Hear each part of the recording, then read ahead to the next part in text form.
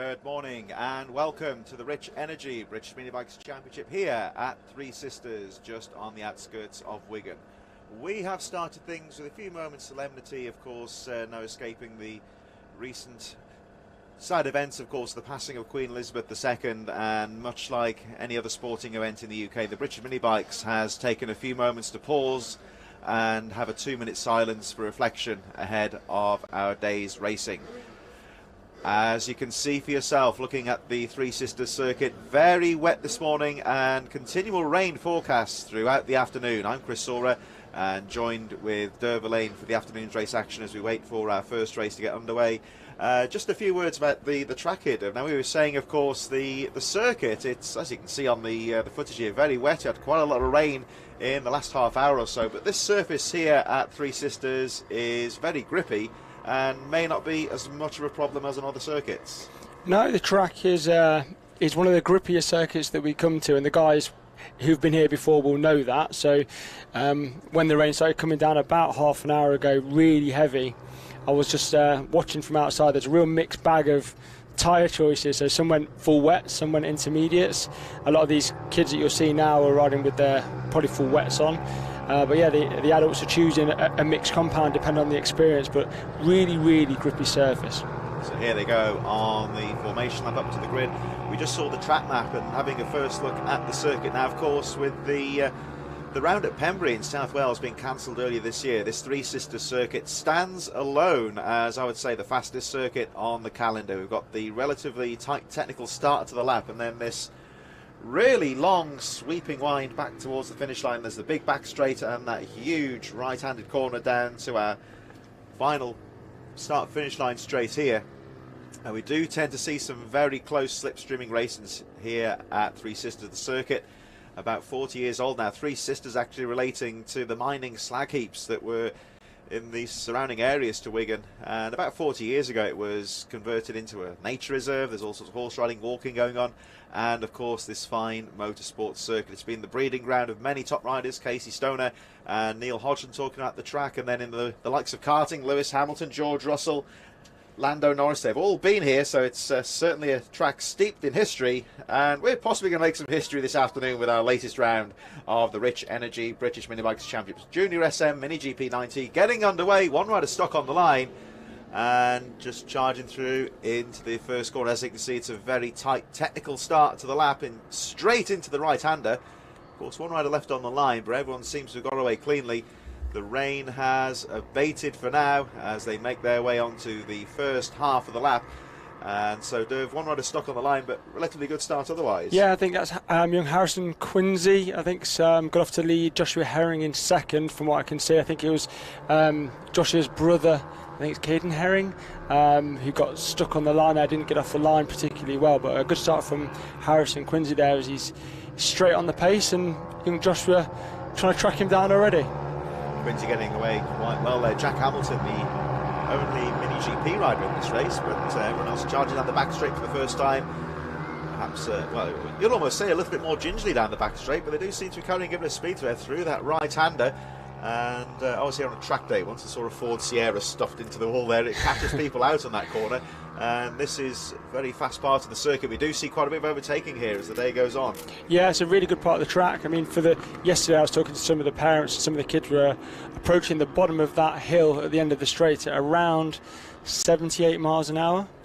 So it's a really quick. Lap times yesterday were down, between 55 seconds and a minute. So the pace was good. This morning, some of the same kids that were doing about a minute laps were doing about 1:07 in the wet. So it's about 6 or 7 seconds difference, but there was obviously no wet practice yesterday. It was all sunny and dry and beautiful. So first time on the wets this morning. This is only their second session. So you'll see the lap times come down. Oh, that's so right. I was just, I'll tell you what, I was just about to say how well he was taking those corners in the wet conditions, but we just saw how easily it can go wrong. Race leader Harrison Quincy losing the front wheel there and taking a real soil sample. He got up on his feet though, so let's hope he's all right, but that's how easy it can happen. He just ran wide, touched the curb. Now, one thing everyone will know, the tarmac is very grippy, but the curbs and the white lines, just got to stay away from him. It's too wet, and he just ran a bit wide, touched that curb, and he was quicker than that, he was down.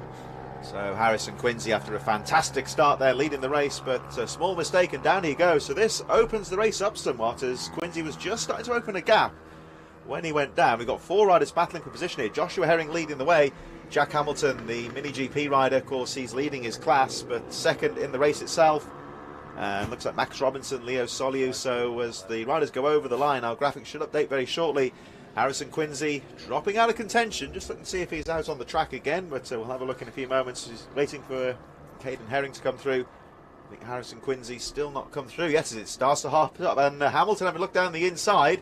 Got to be brave in these conditions there. You have, and new rules for this year was that if you do crash, you can't rejoin. So, he won't be out. Unfortunately, this session will be over for him, which is done just purely for safety, because obviously once he's gone down, he doesn't know if he picks that bike up now, if his brake levers are on. You know, you don't want him jumping back on, tipping oil all over the track or anything like that. So for his own safety, we make sure that the bike gets scrutineered, and then he'll be back out in the next race. You know, I've missed one round of this and I forgot that rule entirely. So thanks for bringing it up again. It was quite naturally be out of the race, of course, with him dropping the bike. So hopefully we'll see Quincy later on as it starts to hot up down the back straight, and Hamilton now taking the lead.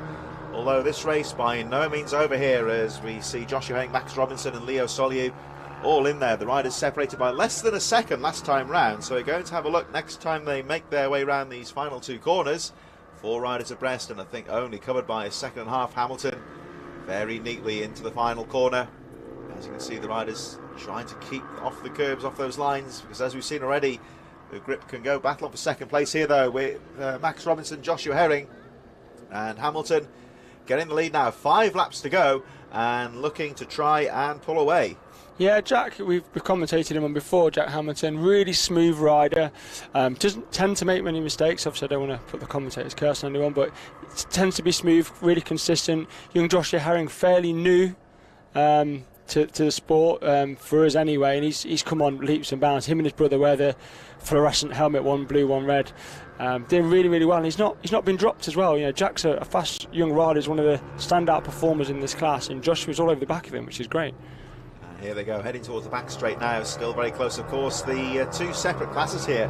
Jack Hamilton, the sole Mini GP rider here today, but still these riders battling for position. Momentary lapse in the weather for now. Whether it's enough to dry the track out, we'll have to wait and see. I think there's going to be rain throughout the day, and this is what it's going to be like, but the riders doing very well here. I've only seen 1 mistake so far, and still there Caden Herring a little bit further behind in 5th place. Rex Ullman doesn't appear to be a starter, as Jack Hamilton just tries to break away, getting the power down as best he can, but as you can see there's no dry line through there whatsoever. And Joshua Herring, 2nd place, leading the SYMotos of course, but he is still well and truly in this race. Yeah, he's doing really well. He's like I said, Jack's a quick rider, but Joshua's stayed in there. He's got a bit of competition with Max Robinson, who's also keeps showing him a front wheel, but he's just not quite ready to make that overtake yet. But it's, as this race goes on, as you can see, Max, he seems to have to hold a bit of a tighter line as well, which is going to be interesting. He's actually, I think he's just gone through. Just gone through, hasn't he? Made a nice line out of that corner to get the line into the right-hander down towards the far end of the circuit now. So it looks like Robinson up to 2nd place. None of this, of course, bothering Jack Hamilton, the race leader,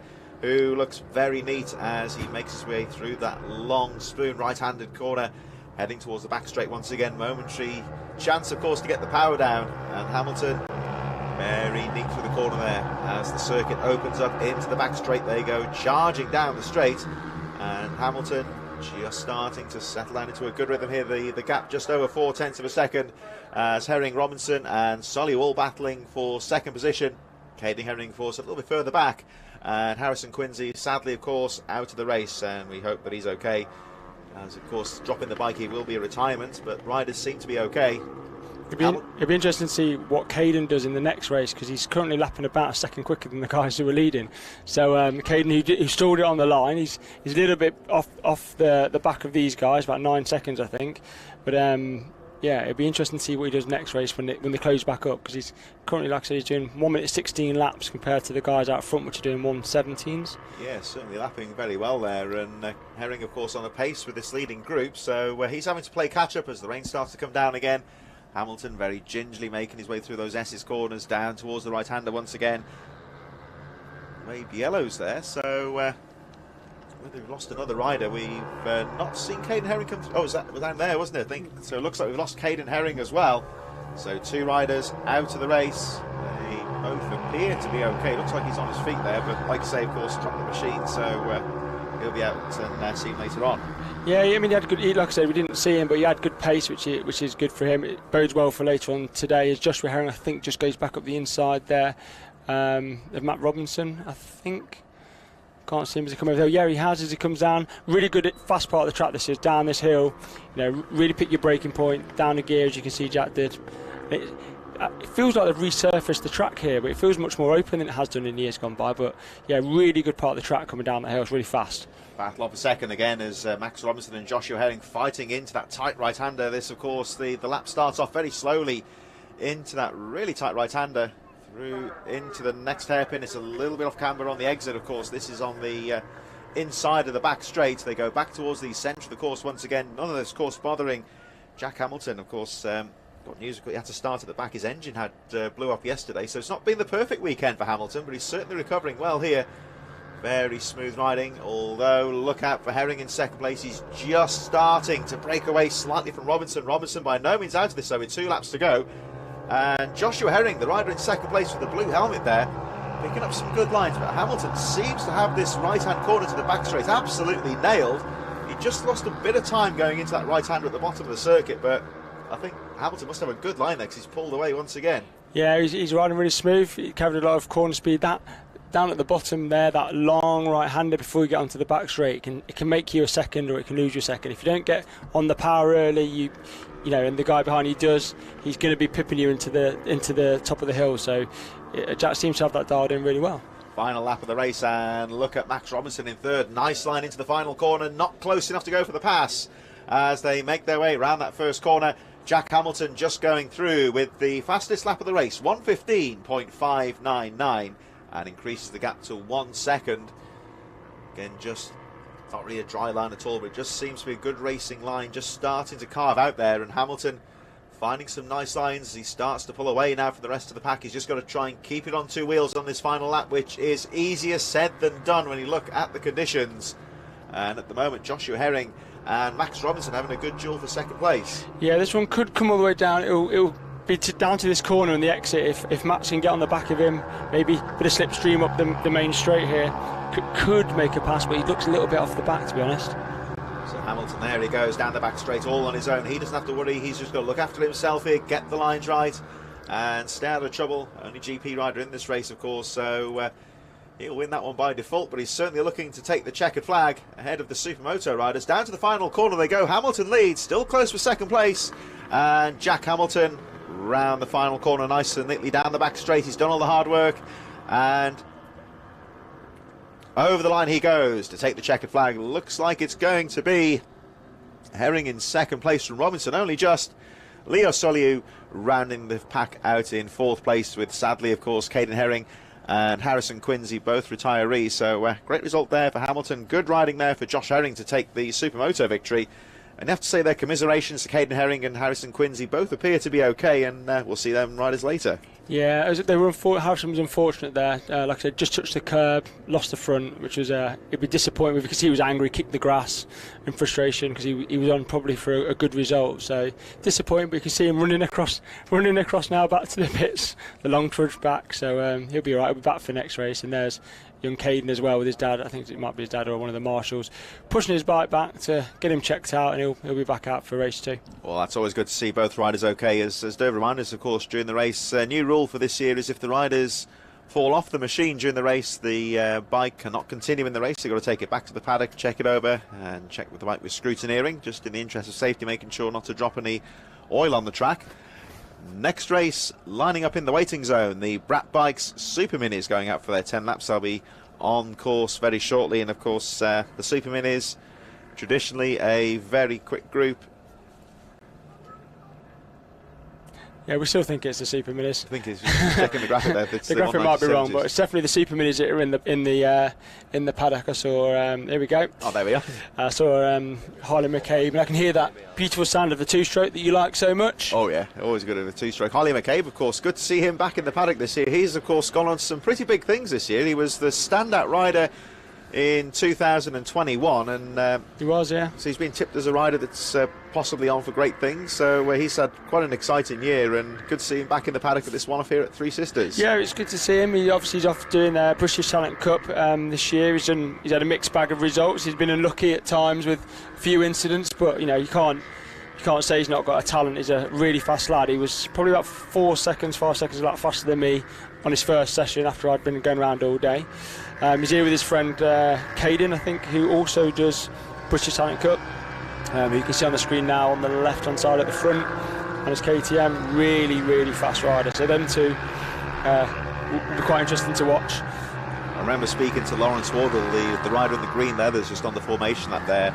This Superminis class, of course, does attract a lot of star wildcard names, most notably from the British Superbikes. Of course, Kyle Ryder, regular guest rider here, and he was saying it's a bit of a tough one really, because he says realistically as a clubman he's not going to beat those star riders, but he likes having them on the track as well, being able to learn the lines and put his skills against a pro rider.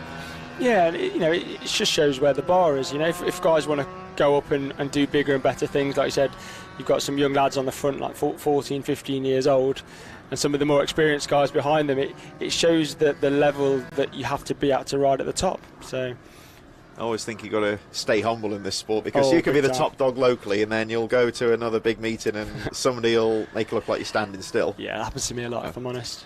And then watch that guy's making you stand still and he looks like an amateur when he goes to the Grand Prix. It's a big ladder, isn't it? It's all relative, some of the guys step up and they're not going to achieve success straight away, but they have to plug away at it and they have to chip away at it over time, and the good ones will continue to rise and get there. Interesting grid on this one. You've got you probably see the Ginger Gandalf, Dan Pearson at the back. I think he's riding a 160 pit bike from memory. And then right at the back, you just see him off shot in white on the right-hand side. You've got Lewis Smith. So I think he had a bit of a crash, or his bike broke down in qualifying. He'll be one to watch because his bike is, and him, very, very fast riders. So he'll be one to keep an eye on coming from the back as well. And this is Harley McCabe, as you can see, just coming to the front now in his fluorescent yellow helmet.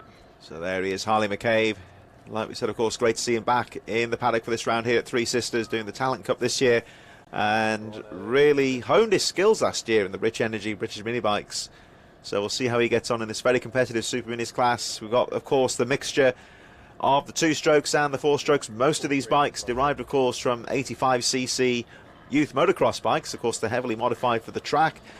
And, of course, the Honda CRF 150s, the 4-strokes. So on this wet circuit we might have that differential between the two bikes. We'll see how that one gets on as the flag goes up, waiting for the race to get underway. McCabe there's from the outside, and Calvin Kelly there with a good start. They all seem to get through the first corner okay, but lovely start there from Calvin Kelly. Yeah, nice and controlled, didn't spin it up too much and managed to pull away from the front. It looks like Harley McCabe just broke down, just pulled off after we just said so much good stuff about him. So the first two bikes are obviously 2-strokes. I think it's Lawrence Wardle in second, followed by Jake Whittaker, who's on a 4-stroke 190 engine pit bike. So there is, like I said, a real mixed bag, and you can see Dan Pearson coming through in the yellow on his 160 pit bike. So because of the conditions, the confidence on that bike, a bit smaller framed as well, he can really go hard from the start. So it's going to be really interesting to see how far he can get up. Actually, he's down and power. Certainly got a great start there around the outside with the very distinctive black and yellow riding leathers. Dan Pearson, I haven't seen him, of course, since about April. I think he's not been in the series for quite some time there. Oh, look at that around the outside. That takes some bottle there. It's a very fast corner. So Calvin Kelly, his main rival, Harley McCabe, seemingly out of the race. Of course, he won't really know that as such. He's just dropped the clutch and away he goes, leading on this first lap from, well, it looks like 2.9 seconds, Jake Whittaker. Evans in third, Harvey Lathrop, of course, he's another one to look out for in this one in fourth place. Dan Pearson, not the best of starts for Lawrence Wardle down in sixth place, but yeah, look out for Dan Pearson here, 77. There he is, the black and yellow leathers, white helmet, charging through the field. He's had a fantastic first lap. Yeah, he's known to be a wet weather specialist. He's probably got slicks on knowing Dan. But yeah, he enjoys these conditions and he always rides really hard. You see the AMR bike there, that's a brand new bike. That's Lathrop going down. And is that Calvin Kelly on the side of the track? Yeah. So Calvin Kelly. Two separate incidents there. Race leader Calvin Kelly goes down, and unfortunately for him, he picked the bike up and very promptly got wiped out by Harvey Lathrop. both riders hopefully will be okay. We'll have a check in a moment. So this throws the race wide open here. Calvin Kelly looking very smooth on the first lap, but out of the race. So here's the battle for the lead now between Jake Whittaker and Mark Evans, of course, taking the lead. He's on a pit bike as well. he's already celebrating because he's at the front of the race, so hopefully he can hold it. But Jake's very determined as well. So yeah, Mark's been riding these bikes for a long time, really experienced rider, good guy. So it'll be interesting to see as Jake shows him a front wheel. Dangerous to do that in these conditions, but he keeps it up on two wheels, and Dan Pearson just falling off the back now as everyone starts to bed in. Well, these treacherous conditions certainly seem to be suiting the pit bikes well here. We don't normally see these bikes at the front of the field, tends to be the two strokes, but Wave Yellow's there, so this presumably is the incident with Calvin Kelly and Harvey Lathrope. We'll just watch when we go around, see if the riders are okay. Well, they're not on the course anymore. I wonder if there's no bikes on the track there, are they? I wonder if they may have dropped some oil or some sort of obstruction. I'm not sure. Maybe, like I said, they'll increase the lap times lap by lap, and you don't know what tyres they've got on or anything like that. So it's where I crashed yesterday, so I know that crashing area quite well. But no, Harvey, I was just saying, his bike this is the first run out for AMR. Have released a new 190 pit bike, shall we say, to race in the Super Mini class. Seems to be going okay, so it's a new project they've launched this weekend, which is quite interesting. I think Mark Evans, I'm not sure if he's on a CRF or a Daytona 190, I can't quite see from here, but it looks like a Daytona 190, so both first and seconds will be on pit bikes. Looking very smooth out of the two at the front, and of course Pearson up to third place.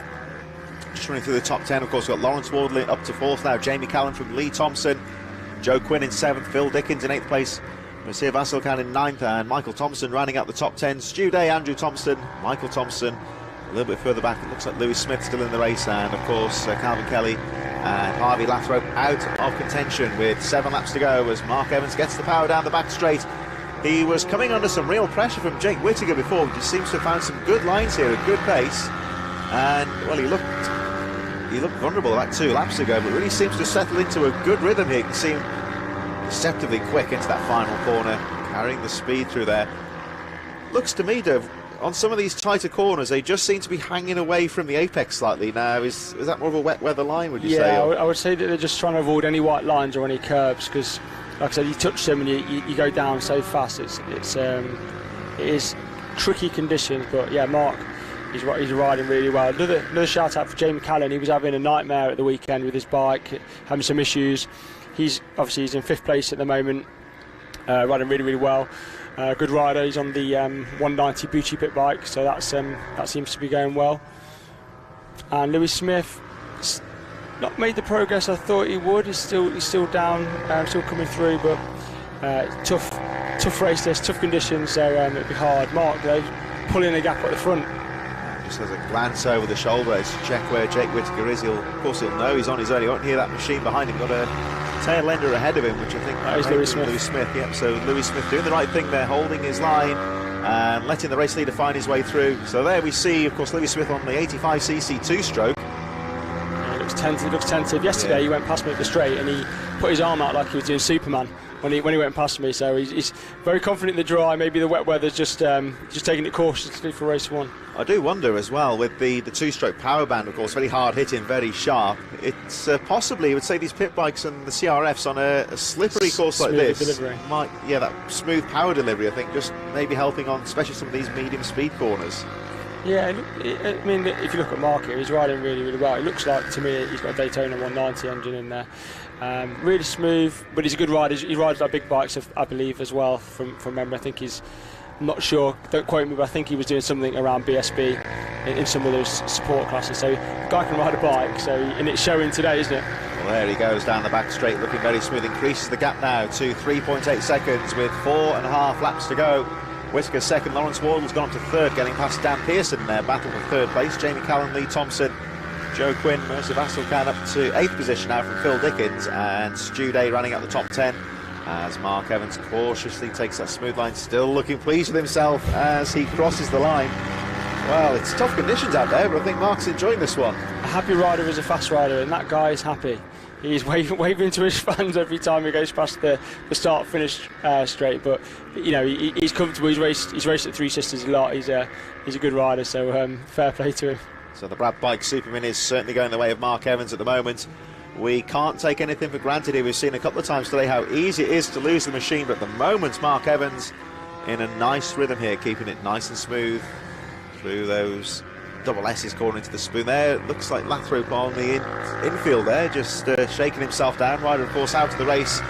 He dropped it very early on in this race, and fortunately, as you can see, looks like he's okay. But of course, out of the race from Wardland, settled into third place from Dan Pearson, Jamie Callan, Lee Thompson. Right on the move here is the number 81, Monsieur Vasselkan, who's up to 7th place from Phil Dickens. Joe Quinn and Stu Day running out the top 10.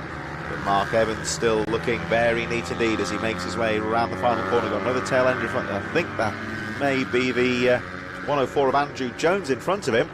As it appears that Michael Thompson is out of the race, another retiree, so it's just starting to turn into a race of attrition here. The gap going up to 4.5 seconds, and Mark Evans still lapping in the 106 region, very close to his fastest lap, and I think he's still looking very smooth out there. Yeah, he's riding really well. I was just looking to check the progress on his lap time, see how consistent he's been. He's done a 106, first lap was 109, he's done 106, 106, 105, 106, 106. So he's been really consistent, kept his pace consistent as well, where some of the guys behind have gone from they're really in the 107s now. So he's actually putting in some good times. So down the back straight he goes once again, Mark Evans. The gap going up to 4.5 seconds on the previous lap. And Jake Whittaker in second, currently about 3.5 roughly seconds ahead of Lawrence Wardle in third, who is starting to close the gap. So Wardle just starting to get to grips. He'll be the lead two-stroke in this race, of course, battling with Dan Pearson, who he seems to have left behind a little bit now. So Wardle just settling into a good rhythm here as the race draws into its closing laps there. There is the number 16 of Stu Day, who is currently in 10th place on that KTM 85. And again, he'll hear the faster rider going, just holds his line, lets the faster rider find a way through. Lawrence Wardle, as you can see on your screen there, 105.399, and he was 5th or 6th place earlier on, and as you can see, the lap time's gradually getting quicker and quicker. So, well, the stopwatch never lies, does it, Dervin? I think he's certainly just finding some good lines out there and really getting to grips with that machine. Yeah, he's improved his lap time every lap, so he started a bit cautiously, dropped back a little bit, but as he's got into this race, he's getting quicker and quicker and quicker. So whether he can catch the guy in front, he's currently about a second a lap faster, so potential maybe 2 seconds a lap faster at the moment. So if he can close that gap, could be quite an interesting finish to the race. So keep an eye out on Jake Whittaker and Lawrence Wardle. They're going down the back straight now as Wardle starts to close on Jake Whittaker in second. Race leader there, Mark Evans. I think at the moment the clock will be on his side here as Lawrence Wardle closing in on him here. But Evans has built enough of a gap here. It looks like we're going to be having 1 lap to go next time round. So Evans over the line. There is the battle of second. I think, Wardle was very close there. Has he made it through? No, he's still just behind. I think as a back marker. He's gone past, but he's probably about 8 bike lengths between them at the moment. Yeah, I can see them on screen now. And there he is. Look out for the rider in the green and black leathers. The 414 Lawrence Wardle really closing up now on the second place Jake Whittaker. This, of course, Mark Evans. And that cut back there gives you an idea of the gap. We're looking at about 4.9 seconds. We just saw the second and third starting to close up. Now, they're not really closing up on Evans here, so I think at the moment he's got things under control, but second place still wide open. And certainly Mark Evans, he has done all the hard work here down the back straight. At the moment, clear and safe in the lead. All down to him at the moment, but Jake Whittaker coming under some real pressure from Lawrence Wardle, who really has picked up the pace as the race went on. Yeah, Wardle's been about a second a lap faster for the last couple of laps. We've not seen them for a while, but it's going to be close. I think Jamie Callan's just gone past Dan Pearson as well, which is awesome. Good result for him after his tough weekend, and just as the finish line, Jake just holds on at the finish line at the flag there. So there we go, race win for Mark Evans, celebrating as he crosses the line. Jake Whittaker just about holding off Lawrence Wardle for third. And that was Dan Pearson in fourth place. Oh no, he wasn't actually. It looks like Jamie Callan snuck through on the final couple of corners there. So Callan in fourth, Dan Pearson in fifth position. There goes, looks like Lee Thompson going through very shortly, should be coming through in sixth position. There he goes, 22 seconds adrift, but a good strong sixth position for him. Phil Dickens should be coming through in seventh with Mercier Vasselkan close behind. Joe Quinn and Stu Day just a little bit further behind. So looks like we've got a temporary pause in the rain. I don't think it's going to be for very long. These rain showers forecast throughout the afternoon, so I think we are in for a wet meeting. But as the track dried out, it seemed like Lawrence Wardle found some good lines there. Great win there for Mark Evans, but all bodes well for the next race. And of course, we lost a couple of big hitters in that one as well. Yeah, a couple of the fast guys came off at the front, didn't they? So we lost 2 or 3 quick guys, but you know that's the joy of riding in these conditions. You have to keep it on 2 wheels. Sometimes it's about finishing, and Lawrence obviously built up into that race. So yeah, he'll know what he can do next race. He'll probably go off a little bit quicker. Just to talk about you for a moment, Derv. It's unfortunately sometimes like saying Derv getting injured is like saying day follows night. Sadly, at the moment, it's not been your year, sadly. But of course, you're in the commentary booth, I think, for all of the day. You've been limping about this morning. Tell us what happened yesterday.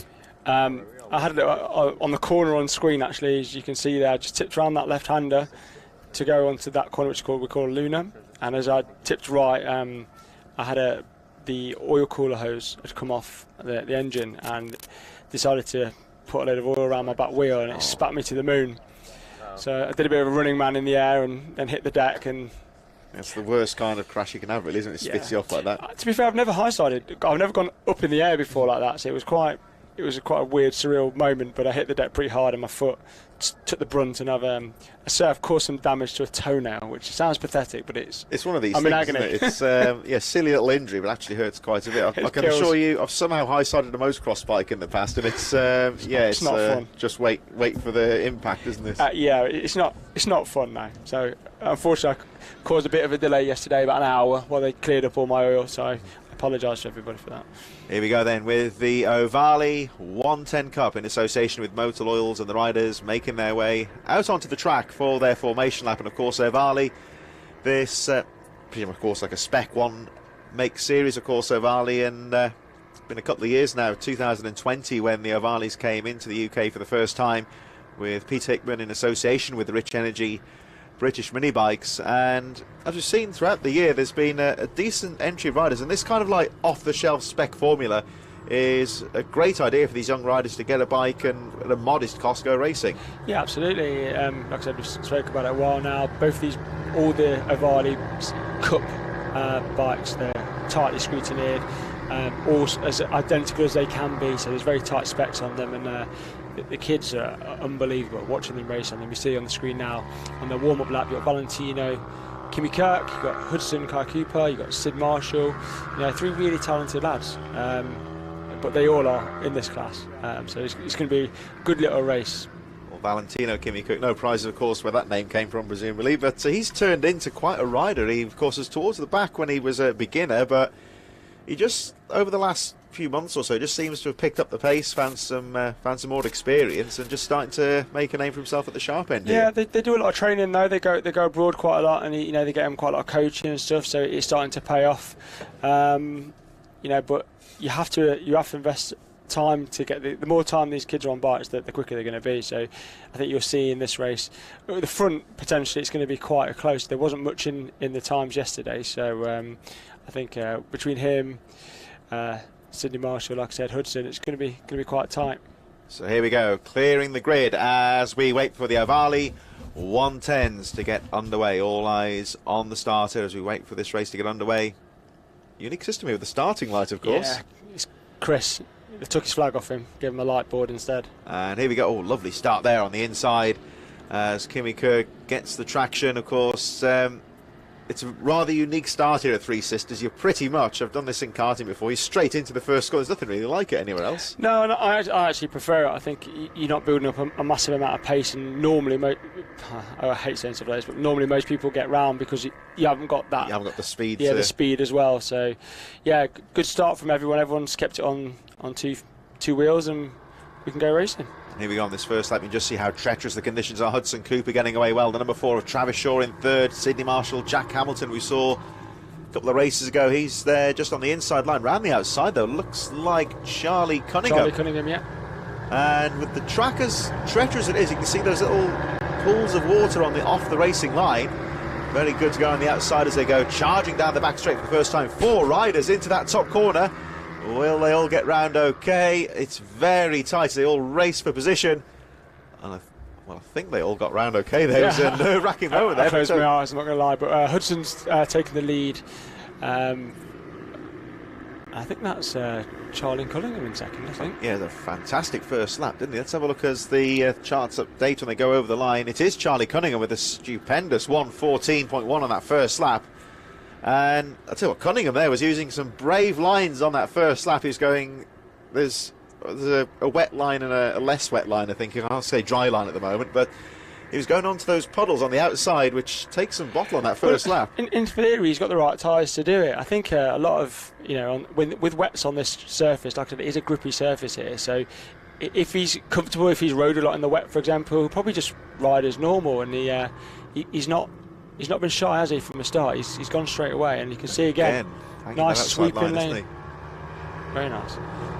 Of course, there Hudson Cooper's got the line out of the corner, so down the back straight they go, and look at the toe that Hamilton gets. They got a lovely drive out of that corner leading into the straight, got the line into that top corner, and steams down the inside of Hudson Cooper to take the lead there. Kimmy Kirk then dropping to third, Travis Shaw, Jack Hamilton, Daniel Stevenson, Sidney Marshall, Leo Soliu and Finley Hanna rounding out the field. So Hudson Cooper on the wets there, isn't he, using those good lines. Is there a risk, of course, we're saying car racing and bike racing, when the track dries out, that the tyres get munched up? Is that much of an issue in mini bike racing? I think it had to be very, very dry for them to do it, because it's really cold outside today. It's a bit windy as well, so they're not. It's hard to get temperature in the tyres. A lot of the dads for the kids here may or may not run tyre warmers on their wets. It's a black art of some do, some don't, but a lot of people won't run tyre warmers because obviously you don't want to put too much heat in them. For them to be cooling down as you ride, because then you start to lose grip rather than build grip up. So it's there's method in the madness somewhere. Charlie Cunningham, the race leader, I was going to say anything too soon, of course, on the mic, but looking very smooth and very confident out there. He's really thrown them. We saw the back end stepping out of him in one of the corners at the start of the lap, but didn't seem to phase him one bit, and he really is carrying some speed at the moment. 1:11.236 last time round. I'm going to be interested in a few seconds to see what this lap time produces. He makes his way down towards the final corner. He has left Hudson Cooper behind in second place. Travis Shaw up to third. Jack Hamilton fourth. As Valentino Kimmy Kirk just dropping to fifth place right now. Over the line goes Cunningham. Let's have a look at the lap time he produced there. 1:10.292, so goes quicker yet again. And Cunningham at the moment, it's difficult conditions like this, but he really does seem to be showing a lot of confidence on the bike. Yeah, he looks really comfortable, doesn't he? You drop in second a lap, he's getting quicker and quicker and quicker, so he's obviously getting more confident, he's getting more feel, the bike's going where he wants it to go, so he'll just keep pushing on until he has a moment, and then he'll find his balance. Obviously he comes from Scotland as well. Does it rain a lot in Scotland? Is that what it is? It's like Wales, isn't it? Scotland, I suppose. And I know all well about Wales, how much it rains there. Yellow flag down at Luna, so I don't know if we've had a problem with someone. Jack Hamilton come through yet, so may possibly the number 28 of Jack Hamilton has gone down. We'll try and pick that up on the lap chart in a few moments. Have you seen? I didn't see a bike go down there. No, this is young Travis Shaw. Again, riding really well. He's in third place. I love that green livery as well. Green livery, green helmet. I was speaking to his parents. He's having a bit of a growth spurt at the minute. So his dad's watching his wallet for a new set of leathers, I think. That's, of course, the other thing with youth racing as well. The riders, of course, kids grow at different rates, don't they? Yeah, they shoot up. Here we go then, the battle for third, and it looks like Valentino Kimmy Kirk, who didn't get the best of starts, is just starting to settle into a rhythm here as Hudson Cooper sets his own fastest lap of the race, 1:11.137, and just leaving Travis Shaw behind slightly. Now look at these riders here. Valentino Kimmy Kirk, number 4, 6, 8 leaving the group there from Sidney Marshall and Daniel Stevenson. And they just seem to be pushing each other along here, and they are closing up on Travis Shaw. Yeah, Sidney Marshall wants a really good result this weekend. He's pushing really, really hard. He had a little incident in the pit lane yesterday, which knocked his confidence a bit. As he goes up the inside, as we approach Luna, very confident. It's good to see him get his confidence back. He's riding really, really well. And also Daniel Stevenson behind Kimmy here, really good rider. Look at his lean off the bike even in the wet, so really good rider, wants to have a good weekend. He was full of beans yesterday in the sunshine. He'll be looking to make a move on Kimmy.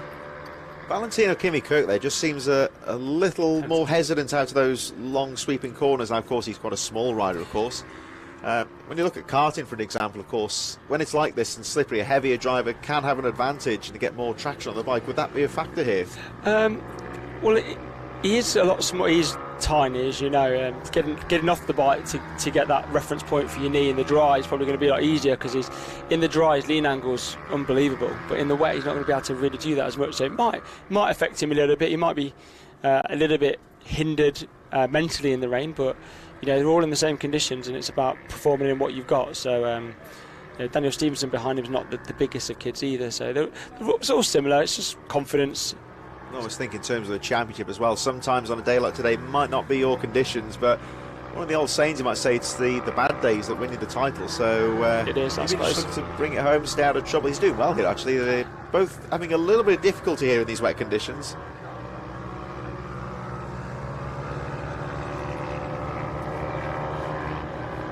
Just had a shout at Daniel Pearson. He's on the 140, we believe, just going back to Daniel. Oh, right, race. yeah. Sorry, I said he was on a 160 now. Yeah, 140, because he rides in the 140 and the 160 class. So the Ginger Gandalf doing even more impressive then, riding against the super-powered Superminis. So well done to the Ginger Gandalf.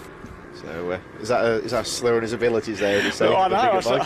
Whoops, sorry Dan, I apologise. But no, yeah, he's on a 140, and a mini pit 140. The rider we were talking about at the start of the race, Charlie Cunningham, really settling into the rhythm. Fastest lap of the race, 109.882, as we keep an eye on this very close battle here between Sidney Marshall and Valentino Kimi Kirk. Daniel Stevenson, of course, battling with him. And Stevenson just trying to look down the inside there, but Kimi Kirk's got some nice lines through that first part of the lap. Now let's have a look as they make their way through some of the faster parts of the circuit. And this is where it looks like he's just playing it safe at the moment there. Kimi Kirk looks a little bit, I wouldn't say hesitant, but tentative.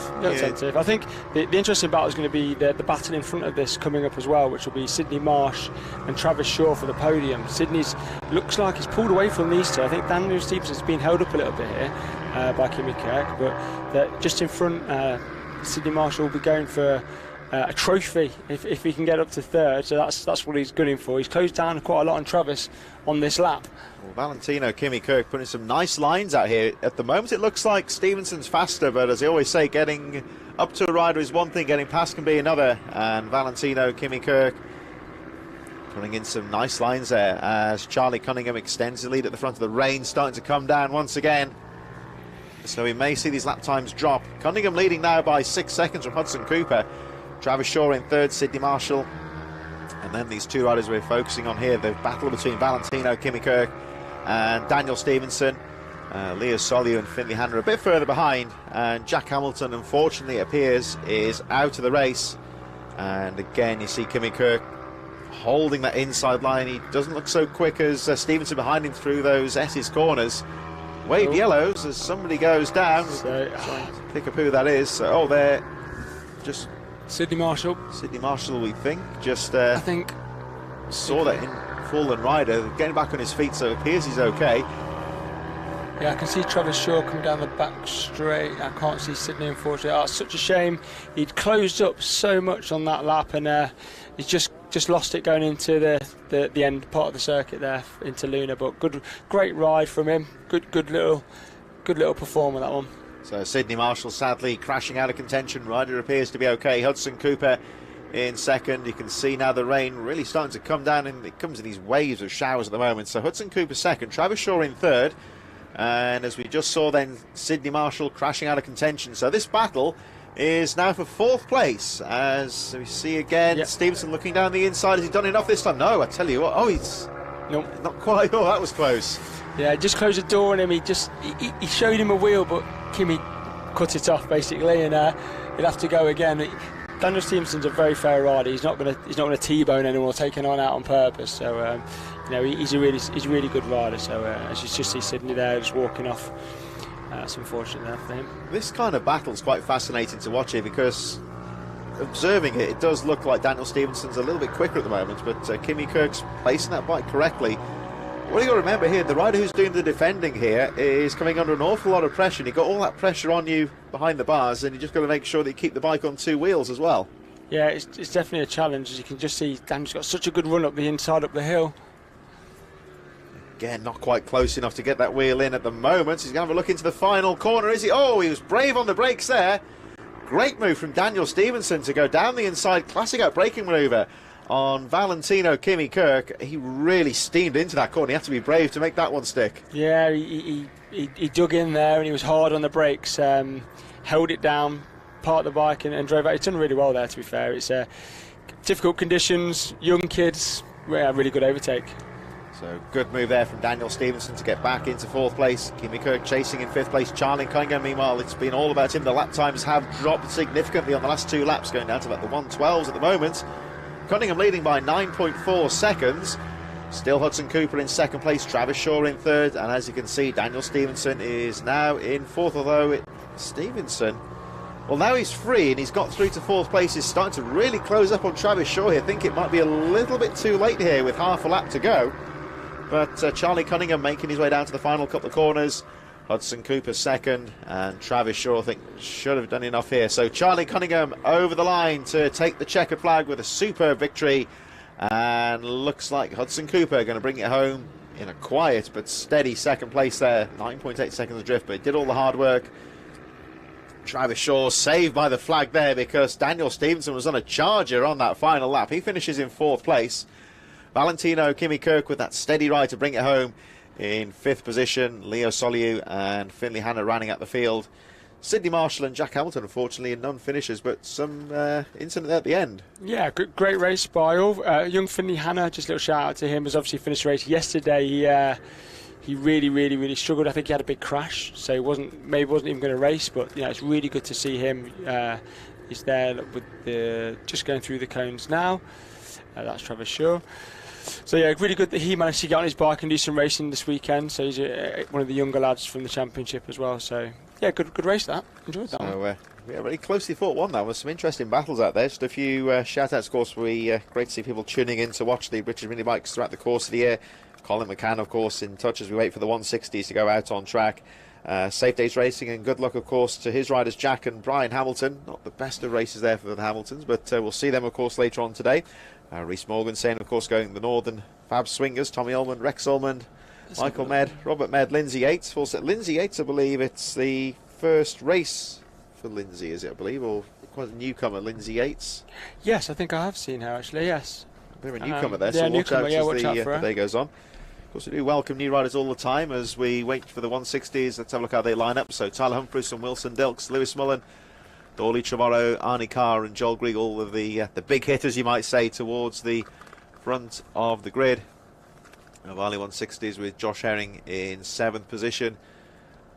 What looks set to be a good afternoon's racing here. Ohvale 160s then in the waiting zone and getting ready to get back underway as the rain temporarily pauses again. I think, as we said before, it's just going to be like this all day, really. It did dry out this morning, and there was a bit of hope that we'd have a dry track as the day went on. But your prediction, I think, is quite correct, Irv. It is a grippy surface here at Three Sisters, and we've had 1 or 2 spills, of course, as you might expect in the wet. But on the whole, the riders coping and carrying some good speed out there. Yeah, like I said, the track here is one of the favourites for that very reason. It is really grippy.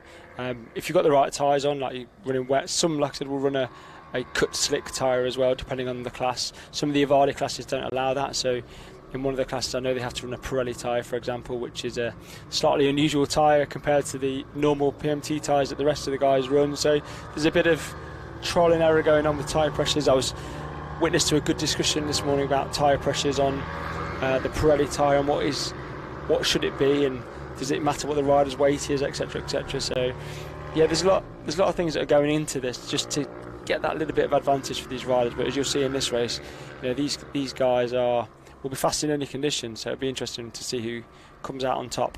Got some pretty good riders in this one as well, of course. We've got Wilson Dilks, Tyler Humphries, Lewis Mullen, Thorley Trevorrow, Arnie Carr. I think all of these riders, really, you'd say there's 7 in the race, and I think any one of them you could potentially say would take the win. So especially with the lottery of the damp weather conditions out there, this could be a very closely fought race and potentially a very tight first lap.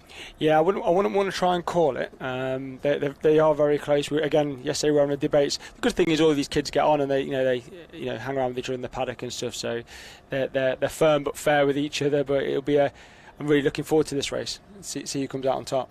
So here we go. Ohvale 160s. The grid is cleared. All eyes on the lights. Look at the marshal as the red light goes up. Goes to green. Away they go straight into that right-hander. And again, as you can see, they do tend to settle themselves down on that first corner. Tyler Humphries with a good getaway there. So we'll let the race settle down on this first half lap and see how they go. And it looks like Wilson Dilks has got away nicely in second place. Mullen having a peek on the inside though, and as you can see, they've all got away well, which is important here. So let's see how they settle down on this first lap. Yeah, it'd be good for these guys just to find where the grip is, just to not push too early. It's a long race. As Lewis Mullen's already having a look at the inside of Wilson Dilks just to prove me wrong. Oh, a nasty high side of there from Wilson Dilks. The front end just seemed to tuck away on him there and spat him off. There he goes. A couple of them having moments, you see. So these bikes have got a bit more power than the last round we saw with the 110s. So these are quite powerful little machines. And you saw Tyler have a little rear end wobble there. I think Lewis had one earlier, and obviously Wilson's come unstuck, just going down to Luna as well. So still tricky conditions. Still got to take the time, find themselves into the race. But Lewis and Tyler are pretty good in the wet. So we'll see how they continue with this one. There's a long way to go yet, 10 laps to go. Here we go at the end of the first lap. I did see Wilson Dilks up on his feet as the camera panned away there, so hopefully he's okay. So that means, of course, Tyler Humphries leading from Lewis Mullen in second. These two just starting to pull away slightly from the rest of the field. Thorley Trevorrow third from Arnie Carr, and Joel Greig don't seem to have Joshua Herring in this one. And, of course, Wilson Dilks sadly out of the race. He crashes out on the first lap, so we're down to the 5 riders here, 5 very strong riders. And Lewis Mullen just starting to put Tyler Humphries under pressure. Just going to check the wave yellows are still out then for the 85 of Wilson Dilks, though. As you can see, the bike has been pushed away from the circuit, so hopefully we'll have a clear track next time round. And that would suggest, I would say, that, oh, there he is on the infield actually. So it appears that Wilson Dilks is okay. That's the important thing. As we look at the 111 of Lewis Mullen having a peek down the inside into that very fast right-hander, and takes the lead. It's a very quick corner there, Dervin. You've really got to be brave to stick the front wheel in there. Yeah, and a lot of the guys who are riding the GP bikes were complaining how bumpy it is in there. So their bikes are really stiff. So as they ride those bumps, it really unsettles the bike. So Lewis has come out fighting in these conditions, which is good to see. He's obviously confident and pushing on for the win. But yeah, really bumpy. Just on the bottom of that hill, there's real bumps there. It really doesn't stay with the bike. Can't really feel it on the pit bike, but on the GP bike again. So these two just starting to break away at the front here as we look at Thorley Trevorrow, Arnie Carr and Joel Greig just a little bit further back battling for third. There they go, and the leaders now making their way through the S's. Potentially a harder section of track than it looks here to keep that speed up. And Lewis Mullen, of course, he's taken the lead on the previous lap and just starting to settle into what's been a very treacherous track already. We've only had 3 or 4 races so far. We've seen some pretty decent riders going down this morning, so absolutely no margin for error here. And it's certainly the moment seeming to reward the riders and get some good lines and some good pace out there. Lewis Mullen just starting to break away here. And as they make their way down towards the final corner, I'm going to be interested to see now what lap time Lewis Mullen sets at the front here, our race leader, because he really has got into a good rhythm here. Round the final corner he goes, getting a bit braver on the inside line, very close to the white line. And Mullen over the line with a 107.376. So these lap times, again, we've had that little window of dry weather here, and the lap times tumbling again.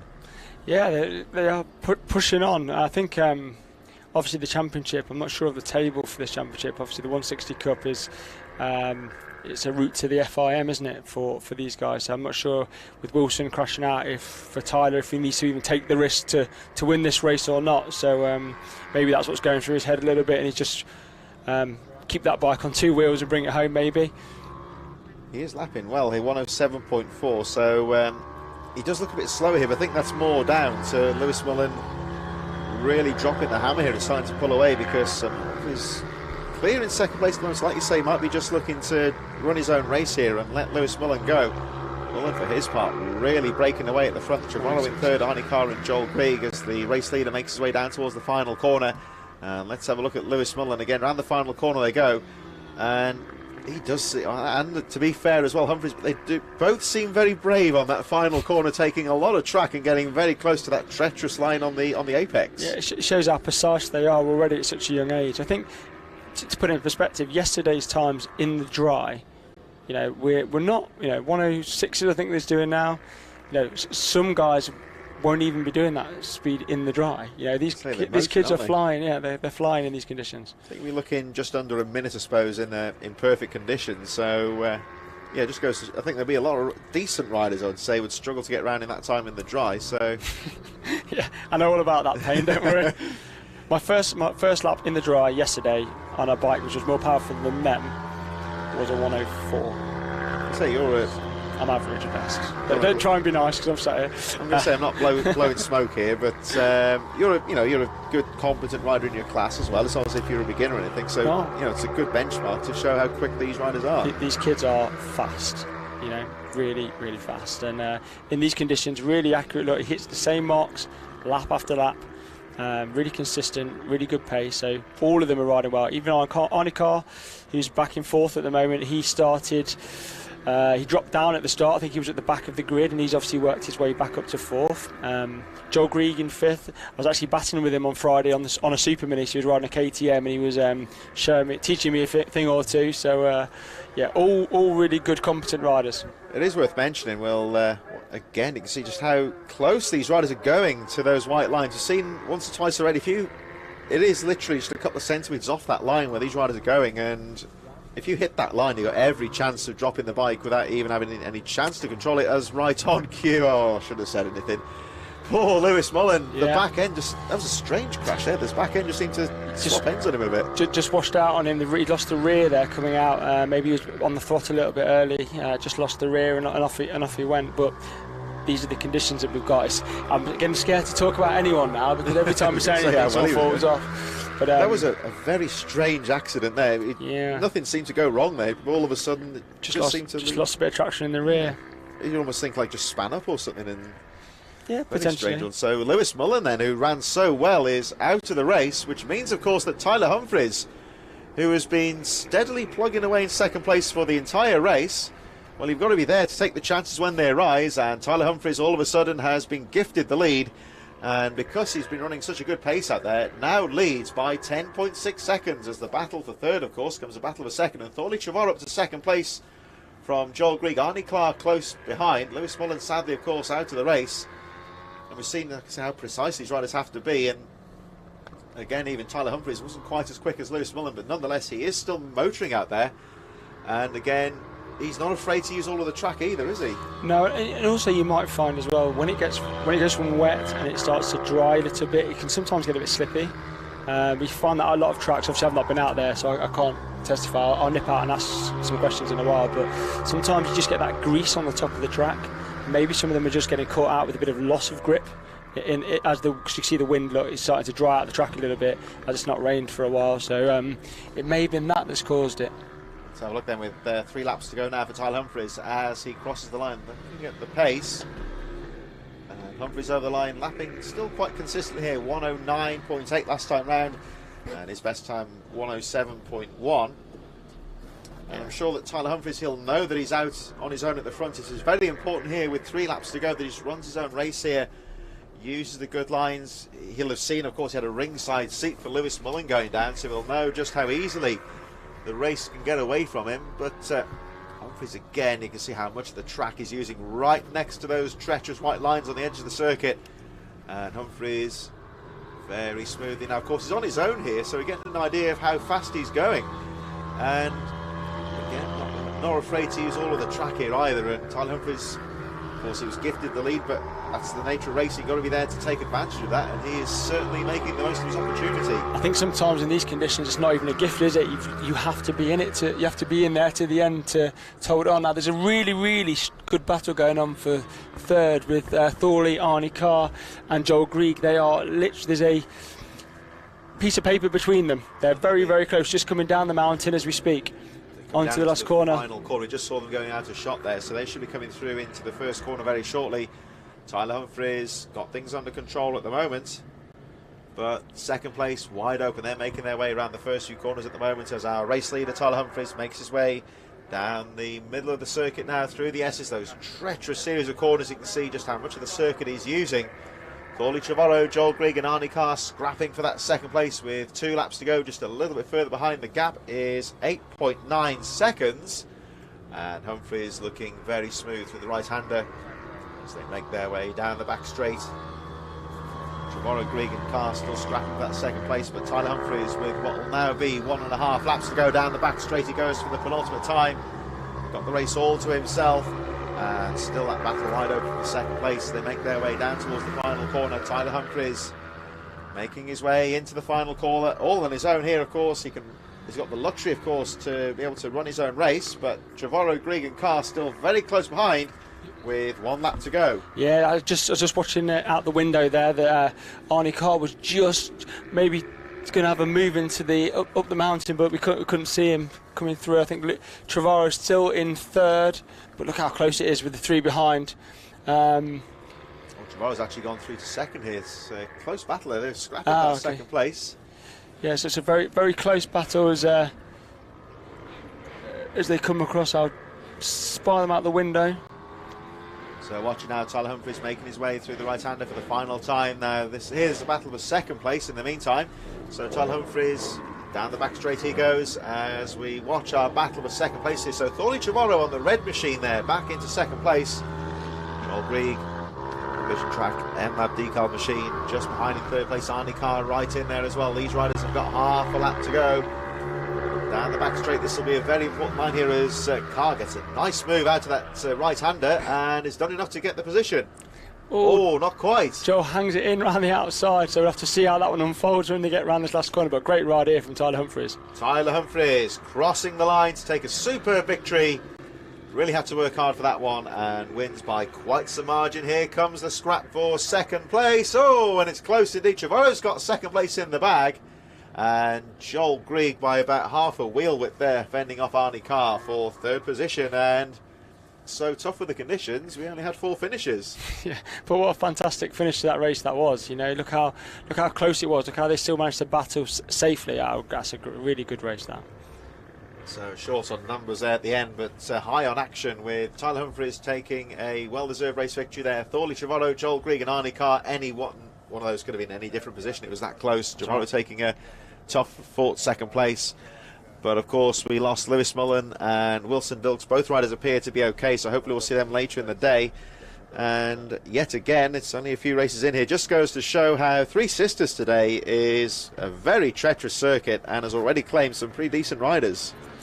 Yeah, very slippy. I'm going to nip out and see what the conditions are like on track now, and I'll come back and give you a little report. So thanks a lot, Derv. And so Derv's going to be man in the paddock and check out what's going on trackside with the riders. Of course, we've seen our viewpoints from the commentary tower as to how the circuit is developing here today as the Minibike 160 is getting underway in just a few moments. We'll welcome Derv back a bit later on. He'll perhaps tell us about what some of the rider opinions are down in the paddock. As in association with pitbikeparts.co.uk, we get things underway with the Pitbike Spares Minibike 160s. This, of course, for 2022, incorporating the veterans class as well. The last few riders making their way onto the track now, and of course, it's always quite a big group of riders, so looks set to be a closely fought race here. Some pretty decent names taking to the track. And of course, just 2 more rounds to go after this in 2022. We've got Wilton Mill coming up next, and Clay Pigeon rounding out the season in October. So every point matters with just a few more races to go in the 2022 championship, and in both the Minibike 160s and the Vets. A lot of points to be won here, and what could potentially be a very important race meeting here in very tough conditions. So the riders now lining up, quite a few decent riders to look out for here. And of course we welcome back Dan Pearson, the Jinder Gondolf there on the second row. He's had a good comeback here. We haven't seen him for most of the year in the British Minibikes. And the one to look out for here is the Treble 2, the rider with the fluorescent yellow and blue leathers on the inside line there, Harvey Lathrope, who went down in his first race. He's back, of course, here in the Minibike 160s, and we look to see how he gets on as the last few riders take their place on the grid. Got a few more races to go after this in the first block of racing. 3 blocks as per usual here at the Rich Energy British Minibike Championship, 6th round of the series here at Three Sisters. Coming up next after this race, we have the Minibike 140s, SYMoto Minibike 140s, and the Bucci 190 Cup and Mini GP 190 classes at the end of the first block. We're scheduled to be taking our usual lunch break after the next 3 races for the marshals to get a well-deserved cup of tea or coffee. They've certainly earned their money today in these tough conditions. And then, of course, 2 blocks of races to conclude our meeting throughout the afternoon. So plenty of action here in Lancashire at Three Sisters as the lights go up.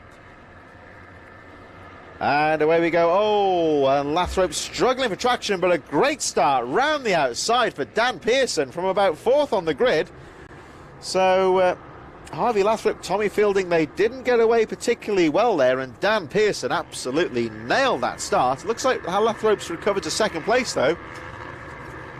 They appear to have got through, just having a quick glance on the camera here and out of our vantage point, they all appear to have got through the first 2 corners safely, but what a fantastic start there for Dan Pearson, who breaks away at the front. Looks like Lathrop to 2nd. They all seem to have got through the first 2 corners safely, and round the right-hander they go for the first time. Pearson trying to break away, but look at Harvey Lathrop in 2nd place. He is recovering after that poor getaway, and he really has got to work here, and he's not letting Dan Pearson get too far down the track. So the leaders down the back straight for the first time. So it's Dan Pearson leading. Looks like Lathrop's 2nd. I believe it's Simon Wadsworth who's dropped to 3rd. We'll check that, of course, when they cross the line for the first time. So Dan Pearson with that superb start, taking the lead on the first lap, but Harvey Lathrop is recovering quickly, and he is only just behind, half a second down. Tommy Fielding then to 3rd. It was Simon Wadsworth who didn't get a particularly good start there. He drops down the field. I think may have hit some trouble on the first lap. So Fielding in 3rd, Jenkinson 4th, Thompson 5th, Michael Med in 6th, Joe Day, Tommy Almond, Andrew Rayfield and Les Wood rounding out the top 10. Michael Nealons, Peter Wadsworth, Alistair McQueen and Tony Reveley a little bit further back. Nathan Gardner and Robert Med in there as well. We'll just have a look at how the, of course, it does incorporate the vets, so they'll be in there too. But Dan Pearson looking very strong at the moment as they make their way down that back straight. So Pearson with a very good start there. Harvey Lathrop 2nd, the gap just over half a second. You can see that Lathrop is matching the leader for pace at the moment, both lapping 1:07 on that first lap. And of course, Lathrop had that bad start, so let's have a look when they cross the line this time as to the pace and the gap between the first 2 riders. So Pearson over the line. There he goes, and Lathrop just starting to close the gap. 1:05.149 last time round. Just a tenth of a second faster than Pearson, but Lathrop just seems to be closing in under braking there as they make their way through the first few corners. These 2 really now breaking away from the rest of the field. Tommy Fielding still in 3rd, Rick Jenkinson 4th, Andrew Thompson, Joe Day up to 6th place, getting past Michael Med. As we watch the treble 2 of Harvey Lathrop in 2nd place here, just starting to put the pressure on the fast starting Dan Pearson. Down the back straight they go as Lathrop squares the turn slightly. Down the back straight they go, side by side. Now Pearson's got the line into the corner, but no, Harvey Lathrop getting the drive on the inside, and Lathrop takes the lead. Right on his rear wheel is Dan Pearson. Here they come down into the final corner, and Lathrop, after that very poor getaway, he recovered very quickly and threw into the lead. Dan Pearson right on his tail in 2nd place. So it'll be interesting here to see what Dan Pearson can do. Now, he could do here with just watching Lathrop, the leader, just looking at the lines and staying with him. They really have pulled away from Tommy Fielding in 3rd. Derv has joined us back in the commentary booth, and what's the word in the paddock? It's still grippy, apparently. So I spoke to Joel, he really buzzing to get his 3rd place there. He said he had a really good battle in the last race with Thorley and Arnie Carr. Looking forward to the next one, but yeah, he's made it up. I asked him if it had gone greasy. He said no, it still felt quite grippy. So yeah, good result for him. Certainly the rider's coping with that very well. It looks like Simon Wadsworth is out of the race. I think we just saw him in the back of the camera there, just pushing his bike away. We saw him drop down the field on that first lap. So unfortunately for him, it looks like he's at early retirement from this race. Tommy Fielding then up to third place from Rick Jenkinson, Andrew Thompson and Joe Day. Tommy Ullman moving through, getting past Michael Med with Les Wood and Andrew Rayfield running out the top 10. Tony Reveley, Peter Wadsworth, Michael Nealons, Robert Med and Nathan Gardner further back with Tom White, Mary Ann McCartney in 17th, Liam Booth, Michael Judkins, Lindsay Yates, James Gould and Alistair McQueen still in the race. Now Harvey Lathrop has taken the lead here from the very fast starting Dan Pearson. Now I think this happens sometimes too, where you see a rider drop to second place. I think he's always taken the lead again. So I think what I was going to say there is Pearson maybe just demonstrated the point. When you get overtaken by a faster rider, you sometimes just use a lap just to watch the lines and regroup. And as you can see here now, Pearson's back in the lead, so it's Lathrop's turn to play catch-up.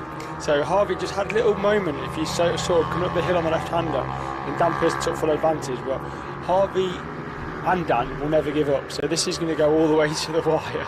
You see the different lines as well. Dan's riding now slightly defensive, covering the inside line up the hill where he got overtaken last time as well, so already the games have started. So Lathrop down the inside. Is he going to... Oh, he's brave under braking there. Is he going to make the corner? He does. Now, of course, Pearson's going to get him on the exit here, but is he close enough to go for the lead? Not quite. Oh, no, well, I'll tell you what, I think if we give pass of the day so far, that was to Harvey Lathrop. He really cooked the brakes into that corner and made it stick. This could be interesting there. They've got all the back markers now, 3 or 4 of them as they come through. If they're wearing a bib, it means it's their first event, so these guys are about to field it. Get the feeling of being overtaken around the inside and the outside of a corner in the wet. So you can see the slow riders there. I think I'm just trying to get the number 411 that was, who was just lapped James Bould. And those back markers, the slower ones, they're just doing the right thing here. They're holding their line, which again it might inconvenience leaders slightly, but they're fast enough to find a way through. Unfortunate there for Pearson. I think he just encountered the slow riders at the wrong point and got pushed out of it there, so that's going to let Lathrop get down the track of it. And is it Yates? You said it was her first round. That was her. Who just got wrapped up behind her there. So yeah, I saw her going to the pit. Looked quite excited to get onto track for her first time as well. So she's the first of those in the bibs there. So yeah, really good for her to be enjoying a first wet race at Three Sisters. One or two of our rookie riders then there. The number 411 of James Bull, 21st place. 20th place, Lindsay Yates on the number 860. Those riders just been lapped. And I think Michael Judkins, the next rider down the track here for the race leader, with 4 laps to go, Harvey Lathrop. So a bit of bad luck there for Pearson, of course. Those riders, I think the slow riders, of course, doing the right thing. They're always instructed just to hold their line and let the faster riders find a way through, because you'd almost say these slow riders should move to one side, but that is the worst thing you can do, I think, for the leaders. Yeah, the problem is if Harvey goes to the right, then they panic and move to the left, or the other guy passing you might be coming on the left. So it's quite a scary moment when you approach a packer rider, and these guys are probably going 3 or 4 seconds a lap quicker. So yeah, it can be quite frightening. So as you can see, look at the closing speed from Harvey here. Yeah, just starting to filter his way through. It's a nervy moment here if he's leading the race, and these riders towards the back of the field, of course, having their own battle, and for those riders it's just as important as the battle for the lead here. So, you know, etiquette will be they'll concede the corner to the faster rider, but they're not going to mess their own race up in the process. So it's all down to the race leader just to find a gap, find a way through. He's got a little bit of a cushion here from Pearson in second place. Again, he just nips down the inside. I think that was the number 777 of Michael Med, who just seems to drop a bit of pace here down into the midfield. Mary Ann McCartney and Tom White a little bit further ahead. And yeah, still Pearson again, a little bit of bad luck for him there. He's getting into the slow riders on. He can't really outbrake into those S's corners. Yeah, it's you know, when he obviously wants to finish in second or at least win the race. So for him, you know, he's still got to pass them safely. He doesn't want to take anybody out either. So it's difficult. These guys, like you said, they're all having their own race. They're not expecting someone to just be hitting you at the apex and standing you up. So yeah, Dan, it's unfortunate, you know, he's dropped 2.5, nearly 3 seconds off the pace there, but he's also picked through in a good way. So he'll be happy to have done that. Lathrop again, very aggressive into that final corner, carrying a lot of speed, and seems to me like he's using, of course, the front brake's the best one to use, the most powerful brake, and he's not afraid to get a handful of front brake into that corner.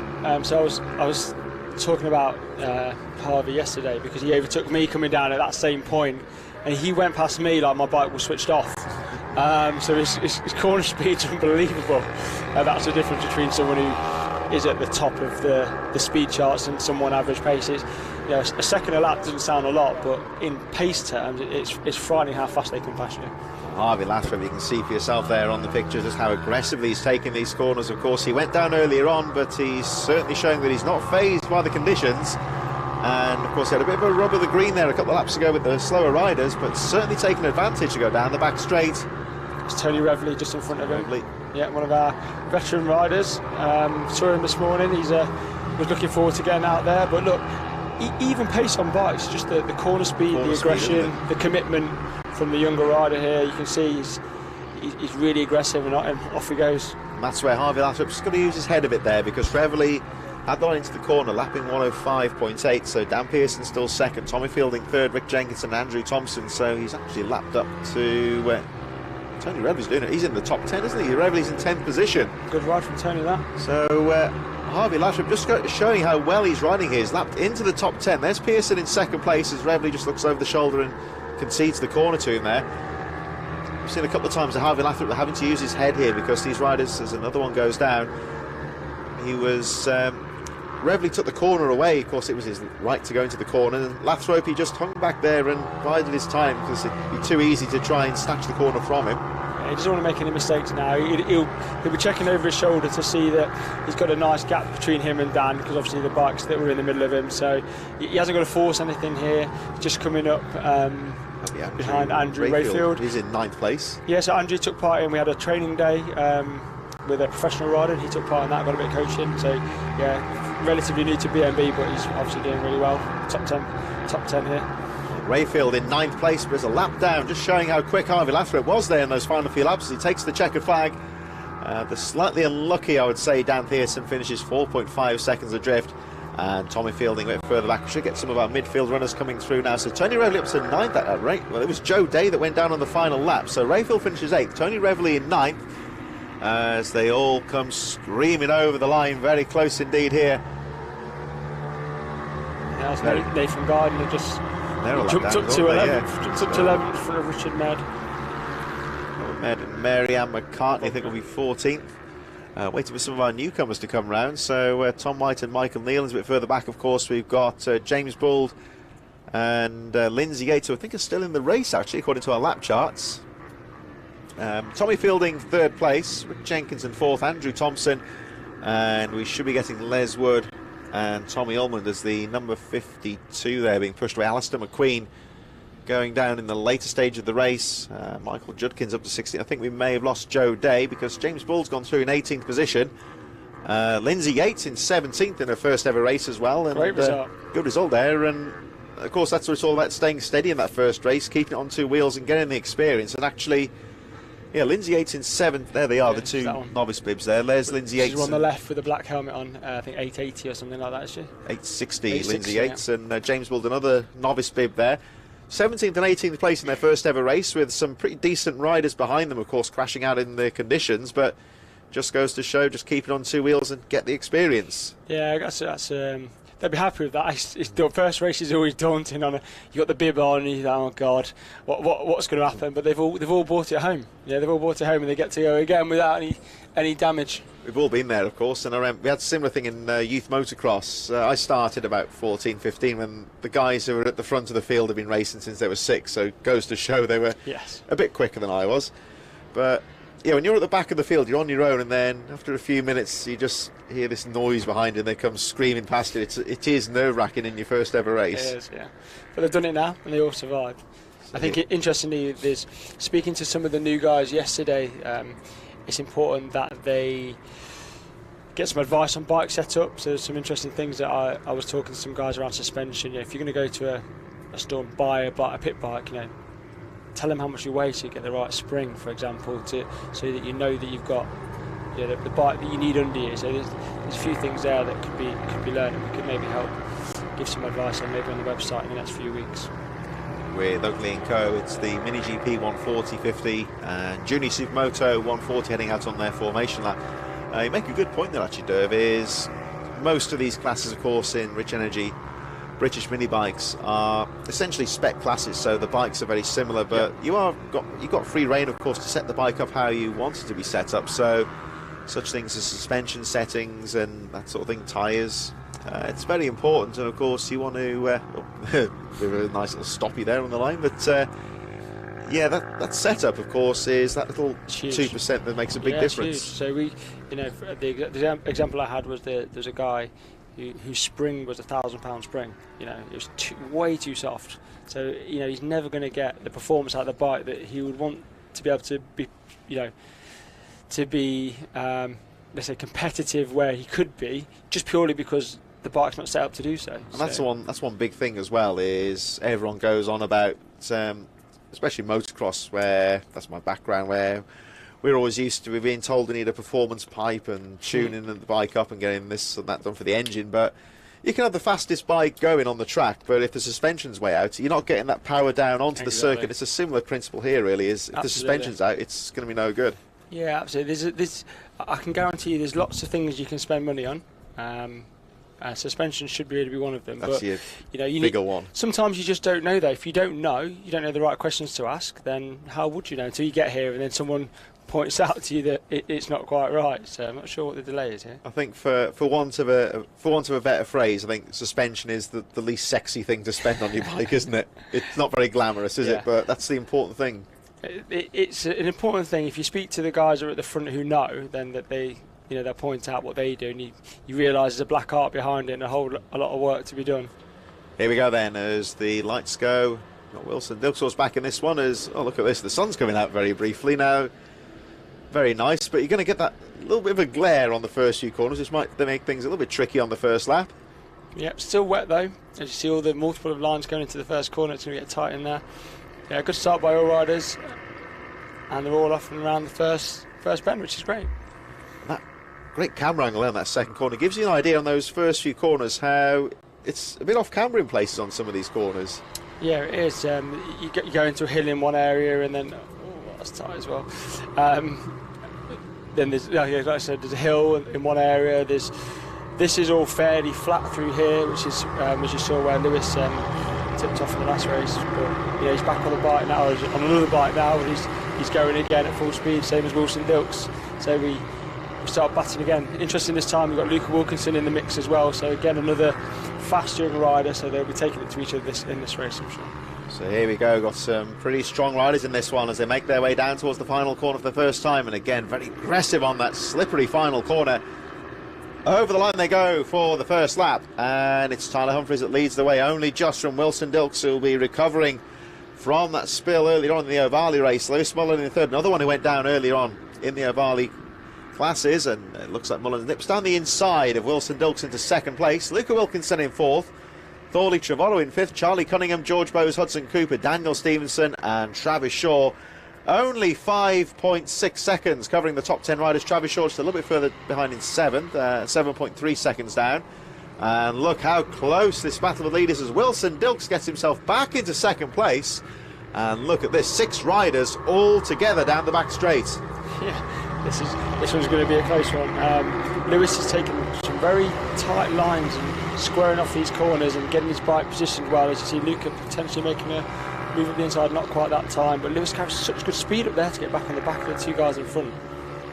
Here we go, and Tyler Humphries just about leading this train of riders into the final corner as Mullen has a peak on the final corner, has to stand the bike up and pull out of that move. And over the line they go. Let's have a look at the timing chart when they go through the gap between that first bunch of riders. It's going to be incredibly close. 1.3 seconds actually covering the top 6, 8 tenths covering the top 5, and Thorley Trevorrow fastest lap of the race. Oh, as Wilson Dilks goes down the inside and takes the lead.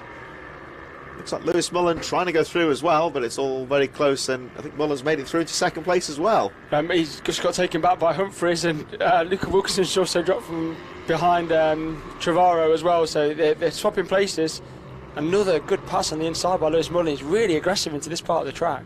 Bit of bar banging almost here as the riders. Oh, as one spins out of contention on that spoon corner. Just think of who that rider was. Let's see who that is. I was going to say Thorley Trevorrow. It didn't look like a red bike. It looked like fourth place that went down. Well, to confirm that on the lap shots, maybe. Two have gone down. I think maybe Luca Wilkinson and Trevorrow have both gone down. Can't see either of them on the screen. It's a small error there. They didn't come together by the looks of things either. So here they come down to the final corner, and Wilson Dilksen leading the way over the line. Nice and aggressive into that first corner, guards that apex. Lewis Muller then up to second place. Tyler Humphries third. Charlie Cunningham then is up to fourth place now, so we'll get an idea of who's dropped out of contention. Oh, down the in. Very brave move there from Lewis Mullen. So it's George Bowes up to fifth place, Hudson Cooper and Daniel Stevenson in seventh place. I think we have lost Luca Wilkinson and Thorley Trevorrow. I don't think they came together. I think one of them went down. It's just one of these things where for that thousandth of a second it just breaks your concentration, and that's enough to bring you down as well. Yeah, sometimes when the guy in front comes off, you grab a handful of brakes as a panic grab, and that just straight away took the front. So it looks like, I'm not sure, I saw Luca sliding off, but I wasn't sure what had happened. But yeah, unfortunately both of those guys are out. But yeah, take nothing away from these top two, Lewis and Wilson, making amends for the last race and pushing on the pace here. Tyler's just dropped off the back. I believe that's probably Charlie Cunningham, is it? In fourth place. Involved here in fourth position now as well. So these two riders both crashing out earlier on today, but certainly showing plenty of confidence to attack the circuit once again. Lewis Muller then leading the way, Wilson Dilk second. Both riders lapping in the 105s here, so they are really carrying some pace at the moment. Everyone, of course, is shuffling up a few positions here with some of the front runners going out of contention. So George Bowes still in fifth place. Hudson Cooper, Daniel Stevenson, Travis Shaw, Sidney Marshall, Finley Hanna all a little bit further behind. And actually, Cooper and Stevenson running close there. Billy Carter, George Wood, Luca Wilkinson, of course, out of contention. So George Wood up to 12th position. Carter in 11th, Finley Hanna 10th, Sidney Marshall 9th. So a bit of a race of attrition here. I think we have lost a couple of others possibly as well. But Lewis Mullen, Wilson Dilks, and again, Lewis Mullen. He's not afraid to take some liberties and use all of the circuit there, just straying onto that line briefly, and both riders confident to use all of the circuit here. Now Lewis he's had a great season, to be fair. I think he's qualified in the FIM in Ireland, so he's one of our competitors that come over from Ireland on a weekly basis. He's qualified to go on the FIM for Ohvale, so he's had a really good year, really good season as he just goes past George Wood there. He's having a good race. So he's done a good season, but yeah, he does use the track, and he's a really aggressive rider, but also, you know, it works for him. You know, he's been really aggressive, as you see, going over the white line there on the extra bit of tarmac, so yeah, really good. There he is again, using all of the apex there. Just kissing that white line on the apex. Can't afford to get it wrong, and leading now by 1.4 seconds. Fastest lap of the race last time round for the race leader here, 1:11, Lewis Mullen, with a 1:04.5 for the race leader, having a bit of a glance down the circuit, just looking at lines. You can see a slow rider in front, which I think is the 11th place Billy Carter. There's Wilson Dilk still charging in second, but at the moment doesn't have an answer for Lewis Mullen, but these two really well clear at the front, first and second place. Tyler Humphries in third is about 4 seconds behind at the moment as they make their way down into the final corner. Let's have a look at Wilson Dilks, and again, much like Lewis Mullen, very aggressive into that final corner and using all of the apex. So it looks like Lewis Mullen has just lapped the machine of Billy Carter. 4 laps to go. Now lapping well into the top 10. Shout out to George Bowes as well. He's our first of our riders on the pit bike. So he had his first experience at the British Talent Cup a couple of weeks ago. Really big step for him. Did really well. You know, he's experienced things he's never experienced in that bigger paddock, you know, with fans and stuff like that. So, you know, he's looking as well to continue to progress on. So really well done to him. But he's having a good race as well, down in 5th, but maybe 1st in this class. Race lead then still Lewis Mullen, as for the first time today the sun starts to break through the clouds. It's quite windy out there as well. Whether we can get a break in the weather and whether it's enough to start to dry the track out, add a new dynamic to this meeting, we shall see. But Lewis Mullen on the here and now on this still treacherous circuit, making us down into the final corner. We've got 3 more laps to go at the end of this one. You can almost see on 1 or 2 of the more exposed parts of the track the tarmac just starting to dry out a bit here. So of course Lewis Mullen's not going to be pushing at this stage, but I wonder if as a result of the course just starting to warm up a bit here, whether the times will drop. We shall see. 4.2 seconds covering the first 2 riders. Humphries third, Cunningham fourth, and George Bowes a little bit further behind in 5th. And well, it's off the racing line, but you can just see on some of the more exposed parts of the track, it is, in this brief period of dry, slightly sunny weather, it is just starting to dry out a bit. Yeah, the wind's really picked up outside as well, so it's quite windy. It's actually still quite cold unless you are in the sunshine, but you can see sometimes on some of the shots there's a bit of wind, and that wind blows across the circuit. It's quite a big circuit here, it's quite open, so potentially if the sun can break through, we can have a dry afternoon. That would be really appreciated by all, I'm sure. Well, we'll see. Of course, they didn't look too encouraging on the forecast, but you can't live your life through the weather app, Skinny, so I think we'll just have to look at the sky. And at the moment, well, we'll have a look at Lewis Mullen. He's riding within himself here at the moment. Again, just not afraid to use those curbs, but carrying a bit more speed through some of those leading corners of the back straight. We'll have a look at the lap time when he goes through. Still lapping in the 105s. There's a good battle going on behind that for Tyler Humphries and Charlie Cunningham. He's really caught up onto the back of Tyler, both lapping at 105s, so that could be a quite interesting battle for third. About 3 seconds covering Wilson Dilks in second in that battle of a third position. So at the moment it looks like Wilson Dilks has got enough in the bag here, and Lewis Mullen lapping quite conservatively here as he makes his way again through these S's corners, through towards the long right-hander that leads onto the back straight. The exit of this corner is very important. Now, of course, the track is drying out slowly, but as you can see for yourself, it is still quite slippery on that racing line, so the riders certainly can't afford to take things for granted here.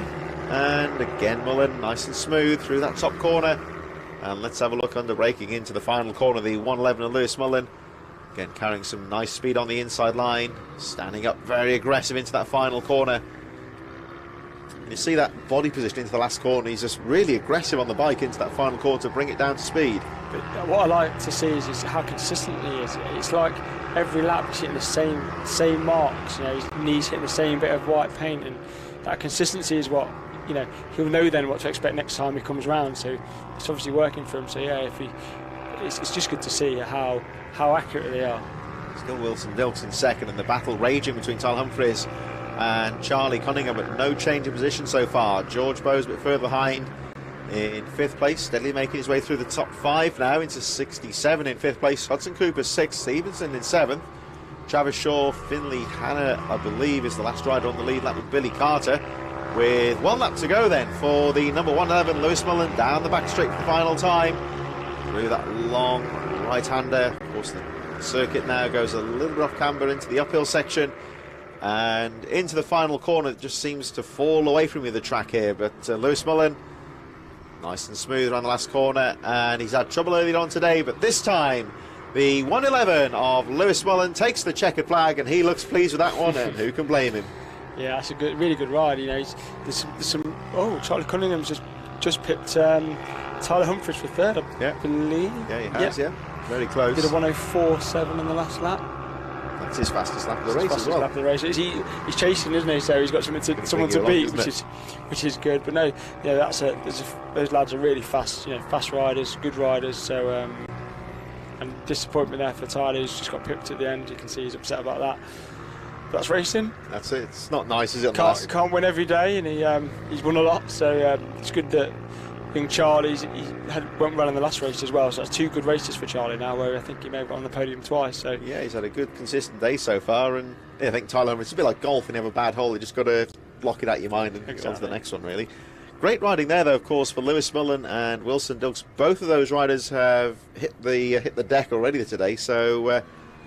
Again, it's not a fear thing, of course. They're very experienced riders, but sometimes you've got to have that confidence to know that the bike will react and get out there and just keep the pace out there. Absolutely. I think they've both, like I said, they've both done really well to pick themselves up, come back, and they pushed on as well. They pushed on straight away. As they ride more and more in these conditions, they're going to get more and more comfortable, which is going to help them. But to go straight out there and push on is really good. It's it's certainly not a fear thing, is it? But it's like that confidence sometimes. So. They're both running very well. So we move on then to the penultimate race in the first block, the SYMoto Minibike 140 riders in the waiting zone now, and they will make their way out onto the track very shortly for their formation lap. Harvey Lathrop leading them away from Michael Med in second, Tommy Fielding, Simon Wadsworth, Ben Lord and Rick Jenkinson taking at the third row in 6th position. Dan Pearson in there as well, another one to look out for a bit further down from Tommy Ullman, Stephen Humphries, Andrew Rayfield, Peter Wadsworth and Gary Jacobs in 12th position. As always, the Minibike 140s, quite a big group of riders. James Sidebottom 13th, Liam Trinder, Liam Booth, Mary-Ann McCartney in 16th, Tom Wise in 17th, and Robert Med rounding out 18th position. And row number 10, the number 6 of Daniel Cliff, Joe Quinn. A bit further back, Paul Mitchell, Darren Coleman, Harry Swan, Michael Thompson in 24th position, 12 rows of those riders. Big group of riders, as always, of course, in the Minibike 140 class. It always tends to be very competitive, with the number 93 of George Wood rounding out the 25 rider field as they make their way out onto the formation lap. Again, we were just talking about that in the previous race. It's for the first time, I would say, since about 9:30 this morning, we had a break in the weather. It's not rained for some time now, and maybe for the only time today, I don't know. We've had a bit of sunshine out there, and again, you can just see one or two of those little dry patches already. It's not been dry for very long. There's a nice little line on the inside there going into the final corner. There's one or two, I'd say, very slight slithers of a dry line starting to appear, although it's certainly a long way from a dry track. Sometimes, though, I think when racing, this isn't as great as it seems, because if you've got a full wet track, you almost like you know what to expect, really, but the track changing lap by lap here, there's one or two bits that are dry, but then all of a sudden there's going to be an unexpected damp patch on the circuit. Yeah, I think people prefer it to either be wet or dry. This in the middle bit is really difficult. Well, you know, what tyres do you choose? Do you put them on tyre warmers? How hard do you push straight away?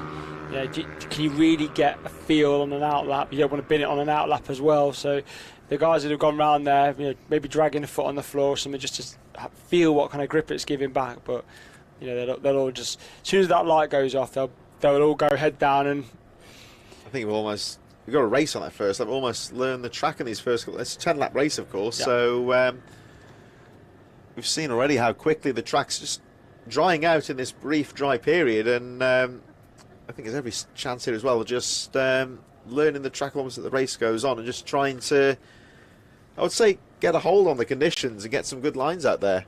Yeah, I think so. I think you'll see that the quick lads will go off fairly aggressively straight away, because they've done a couple of sessions now, as you've seen. So, and then people will tend to just follow, and it's whether they can make it stick or not. Here we go then with the Minibike 140, about to get things underway. Marshall on the inside now with the lights, about to get things underway. Oh, I think there was a jump start further down, so we'll have a look at the... As Mary-Ann McCartney, I think, took a sneaky 5-second head start there. No, only joking, Mary-Ann. But yeah, it looked like she went a bit early on there. I'm sure that'll get picked up by the race stewards, and we'll see that after the race. I'll look as the race goes on. A bit unfortunate for her there, but the race getting underway cleanly, and looks like Harvey Lathrop with a good start there. Tommy Fielding and Rick Jenkinson getting away well. Dan Pearson in 4th, and Ben Lord right in there as well. And they just look a little bit more comfortable on that first lap, as the track is slightly drier. Into the right-hander they go. It is still treacherous on that right-hander, though, as they go down the back straight for the first time. I think that was Ben Lord and Tommy Holden a little bit further down as well. Yeah, Tony said he was going to go for it today. He was going to try and get onto the podium, so good luck to him. I think his son is his first race weekend as well, so that's a good weekend for the family. This looks like a repeat so far of what we had earlier on, with Harvey Lathrop and Dan Pearson first and second place. And again, you can see that track, they're a bit more aggressive on that final corner. They're not afraid to go over the curbs there. No, it's that's the thing. As it starts to dry out, people start to get more confident, and you know, when you start going bar to bar through some of these tight corners, just being pushed that slight bit offline can be very dangerous. Can be very dangerous very quickly. But no, they've all got through. They're all fairly through that first section. So Harvey Lathrop defending his lead down the first few corners, which is allowing Dan Pearson to close up, as he really throws caution to the wind here and puts in a few good corners to get onto the back wheel of Harvey Lathrop. Be interesting to see what the lap times are when the riders make their way around at the end of this first full lap. The 1:06, of course, from a standing start, which is fairly quick. And Dan Pearson looks threatening down the back straight. He starts to close up on Harvey Lathrop through the right-hander. Pearson looking very aggressive. Here they come down towards the final corner. Let's have a look at how much track they use here. And again, Harvey Lathrop slightly defensive, keeping that apex guarded. They're a lot more comfortable through that final corner. Here come the leaders over the line, and on that first flying lap, they lap now well into the 104s straight away. Yeah, it looks like Harvey keeps just some little moments, little tweaks, and Dan keeps closing back up onto him. So look, you can see he's a bit more tentative around certain corners where Dan isn't. So Dan always keeps closing back up. So the long right-hander at Luna seems to be an area where Dan is quite aggressive, and he closes up again all through this section.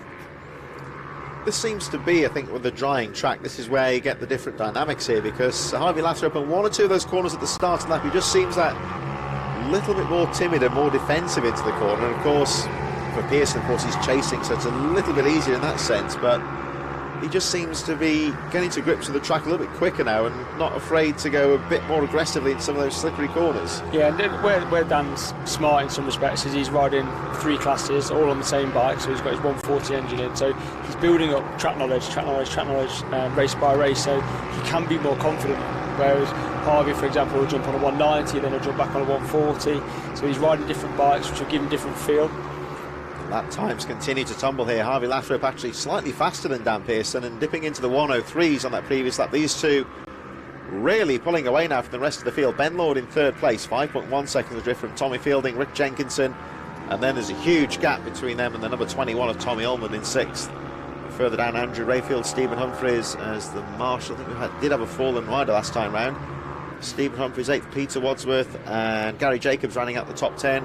Liam Trinder, Joe Quinn and Michael Thompson a bit further back. I think we've lost James Sidebottom out of the race, and I'm not sure the lady who's not at the best of races, Mary Ann McCartney. That may have been McCartney hit trouble number 14. Still not showing on our lap charts here, so I'm only presuming here that unfortunately Mary Ann McCartney is also out of the race. Now, good to see her back, of course, in the paddock this weekend, but not the race she'd have hoped for. No, she's been off doing some riding at Bemsey with Zipped Up Racing. Been doing really well, jumped onto the bigger bikes and really enjoying it, and it's got a mojo back a little bit now for the pit bikes as well, as she's getting more and more experience of riding different machines. I've seen another rider down. A couple of riders down at the top of the hill there.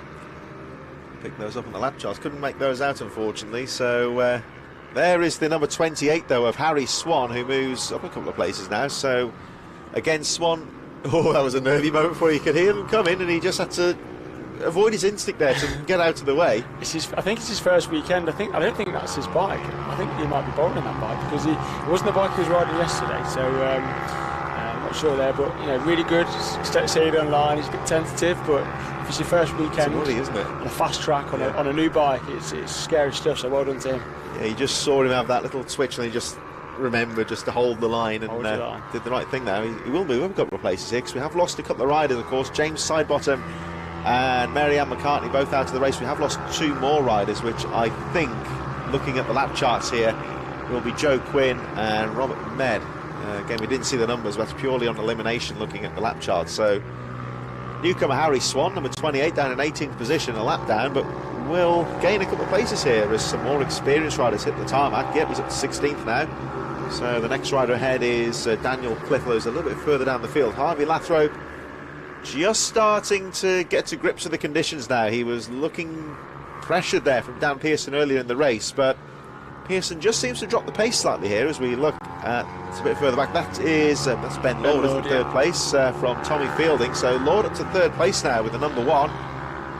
Lord. Oh no, his slow motion crash there for Ben Lord, the back end just washing away on him, and he goes crashing into the tyre barriers. Hopefully he's alright, but the bike took a good walloping there. I was just about to say, look how smooth he was. I'm glad I didn't say that now, because then I would have been said that is a commentator's curse. So I think that the riders doing us a favour today. They're crashing before we go and screw it up for them, so thank you, riders. Well, Ben Lord, obviously one of the nice guys of the BMB, really good rider, really competitive on anything he rides. He's one of the better performers here. Unfortunately, they're a bit like Lewis Mullen earlier, just on the power early, rear came round, still wet. So just out of, it's like almost out of nowhere, and then all of a sudden once that back end goes, you're not catching it. Not going to do that much about that, are you? So again, another very experienced rider there, Ben Lord no less, crashing into the tyre barriers on this very tricky right-hander. We'll see. Well, I can't see Ben Lord, so I can only assume that he's not back up again. No, he'd have pushed himself out of the way. He knows the rules. Yeah. Good shout out to Gaz Jacobs. Yeah, he's up to 7th He's up place to now. 7th. I spoke to him yesterday. His bike was filthy. I made him clean it. It was disgusting. Then he asked me this morning what tyres to run. I told him to run wets. I'm glad he listened, because then it tipped it down. So I'll be claiming his result for him this weekend. Well, the track, as you can see, is drying out lap by lap, but the rain clouds moving in once again. None of this, of course, bothering Harvey Lathrope, who is still maintaining a good pace out there. You can just see those little dry patches here and there. Like we said at the start of the race, though, Dave, you'd think this is good news, but as we saw with Ben Lord there, it's still slippery in places, and again, it changes like almost corner by corner. Yeah, the track is evolving now, so as it's drying out, like I said, sometimes it just leaves this little sheen across the track. So suddenly you've got grip, and then next minute you haven't got any grip, and you're down. So it's these kind of conditions where you get caught out. You'll see people having little moments, little twitches where it just knocks your confidence a little bit. You won't be quite as aggressive for maybe a lap or a couple of laps. That corner leading onto the back straight, that looks gnarly there. You can see when Lathrope went round the corner, you can just see that sheen on the track, and it's like, it doesn't look nice at all for the riders. No, there's a couple of areas on this track. If it was dry, he'd be flat through there. He'd be flat. He's also doing something which I've not seen people do for a while. Is he takes one arm off when he's going down the straight and tucks it behind his back to reduce his air. You see people do that in karting sometimes, like ducking down. And it looked like that's what he was doing. He might pick it up when he goes through again, but yeah, he looked like he was doing that. But yeah, that part of the track is pretty fast. And then just as you hit the bottom of the hill, not this one, but at the end of the straight, there's a lovely little bump just as you tip in. So a lot of people on the pit bikes, you don't feel it as much, but on the GP bikes, they've all been complaining all weekend about the bumps as you get into that section. Here we go with a bit of lapper action. If that looks like Paul Mitchell, I think the back of his little trainer riders. Daniel Cliff, not the best part of the track here for Harvey Lathrope to encounter this lap traffic. But these riders on the edge of the top 10, so they're having their own little battle here with 2 laps to go. And that was in there again, wasn't it? Ticking the hand in. Yeah, Daniel Cliff, he's having a good race. He was struggling a little bit yesterday, but I spoke to him. He's doing his best. He just wants to tag on to the guys in front and have a battle, so it looks like he's doing that really well. So well done to him this weekend. Tom Wise and Michael Thompson. So Harvey Lathrope now breaking into the top 10. There's the number 28 of Harry Swan, who goes 2 laps down, but he is up to 13th position here, and will be his first ever race. Could be on for a top 10 if he carries on. He's doing all right here, because we've lost a few here in this race. We had just over 20 starters, and Ben Lord, Robert Med, Mary Ann McCartney, all experienced names here. They're all out of the race. So Harry Swan, looks like he is slowly but surely getting around the track, 2 laps down here, but he's doing the right thing here, keeping it going on a tough circuit. We're picking up his first points. Certainly will, yeah. 13th, and of course still on the last lap here. So round the final few corners go Lathrope, and again, just look at that final corner. It's still treacherous. That's what claimed Ben Lord, of course, earlier on.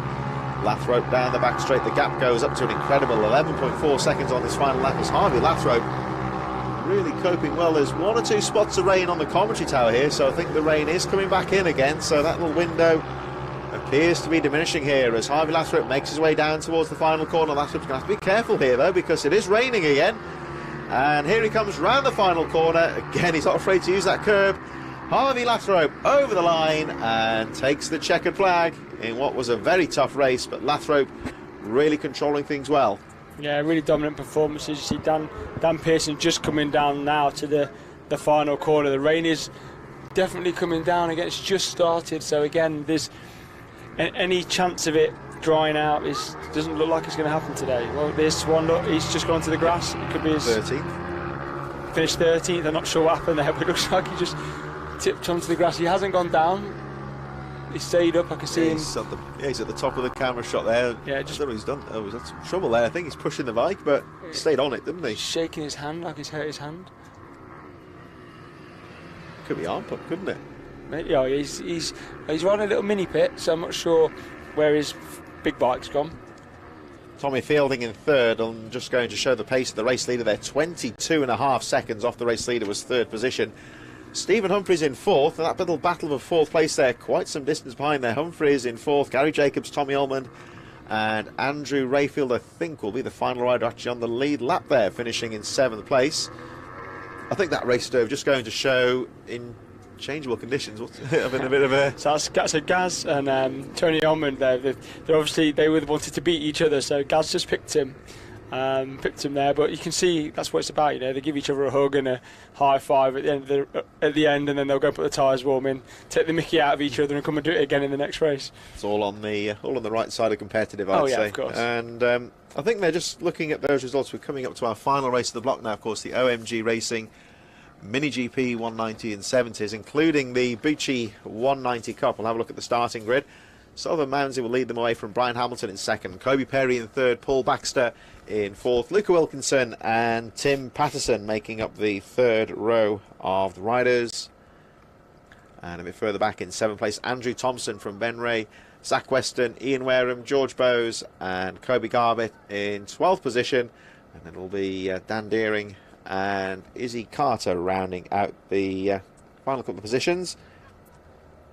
One of the two people getting in touch, giving a shout out there to Dan Deering from Tilly. So plenty of people watching these riders, of course, their respective friends and family competing out here today. Just a shout out, I think they're looking at those conditions actually, Dave. Harvey Lathrop won that previous race by 15.1 seconds from Dan Pearson. We only had 7 riders on the lead lap, and that battle a bit further down was had 1 or 2 jump starts in there.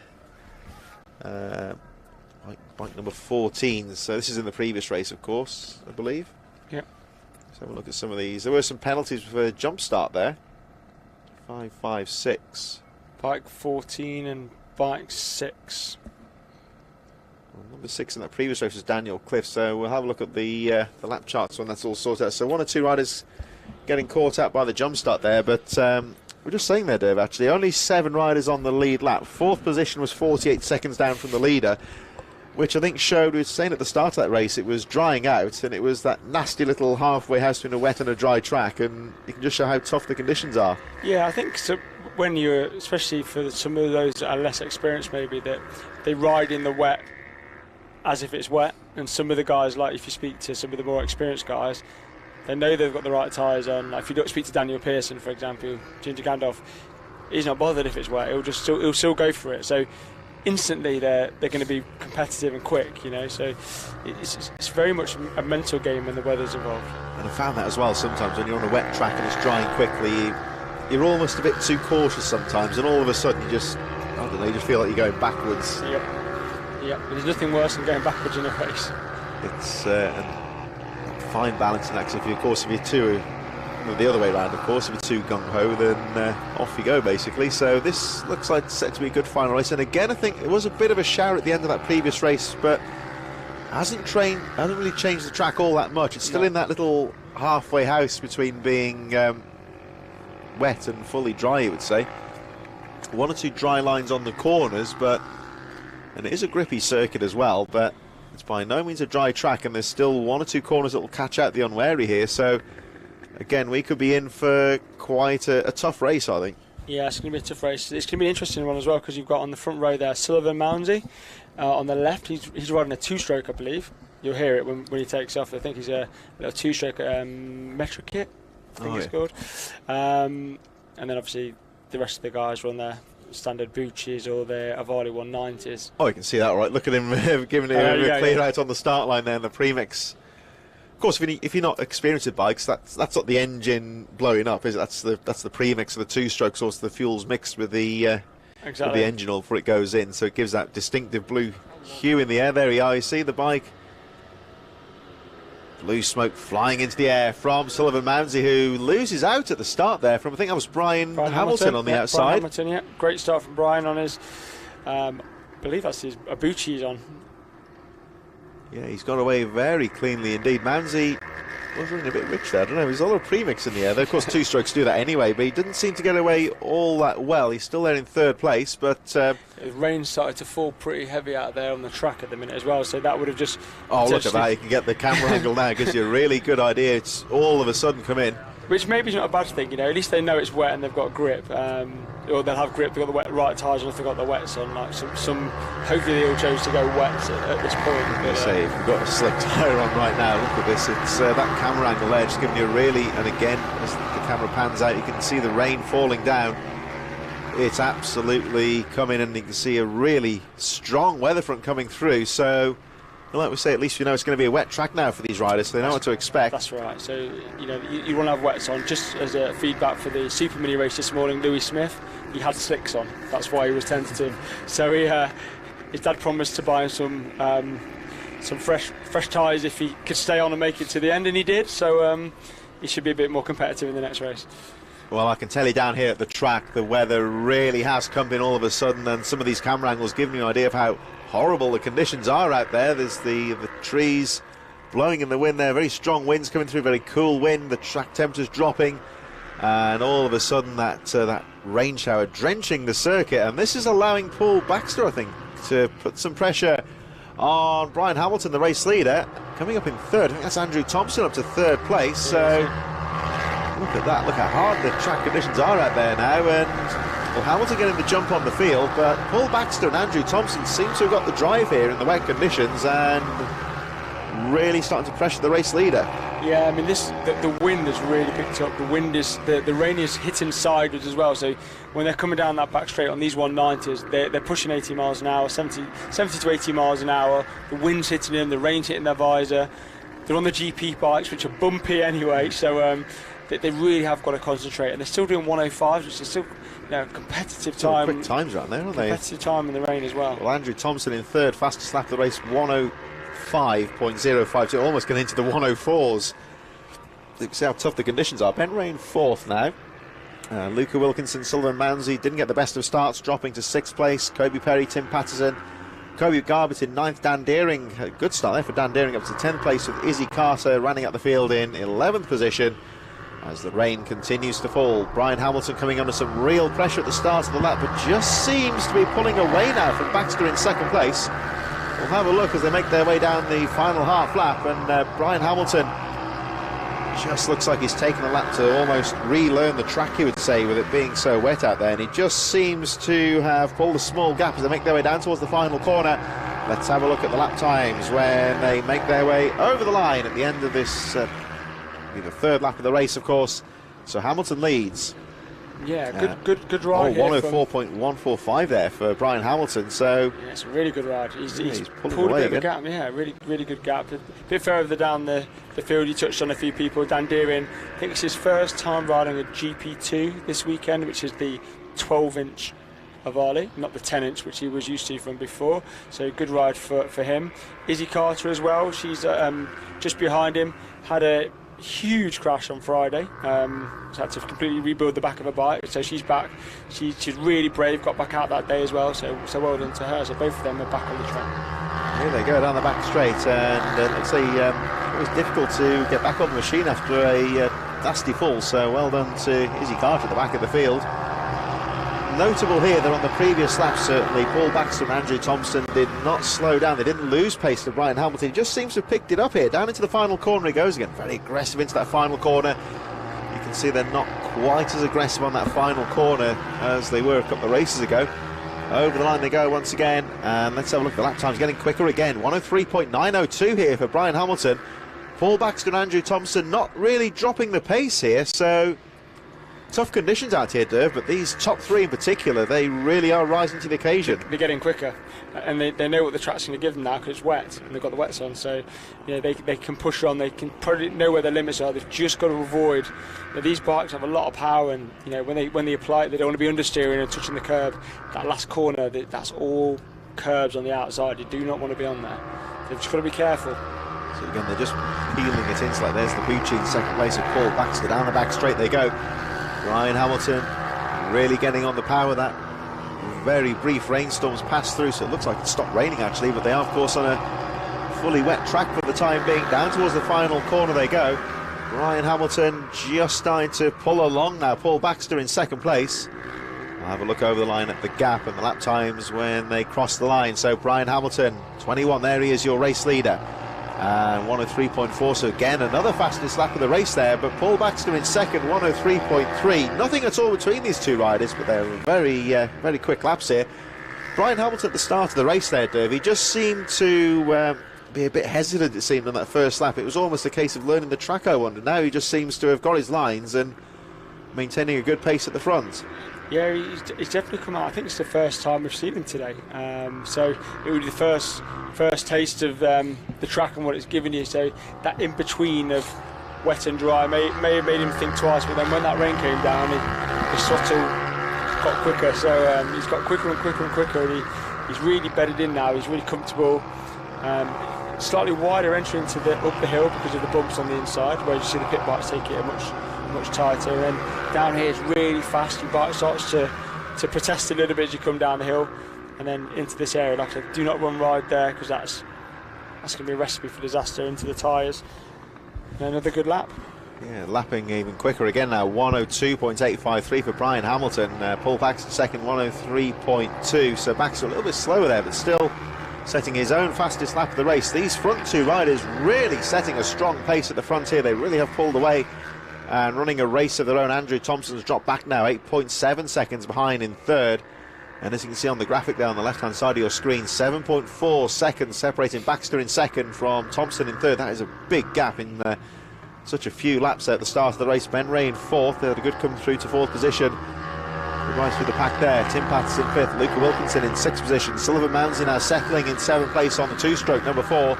And the rest of the field made up still of Kobe Perry, Kobe Garbett, Dan Deering, and the number 46 of Izzy Carter rounding out the field.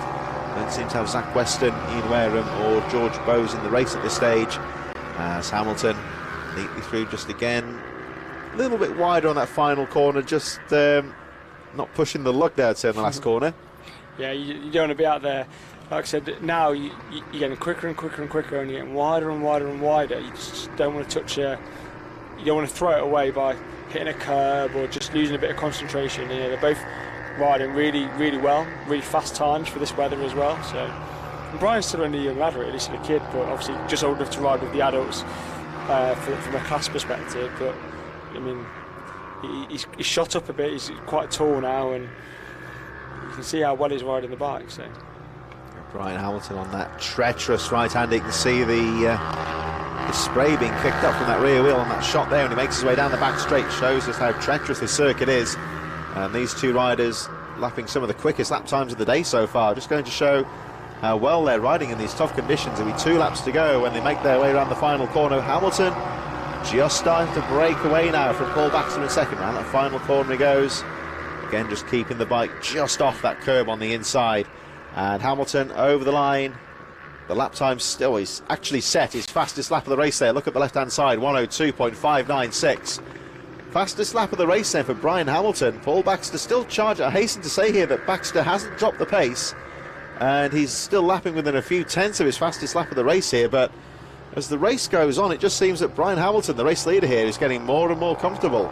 Yeah, and I've just noticed that Andrew Thompson's dropped down to 5th, so I don't know if we've lost him or if he's come off or if he's just struggling at the moment. I'm trying to see him out the window, but I can't see him at the minute. So that means, of course, he's still on track, just behind Tim Patterson. So he's going down the back, the middle of the track there, straight there on the back towards the spoon right-hand corner. Ben Ray is up to 3rd from Tim Patterson then, and like we just saw there, Andrew Thompson, Dave mentioned, down to 5th.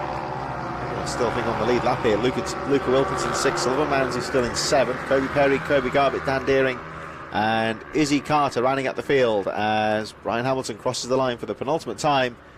And Hamilton, the race leader, still lapping in the 102s here, increases the gap slightly to 3.4 seconds. And again, I hasten to add here that Paul Baxter is not dropping off the pace here. He's still lapping within a few tenths of his fastest lap, so he really is maintaining a good pace out there. Ben Ray a distant 3rd place now, such is the pace of the 2 race leaders, close followed by Tim Patterson, Andrew Thompson and Sullivan Mounsey back up to 6th place, as I think of the rain just dripping once again. Yeah, the weather doesn't know what it wants to do with itself. It's good to see that down the field though, even Tim Patterson's dropped into the 102s, so all riders look like they're getting a little bit more confident.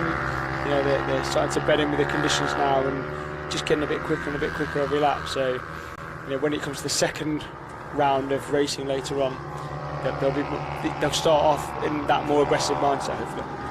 See how the track develops. They certainly seem to be coping well with these conditions. Brian Hamilton then making his way around the final corner, looking set for victory after a very close opening lap of the race, and the checkered flag comes out.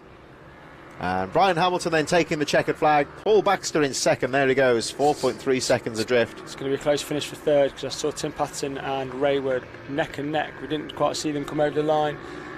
Oh, there they go, just gone through on the top of your screen. It's Ben Ray then in third. Ray just got it. So Tim Patterson fourth, and Sullivan Mounsey there with a good comeback. Just seemed to fade in the opening part of the race, but slowly but surely Sullivan Mounsey on the two-stroke, finishing in fifth place. Andrew Thompson sixth, Luca Wilkinson in seventh, Kobe Perry in eighth. So everyone I think staying on the lead lap there. We should be getting Kobe Garbutt, Dan Deering and Izzy Carter coming through very shortly. There they go, just down the back straight there. So the riders being held, of course, on the infield whilst the last few riders make their way through. And we should see them actually come through the foreground of our screen very shortly. Kobe Garbutt, Dan Deering, Izzy Carter all still fighting for position. There they go on the final lap. Very close for what will be, for want of a better phrase, from Dan Deering and Izzy Carter. So that concludes the first block of racing. OMG Racing Mini GP 190s and the Bucci 190 Cup in this final race of the first block. So great to have Derv Elaine alongside me. It's in the nicest possible sense. It's a shame you're here so much this afternoon. It'd be good to see you out on the track. So it's becoming a consistent theme though, isn't it? Unfortunately this year we can't really say much else. So sorry of course to see you here so much in that sense, but we're going to take a break very shortly as the marshals and the track officials will make their way back into some nice dry warm weather. I think we'll grab a cup of tea and coffee, I think, and perhaps something to eat and get one of the juicy burgers they have at the burger bar. It's one of those proper motorsport burgers where when you bite into it, it's like putting lip balm on. It's that greasy. I thought I'll have one this morning because I'm not going to eat all day. So I'm going to have two. I'm going to go for it. I'm not eating anymore. That's going to fill me up until the evening, I think. So the first block of racing drawing to a close here at the sixth round of the Rich Energy British Minibike Championships here at Three Sisters near Wigan in Lancashire. Been a very tough morning and we had a few crashes out there, but everyone okay. Very tough, demanding circuit, and we look set for some great afternoon's racing. I've been Chris Sora with Dervaline. We're going to take a break now for approximately 30 minutes. So we're looking just after 1:30 p.m. Get yourselves back on track here for the afternoon's action here at Three Sisters, Rich Energy, British Minibikes, and see you later.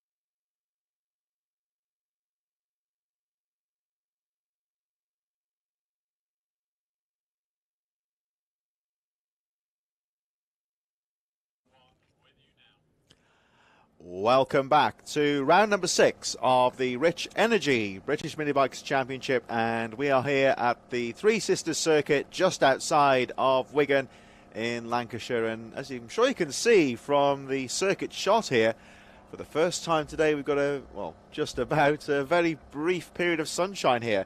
As you'll remember, in the morning first block of racing today, we had some very wet rainstorms coming through.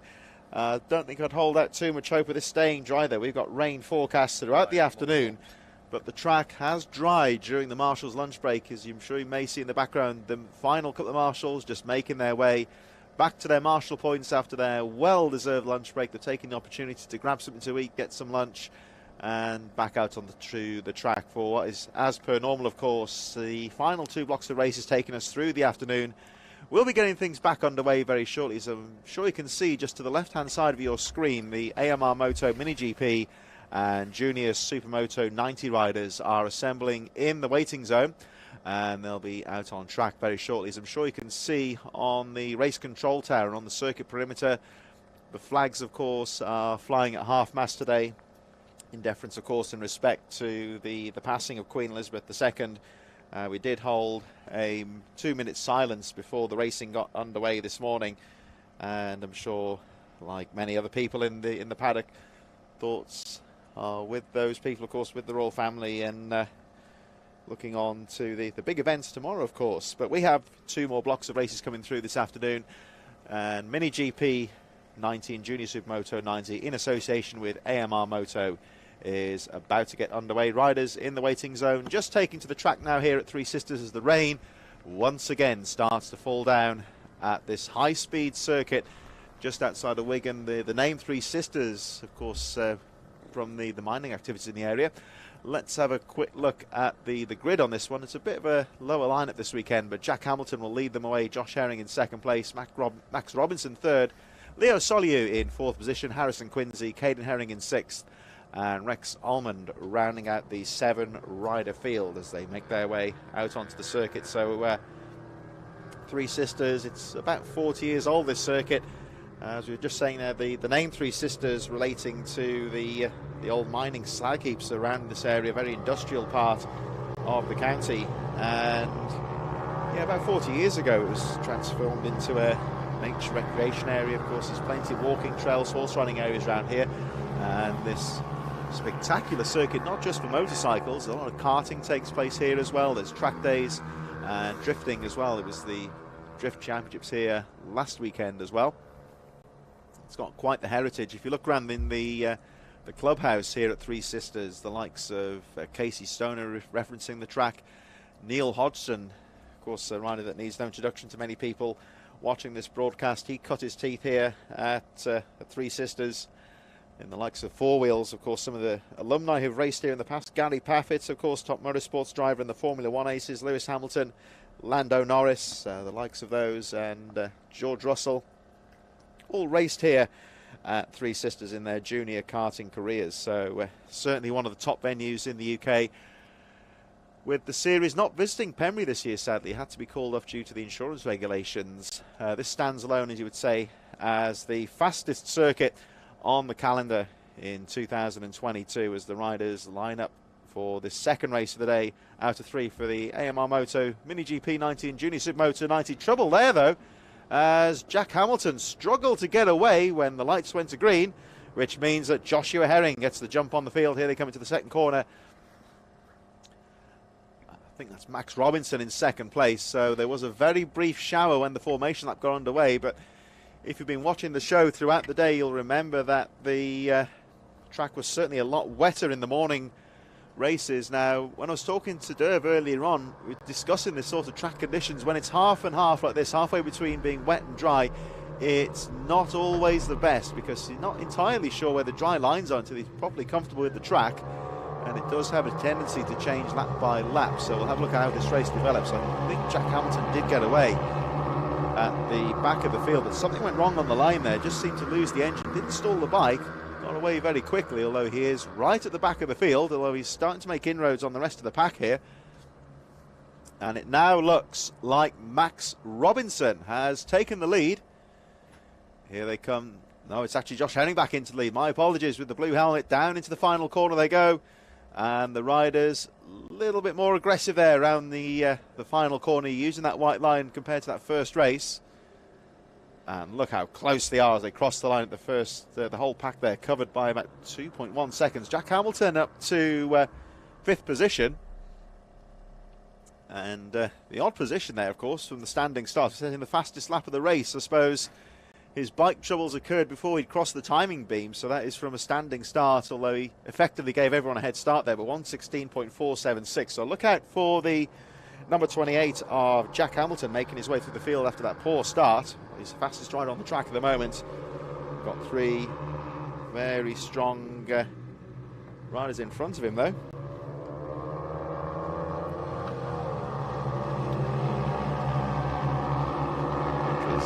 Colin McCann was saying on some of the feedback here, Brian, of course, Jack Hamilton, these riders from Northern Ireland, and there's nothing else but rain over in Northern Ireland. I think I've been lucky when I've been there in the racing in the past. Every time I've been, it's been bright and sunny, but I think that's more luck than anything. I'm half Welsh, and I know what the rain's like in Wales, so very similar kind of conditions. Kind of parts of the country where you really do get used to the wet conditions, as Josh Herring makes his way over the line. Hamilton now up to 3rd, getting past Max Robinson, so it's Joshua Herring leading, Harrison Quincy in 2nd, Jack Hamilton 3rd, the only Mini GP rider in this race, so by default will be winning his class, but he'll be going for outright victory here. And again, you can see the riders using a lot more of the curbs coming out of these corners. It is starting to shower here slightly, but still very grippy surface here at Three Sisters.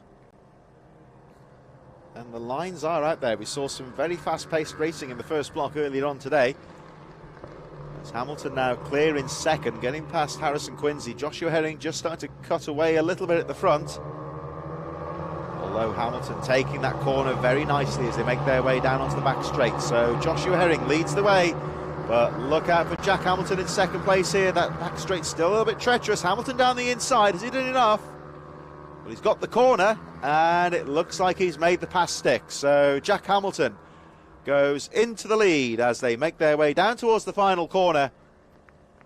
Still a very close race here, but it should be reminded here the track, although it has dried slightly, it is still pretty treacherous out there. And again, you can see that rain just starting to move in once again as the camera pans to the leaders going over the start-finish line. Hamilton then from last to 1st place then. 0.3 of a second ahead of Joshua Herring. Harrison Quincy in 3rd, less than a second covering the top 3, and those chasing riders there. Max Robinson, Leo Soliu 4th and 5th, very close indeed. We seem to have lost Caden Herring on the number 914. No sign of him yet, so I'm wondering if he may have dropped the machine. So Hamilton gets to the front after that poor start. Very well to get to the front of these tough conditions. You can see the rain really starting to move back in again now. And Joshua Herring, well, he's not really been shaken off here by the race leader Hamilton. This does happen sometimes when a rider takes the lead. 2nd place, just looking at the lines. Now, of course, these riders very quickly having to readjust to a wet circuit here. As you can see, the rain really starting to move back in as we approach the halfway distance point here in this race. And you can see how much the wind's coming through, and look at those surrounding trees as well. So these riders are going to have to be careful. You can see the dry line on that final corner, the wet tyres dragging that water onto the line. Gives you an idea how treacherous things are. So Jack Hamilton holds on to the lead. 0.4 of a second from Joshua Herring in 2nd place.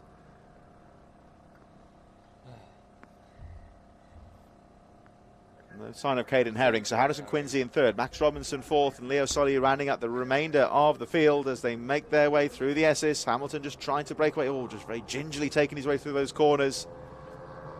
Hamilton making sure he stays off those white lines on the edge of the track. They're painted white lines and very slippery in the wet. We've seen earlier on today 1 or 2 riders hitting those lines and going down in the blink of an eye. So again, there you just see Hamilton just taking it cautiously, just not cutting the corners all that much, staying off those lines and maintaining the pace out there. It'll be interesting to see when the riders make their way back round how much the pace has dropped now. The track really is starting to get a bit wet on those racing lines. So you can see the spray coming off the tyres on the top corner. Down into the final corner they go, and Jack Hamilton looking neat at the front of the field. And let's have a look at those lap times when they cross the start-finish line. Hamilton leads, 3 laps to go. Well, in fairness, they haven't dropped all that much. He's still lapping in the 1:13s. So Joshua Herring still in second, Harrison Quincy third.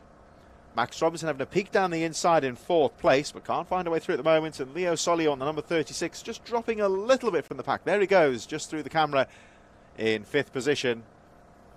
Caden Herring, it appears, is out of the race. And again, you see the riders respecting those curbs, respecting those painted lines on the apex of the corners. Hamilton leads the way, but not really shaking off Joshua Herring at this stage. Playing it safe with these tough conditions. Down the back straight they go. Another time. 2 laps to go at the end of this one, so the race starting to draw to a close here. Good comeback here from Jack Hamilton. Remember, he had that trouble at the start where he just seemed to lose the engine. He quickly got back on the pace, forced his way back to the front. And here they come back down towards the final corner. And yet again, that just seems to be constant rain fronts coming through. There's no real prolonged rain as such. The rain has stopped again.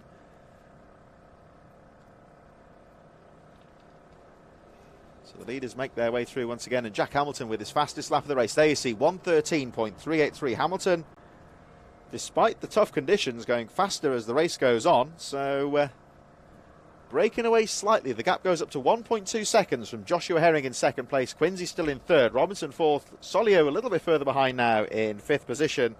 But Jack Hamilton, again, making his way gingerly through the S's. Those leading group of riders just staying off those curbs. And you can see just fine margins here. Jack Hamilton pulling away ever so slightly at the front, not by very much here as they make their way back along the straight. So Hamilton leads. You can see him just starting to break away slightly. Down the back straight they go.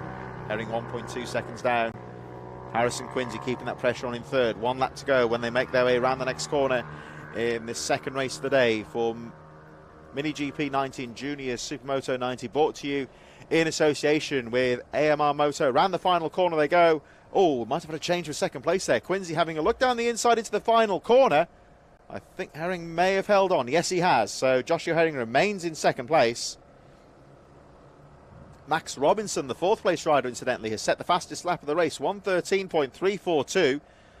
So despite the changeable conditions, the pace of the race increasing as the race goes on. Race leader Hamilton lapping pretty much within his fastest lap pace, but Max Robinson in 4th is just starting to close up on that battle of a 2nd place. There we see with the blue helmet Joshua Herring in 2nd place, followed by Harrison Quincy, and then just on the shadow there, 4th place Max Robinson, and a pink and blue riding helmet in 4th position, just starting to close up on that battle of a 2nd place. This may help Jack Hamilton. Of course, he's the only Mini GP rider in this race who will win his class, but he'll be certainly looking for outright victory on the track as well as they make their way down the back straight for what will be the penultimate time. And again, we've gone in the space of an 8-lap race from sun to heavy rain and back to the sunshine as Jack Hamilton makes his way down towards the final corner. 1 more corner to go for number 28. The battle on for 2nd place, though. Hamilton into the last corner for the final time. Over the line he goes, and it's a race win for the number 28 of Jack Hamilton. Very close for 2nd place, though, and as they cross the line, it's Joshua Herring in 2nd place, Harrison Quincy 3rd, and despite another fastest lap, Max Robinson has to settle for 4th place. The final finisher over the line, there he goes, the number 36 of Leo Soliu. So another race at a little bit lower numbers, of course, but high on action, and Jack Hamilton taking his 2nd victory of the day. We'll be coming up very shortly, the Brapbikes Superminis. Just whilst we have a break before the next race gets underway, a shout out actually to a name who's very familiar in this paddock. We're getting underway very shortly with the Brapbikes Superminis coming up next, but a shout out in the meantime for Toby Skayman, who I believe is watching the broadcast at home. Sadly, Toby Skayman is out for the remainder of the season with a broken scapula. Not the kind of wrist injury you don't really want. He had a crash at Ella Park last time out, so we missed Toby Skayman and hope to see him on the track next year. So shout out to Toby Skayman, I believe is watching today. Moving on to the Superminis, second race of the day for these riders, of course, and they line up with Mark Evans from Jake Whittaker, Wardle and Callum Pearson Thompson in the third row, Phil Dickens and Joe Quinn, 7th and 8th place. Nasir Vasselkan from Studay, Andrew Jones and Louis Smith on the 6th row of the grid. Michael Thompson from Calvin Kelly, Harvey Lathrope, of course, hit trouble previous on, down in 15th position. Harley McCabe, Jake Smith, Matt Watson in 18th place. And the final few positions on the grid made up of Paul Creon. Well, I don't think it's Dervalene because he's having his lunch here, so 1 or 2 non-starters by the looks of things. But second race for the Superminis getting underway in just a few moments.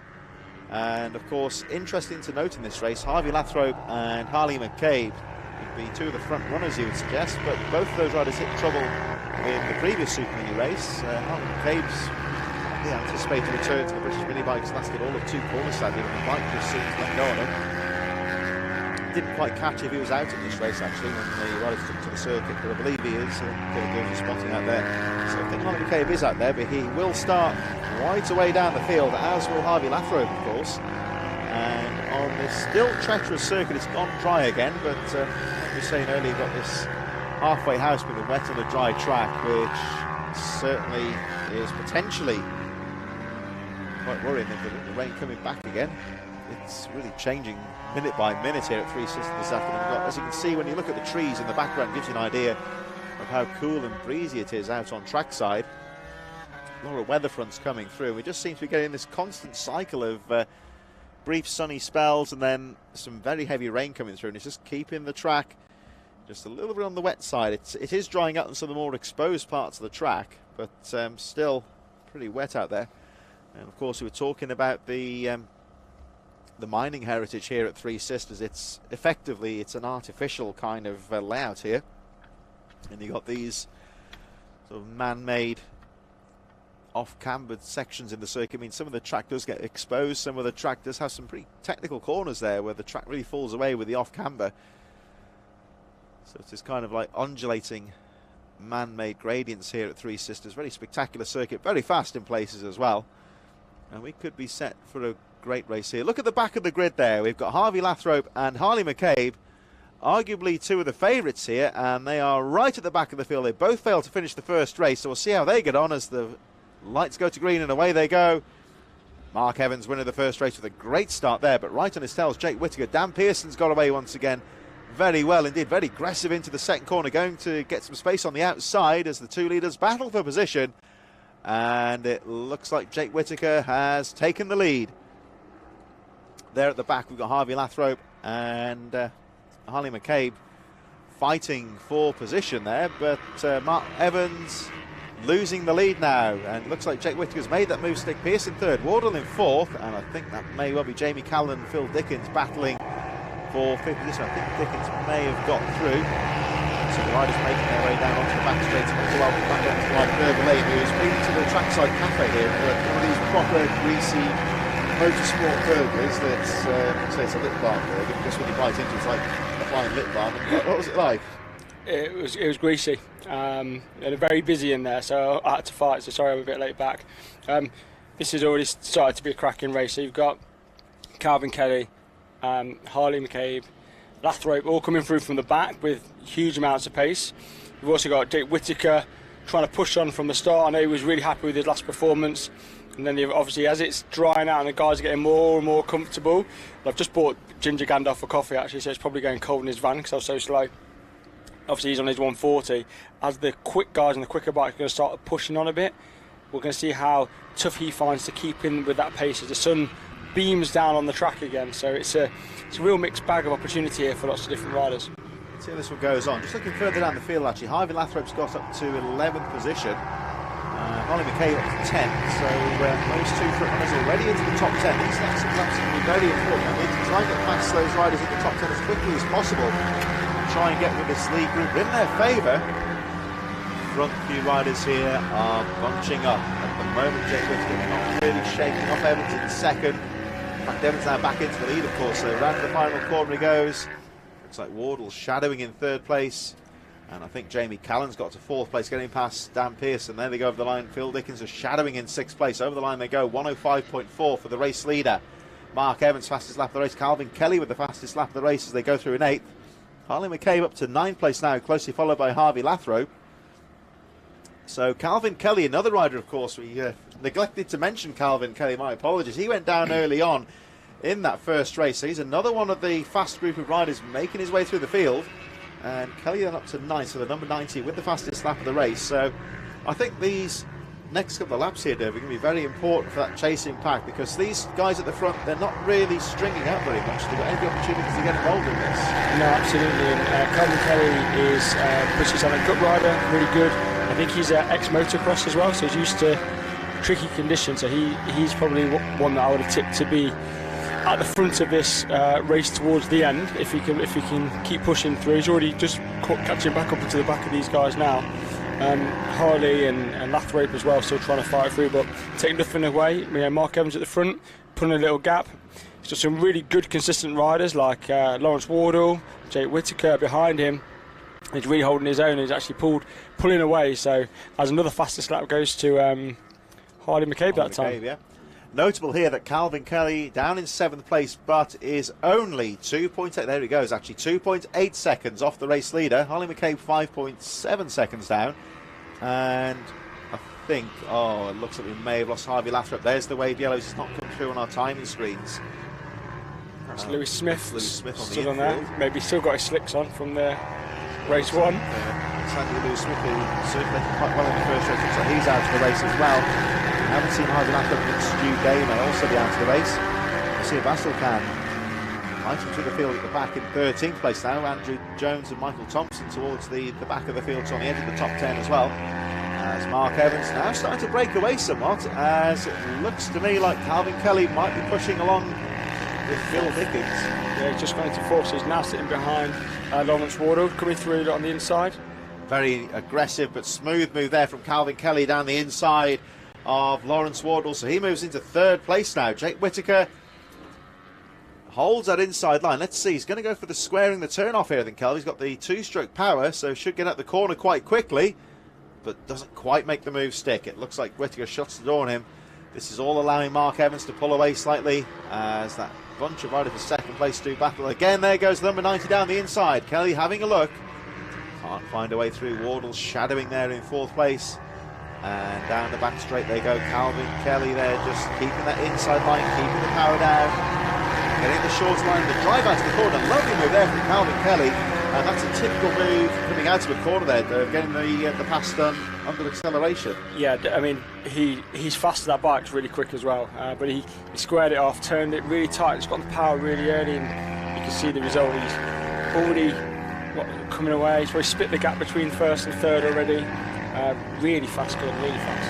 So Calvin Kelly fighting through the field now, clear into 3rd. 2nd, I should say, as Lawrence Wardle goes down the inside of Jake Whittaker into 3rd place. Looking out for Harley McCabe, who's 4.7 seconds from the leader, and just starting to close up on this battle of a 2nd place. So if these riders scrap for position, the battle of a 3rd place now, of course, there is McCabe on the back of this little group now. So this fight for 3rd place is really helping out Harley McCabe as he gets through to 8th position now. Look out for Calvin Kelly, who is pursuing the race leader Mark Evans, as we watch Jake Whittaker getting back through to 3rd place past Lawrence Wardle. So Phil Dickens, Jamie Callan, of course, in 5th place. McCabe right in there. So top 2 pulling away, but a great battle here, though, between Lawrence Wardle and Jake Whittaker.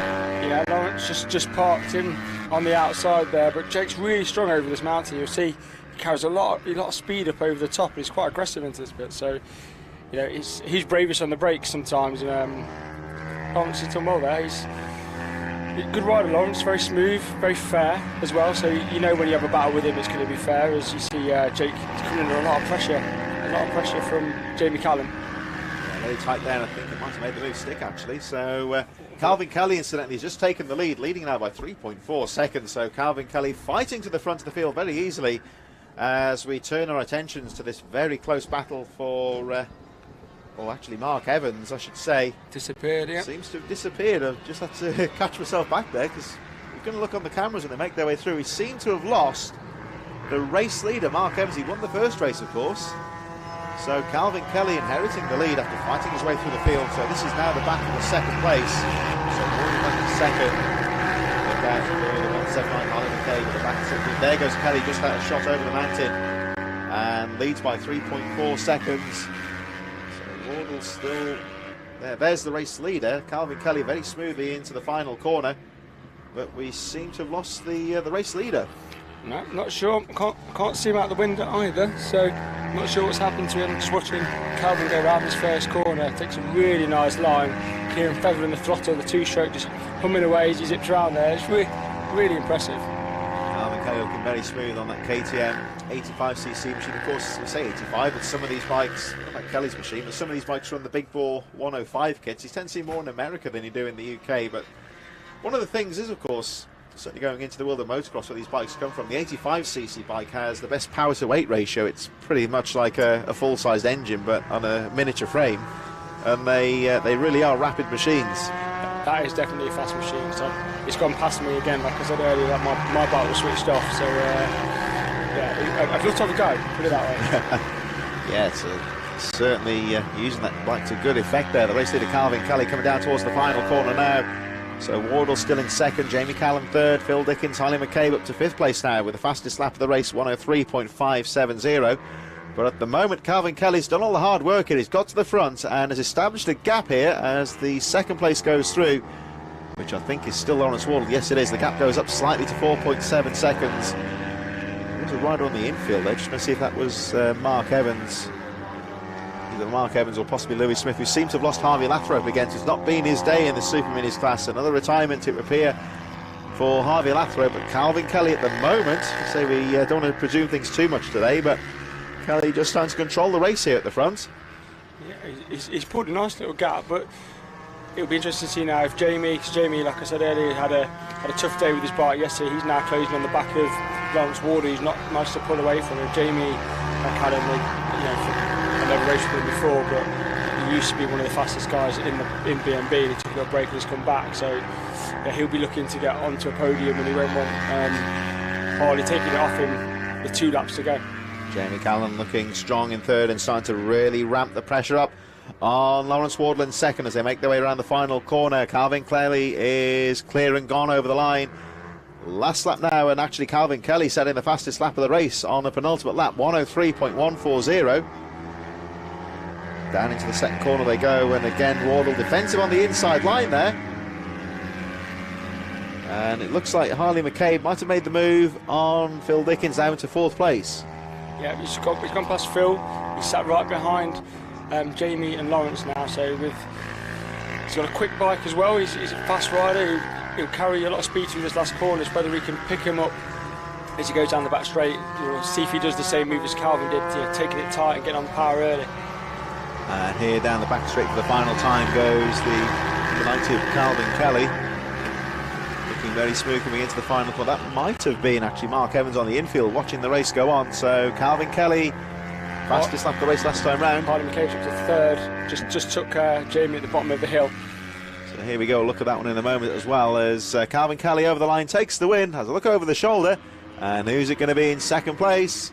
Harley McCabe. Oh, look at that, he did. That was a great move on the finish line straight. McCabe then snatching second place pretty much on the line from Lawrence Wardle to settle with third. That's that's Jake Whittaker actually, another one that dropped out of contention on the infield there.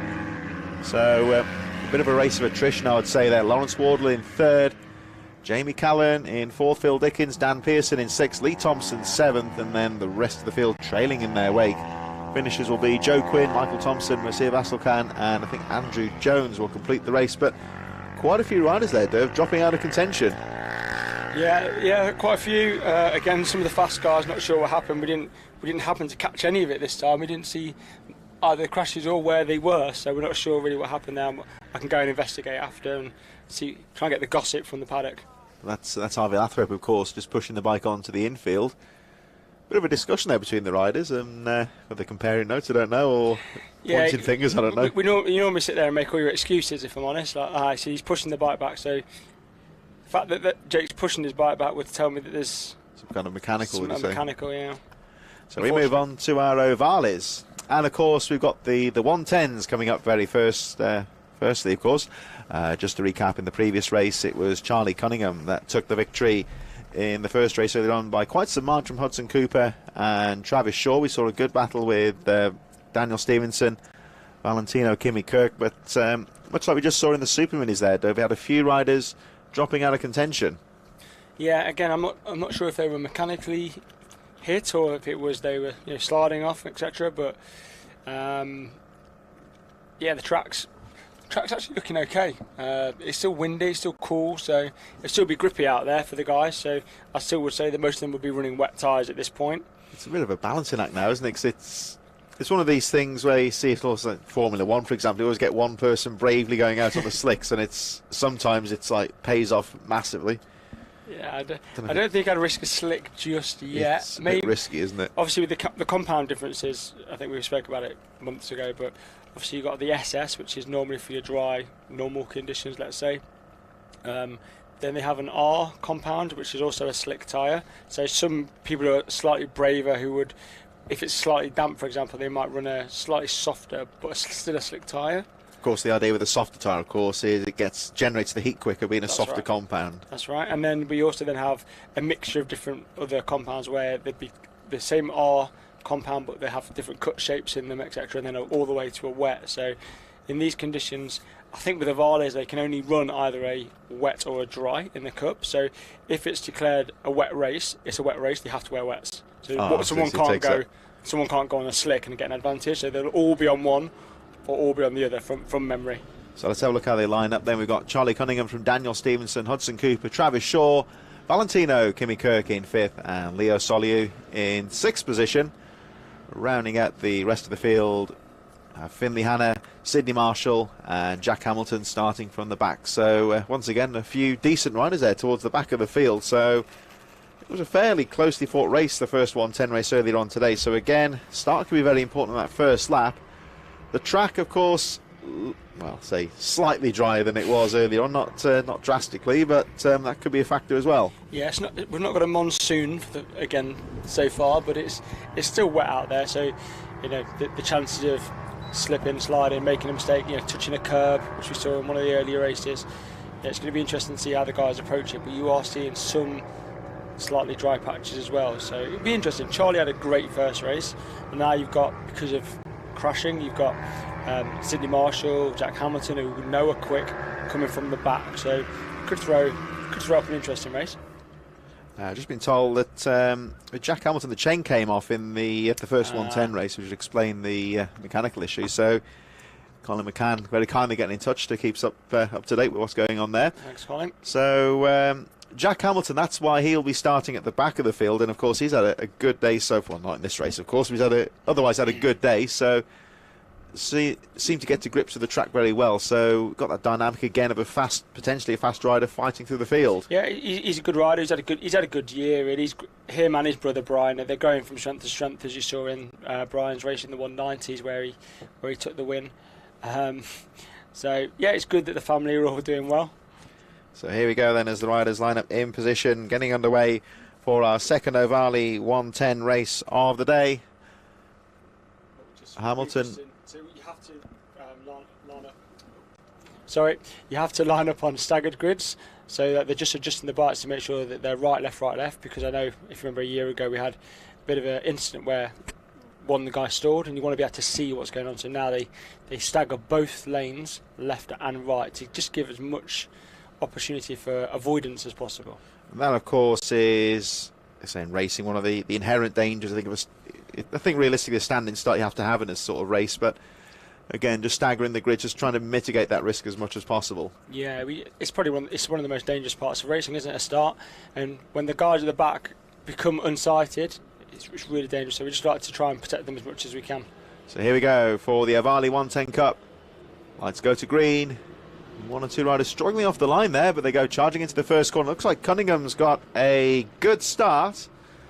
As you were saying earlier, Dave, of course, it's a rather unique start here at Three Sisters. You're straight into that first corner. Straight into a corner. So a start is really good. If you can get off the line, you can make 3 or 4 places, depending on also what side of the track you are on as well. So if you get a good start from the inside, you could make up some, but you could also be squeezed. But also, as you saw with Charlie earlier on this morning in the first race, he was riding around the outside of people because he had confidence in the wet. let's see how Cunningham gets on this time then. So he looked very smooth on the bike in that first race. And let's see as he gets to grip with the track. Seems to have done a very strong start to the race there, very comfortable as he makes his way through that first half lap. Down the back straight he goes. Hudson Cooper then second, Stevenson third, Kimi Kirk in fourth place. Travis Shaw, Jack Hamilton up to sixth position, has a good start. Finley Hanna, Leo Soliu and Sidney Marshall rounding up the field.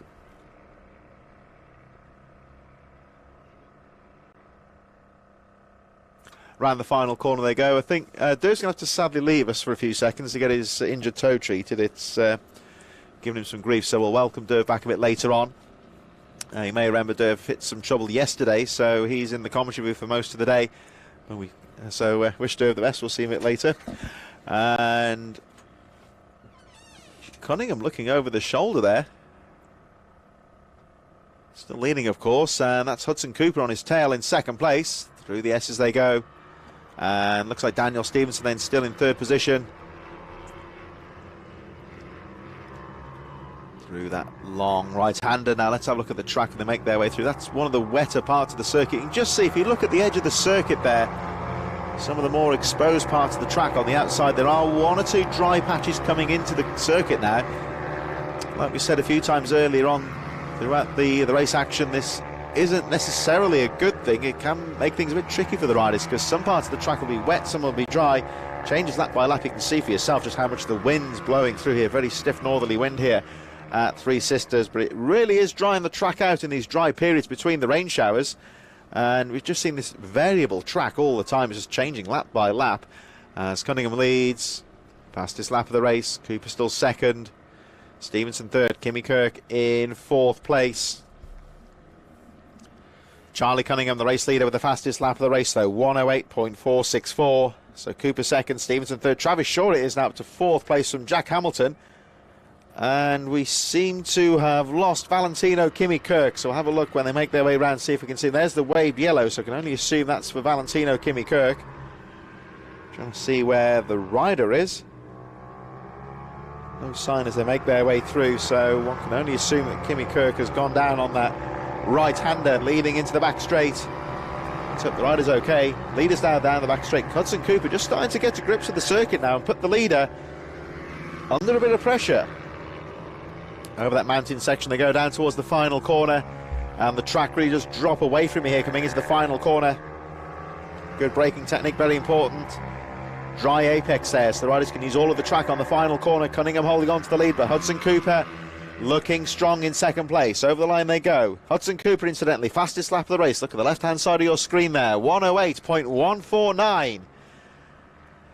So Cooper really starting to put the pressure on Charlie Cunningham here. Daniel Stevenson 2.9 seconds down in third, as again Cunningham just checks over his shoulder.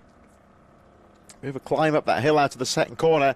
Stevenson still third, Jack Hamilton into fourth now from Travis Shaw. They're having their own battle for fourth place. Sidney Marshall in sixth, and Finley Hanna just over the line now, a little bit further behind. We seem to got Leo Soliu chasing there, and it appears that Valentino Kimi Kirk sadly is out of the race. But Charlie Cunningham just starting to cope with the pressure from Hudson Cooper, looking for some good lines, looking to keep the number 217 behind, but Cooper seems very quick down the back straight. Has a nice line coming out of that sweeping right-hander that goes into the back straight, and that's allowing him just to keep the pressure on the race leader Charlie Cunningham as they make their way down the hill. Cunningham knows he's there, I think riding a bit defensive into the final corner, and Cooper going very wide there. Now, was that a mistake, or is he just looking for some lines, I wonder? There's still plenty of time to go in this race, 6 more laps remaining. As Charlie Cunningham, the race leader, you may have just seen on your screen there, responding with the fastest lap of the race, 108.049 for the race leader Cunningham. Cooper still in second place. Daniel Stevenson dropping a little bit there in third. Jack Hamilton still in fourth, staying ahead of Travis Shaw as they scrap for fourth place. So Sidney Marshall, Finley Hanna and Leo Soliu making up the remaining competitors, as Charlie Cunningham just starting to get to grips with the changing circuit now and pulling away from Hudson Cooper, who seemed to be really challenging a lap or so ago, but just seems to fall behind just by a few tenths. But Cooper with a nice sweeping line again out of that right-handed corner leading onto the back straight, and again just closing up a bit down the straight. He's got a better exit out of that corner than the race leader Cunningham, I would say, and just seems to pull a tenth or so down that back straight. Now he's back on Cunningham, but Charlie Cunningham has got the line into the corner, knows he's there. Covers that corner quite nicely. Again, you can see just how much that final corner's drying out, and Cooper in second seems very quick on the faster, more sweeping corners, I would say. And again, he sets another fastest lap, 107.196. So the fastest lap dueling there between the top two riders. Cooper having a peek down the inside, but Cunningham's got the line covered. No need to look over the shoulder this time. He knows that Hudson Cooper's there. But this is where Cunningham seems a little bit quicker through these SS, leading down towards the right-hander. And again, you just see him a bit more pace through those corners, pulling away slightly from Cooper in second, but not by very much. And this is where Hudson Cooper in second fights back, as we just see the number 11 of Daniel Stevenson in third. As you may see on your screen, the rain starting to fall once again. And again, Hudson Cooper with a nice sweeping line closes back up on Charlie Cunningham. So these riders cancelling each other out here quite well. See Cunningham very quick on the technical part of the track, and then on the wider sweeping corners, Cooper seems to fight back. Hudson Cooper maybe just a little bit smaller, you might say, than the race leader Cunningham, so that might work in his favour as well on some of the more powerful parts of the track. And again, he's right on the rear wheel of Charlie Cunningham, the race leader. Still Stevenson third, Jack Hamilton and Travis Shaw still fighting for fourth place. Again, Cunningham guarding the apex as they make their way through the hairpin and up the hill. A little crest out of the corner, a bit off-cambered on the exit. Let's see if Cunningham pulls away. Does seem to have a nice line through the SS section. Sweeping left and right-hand corners. The yellow flags have gone up again, so I wonder who it is that's gone down. There was a rider back on the feet and a stricken bike on the track, so waved yellows, of course, meaning there's an obstruction, and as they go past the fallen rider, Hudson Cooper's got a very nice line coming out of the corner, really closing up on Cunningham. This could be the moment where he makes his move, although Charlie Cunningham's got the racing line into the right-hander. He's going to force Cooper wide, and Cooper keeps the power on. So Hudson Cooper keeps the momentum, and Charlie Cunningham knows he's there. Coming into the final corner, I think the rider we may have lost is the number 13 of Finley. Hannah was that rider, and again Cunningham checking his shoulder. He can see the number 217 is right on his tail. Less than 0.2 of a second, and Hudson Cooper, 3 laps to go, just starting to put the pressure again. Down the inside he goes, can't find a way through. Charlie Cunningham holding on to the lead. So this Ohvale 110 race brought to you in association with Motul Oils is drawing to a very close conclusion here. What will very shortly be 2.5 laps to go. Again, Cunningham doing enough just to pull away slightly. They've got to take care now with the waved yellow. The stricken bike, I believe, of Finley Hannah being pushed away. Ryder appears to be okay, though. And again, look at that nice tight line there. You can visibly see Hudson Cooper closing up as they make their way out to the right-hander. Just seems to be able to get the power down a little bit earlier on the inside line and cut the distance on the race leader Cunningham. Here they go then, 2 laps to go when they cross the line in a few moments. Hudson Cooper not doing enough on that back straight to be able to close up enough on Charlie Cunningham just yet. So let's see what Hudson Cooper has in the bag here. Can he find a way through? And again, putting the pressure on coming into the first corner. But Cunningham's got enough to hold on to the lead. So Charlie Cunningham, 2 laps to go now. Again, coming under pressure. Hudson Cooper down into the inside and takes the lead out of nowhere coming into the second corner. So Hudson Cooper into the lead. And this part of the track now is where Charlie Cunningham appeared quicker beforehand. So can he use that to his advantage? Again, he just looks a little bit more aggressive through those curbs. Gets a nice line and now gets back onto the rear wheel of the race leader Hudson Cooper. So Charlie Cunningham's got to watch the 217 here. Look at the line he's taking. And again, just chasing that back wheel. This might allow the second place Charlie Cunningham to have a look at some of the lines and try and chase the 217 Hudson Cooper. This, I think, will be Leo Soliu in front, the final rider left in the race. So Soliu currently in 7th, will go a lap down and holds his line as the leaders make their way through. And Hudson Cooper around the final corner. 1 lap to go in this Ohvale 110 race brought to you in association with Motul Oils, and still very close with Hudson Cooper and Charlie Cunningham. Cooper there, look on the graphic there showing the fastest lap of the race, 107.164. So Hudson Cooper maintaining a good pace out there. And as you can see, almost lap by lap, the circuit gradually drying out on that racing line. Perhaps, as Derv said earlier, it might still be a bit too wet to go for slick tyres for those riders who can change their tyres, use the different compounds. Another rider going down there, I think, is possibly Sydney Marshall, because we've already had Daniel Stevenson, Jack Hamilton and Travis Shaw going through. Last lap of the race. And again, a few riders being caught out here by the changeable conditions. Nice line there for Charlie Cunningham. He seems to have picked up that good line from the race leader Cooper, and having a go as they make their way down towards the final corner. Hudson Cooper holds on to the lead. One more corner to go. They've got a slow rider in front, but shouldn't affect the race leader. Round they go, and Hudson Cooper charges to the line. Checkered flag is about to go out, and Cooper takes the checkered flag. So Hudson Cooper, your race winner. Charlie Cunningham, fastest lap of the race on the final lap, but it's only good enough for second position, and only 0.4 of a second covering the top two riders as they cross the line. But a race win for the 217 of Hudson Cooper. Cunningham having to settle for second place. Daniel Stevenson over the line in third. And there's that close battle of a fourth place. Jack Hamilton just about holding off Travis Shaw. I think that Sydney Marshall just about stayed on the lead. Leo Soliu also out there as well, and I think Finley Hanna and Valentino Kimi Kirk sadly will be non-finishers in this race.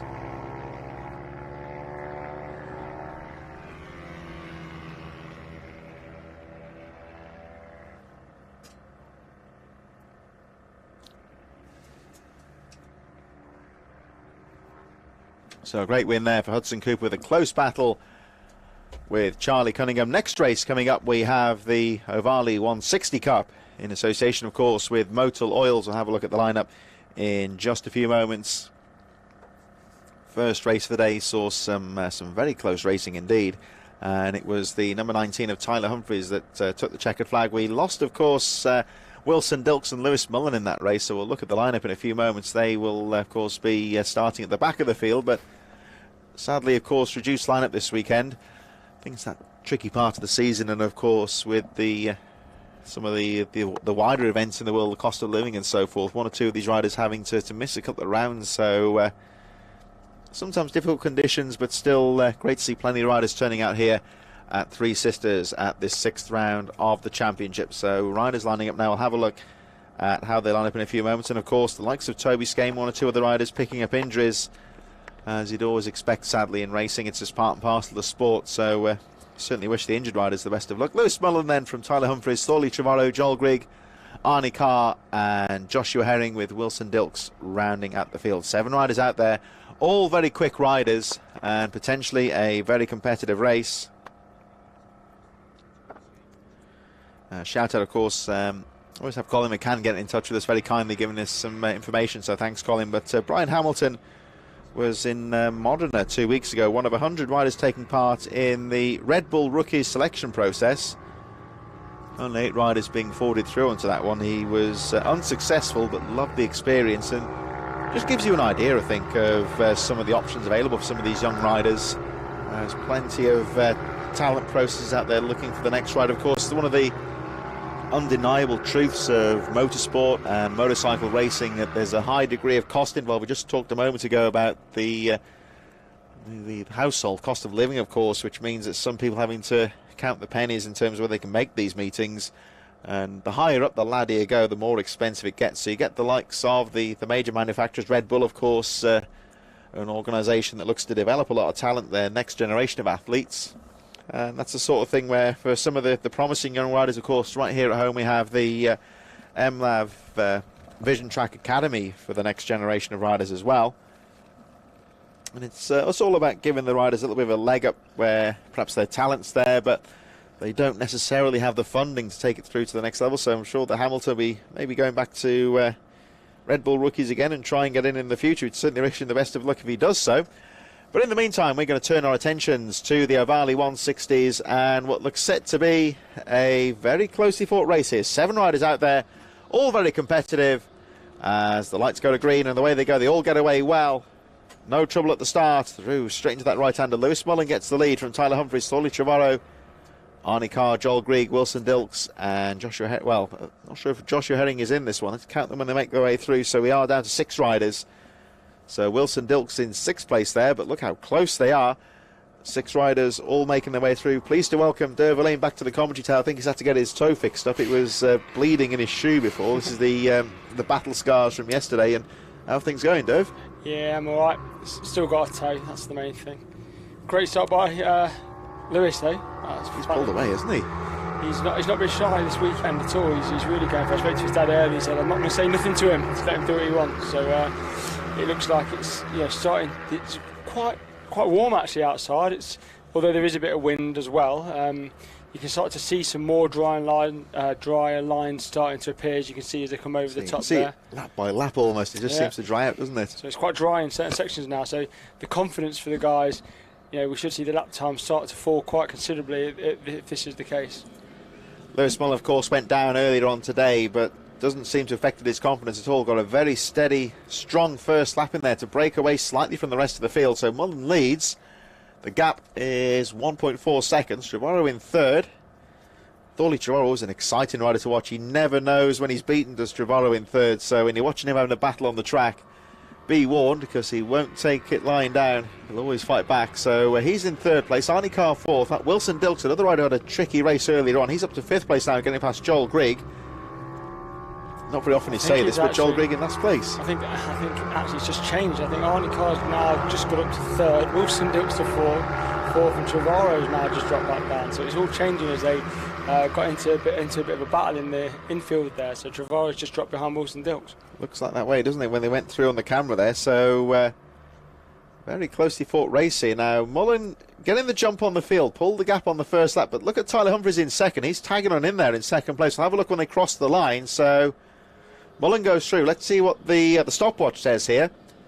So I think Tyler Humphries put a good lap in there, and yes he did. 106.147, there you go, and the gap goes down to 0.8 of a second. So Tyler Humphries very quickly finding some good lines out there, and it did seem at a stage there that Lewis Mullen might check away. He's checking his shoulder there, and he can see that Tyler Humphries is closing up a bit now. So let's see where Humphries just looks that little teeny bit more aggressive going through the S's, a bit more attacking into the corners, I would say. Yeah, I think it's good for Tyler. I think he's in a good position here. Because he's following, he can judge the pace of what the guy in front is doing. So if the guy's pulling away, then he knows he can push on because he's the reference point, right? Whereas at the minute, Lewis hasn't got a reference point, and when he pulled away early this morning, he's obviously won the race since then, but he pulled away early and he slipped off, didn't he? So, sometimes being out on your own is not always the best thing. Sometimes it's better to be sat in 2nd and let the race come to you a little bit.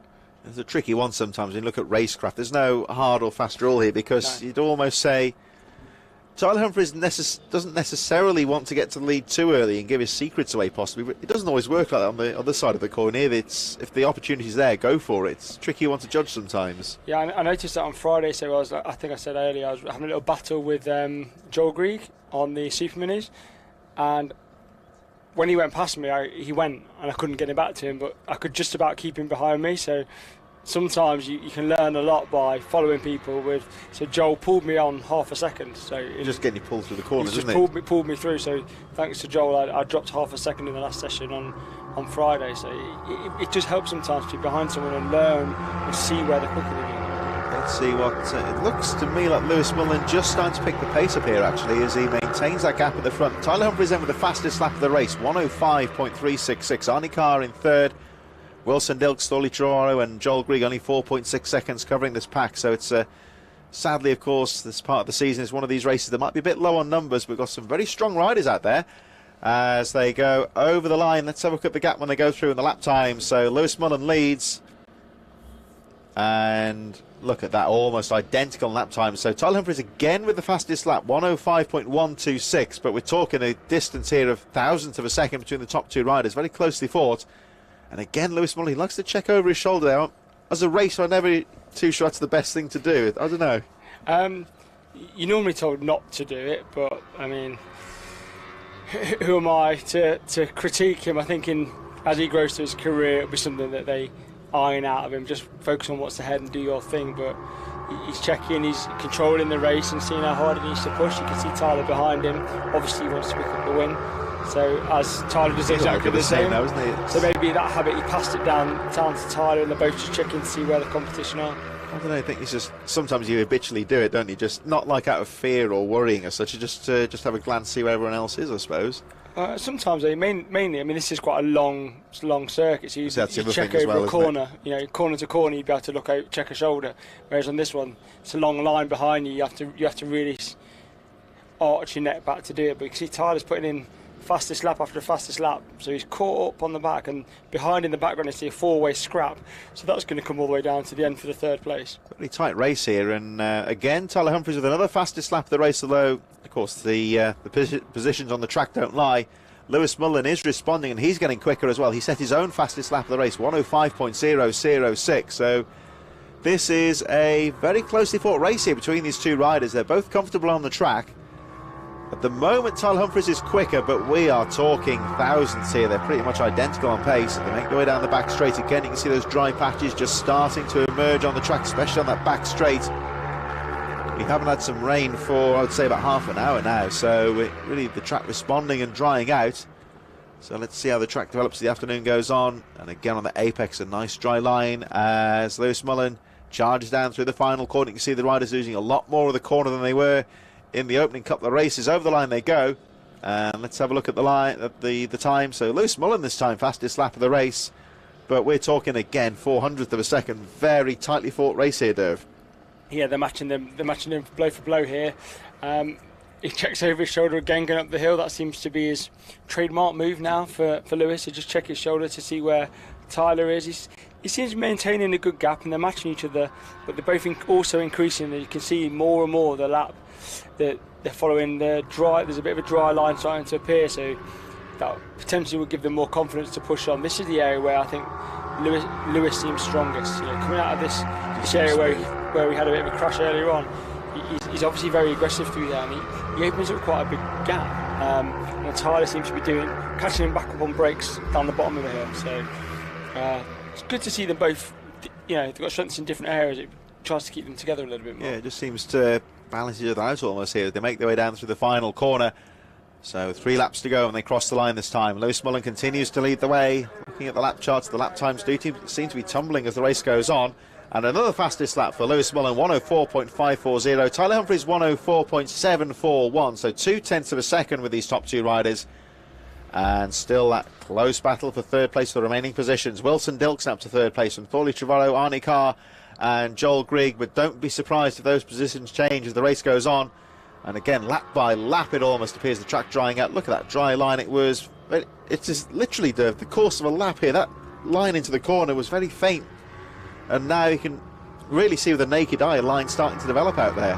Yeah, the sun it's really come out, so it's quite nice outside now. As you can see the glare off the track. Now this is where it could get difficult, because you can really push on, and that glisten across the track is sometimes what takes people by surprise. So you'll have to see how. Well, hopefully no one goes down, but you can see now as you come across the top, there's this dry patches. The inside of this curb, all dry.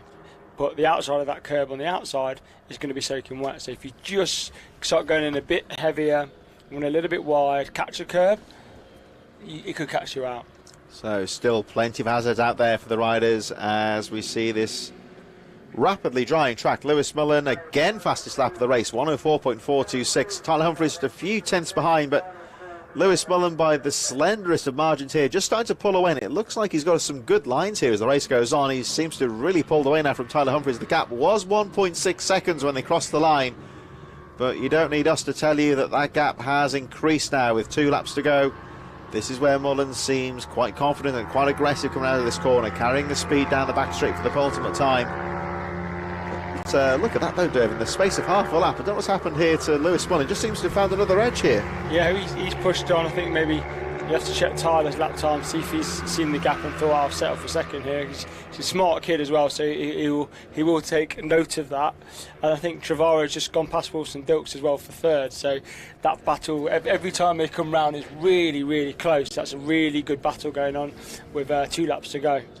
So here we go, Lewis Mullen still in the 104s, and Yeah, Tyler Humphries just seems to have rolled it back a bit here, lapping in the 106s here. So Tyler Humphries just slowing down a bit now. Whether that's a problem or just managing the race, he looks comfortable out there. So I think you might be right there, Dave. I think Tyler Humphries in second place just seems to be a bit of race management here, and you never want to give up as such, but just manage the race and bring it home. Yeah, championship points are important here. Obviously, they're in the championship, so for the 160 class, so they want to take as many points from this as they can.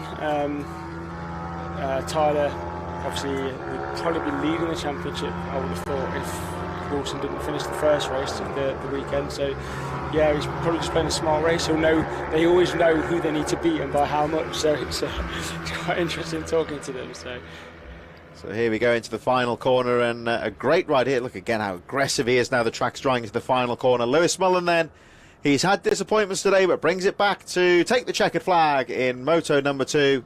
Tyler Humphries playing it cool to bring it home in second place. That'll do him. He looks pleased with that one as well. Here's to the battle for third. To the line they go. And that Trevorrow, Trevorrow just pipping. I think he just pipped Arnie Carr. Yeah, so Wilson Dukes just lost his last places. Lewis celebrates there. Yeah, really good ride. You can see how much it means to them when they come off. You know how happy they are.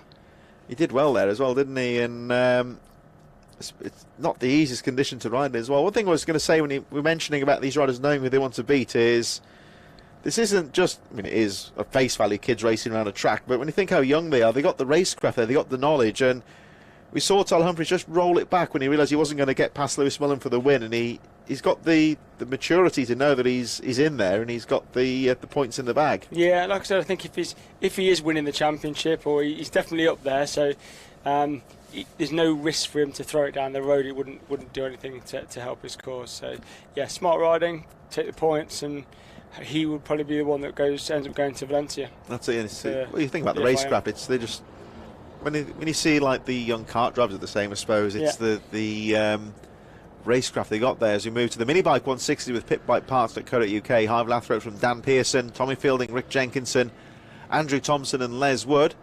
Making up your top 6, Tommy Ullman, Andrew Rayfield, Tony Reveley, Peter Wadsworth, Nathan Gardner and Robert Med in 12th position. Mary-Ann McCartney I think will be in 13th position, just behind Nathan Gardner, or Robert Med, Mary-Ann McCartney, Tom White, Michael Nealons, Michael Judkins and our newcomer Lindsay Yates in 18th position. She had a good ride in her debut in the first race earlier on today. Another one of the newcomers there had another rider with a good position there. James Bold in 19th place from Joe Day, Michael Med, Liam Booth, Alistair McQueen and Simon Wadsworth, some of our non-finishers in the first race. So they'll start a little bit further down with Gab Tappenden rounding out the field. So, like we said there, one or two of our newcomers there, Lindsay Yates and Mark Bold in there. First ever race, they had some nerve-wracking moments when the leaders came steaming through, so they had a brief, very abrupt introduction to the sport, but they kept it on two wheels and kept it together in conditions that claimed some very experienced riders. Yeah, they survived the first race, which sometimes it is about survival, and now they get to go again. This time they'll be a little bit more aware. You know, they'll be expecting, right, after 4 or 5 laps the fast lads are going to come through, and when one comes through there's probably a couple are going to come through, and what they'll start doing is they might have a little look over the shoulder and see what's coming to get them. So no, that experience will help them in this race, and they'll probably, if they check their lap times, they'll probably go quite a lot faster. Quicker now, I think, won't they? We'll have a look at the back. They should still be wearing their fluorescent yellow novice bibs. There they come through to the grid now. Now, of course, those bibs, a bit like the Marshall bibs, of course, they suggest they signal to the leading riders that these are novice riders. So again, it's just a bit of a warning to the faster guys coming through, just to give these riders a little bit of space. They're inexperienced, they might panic in a situation, so it's just to let them know, and of course to maybe also to protect those newcomer riders as well.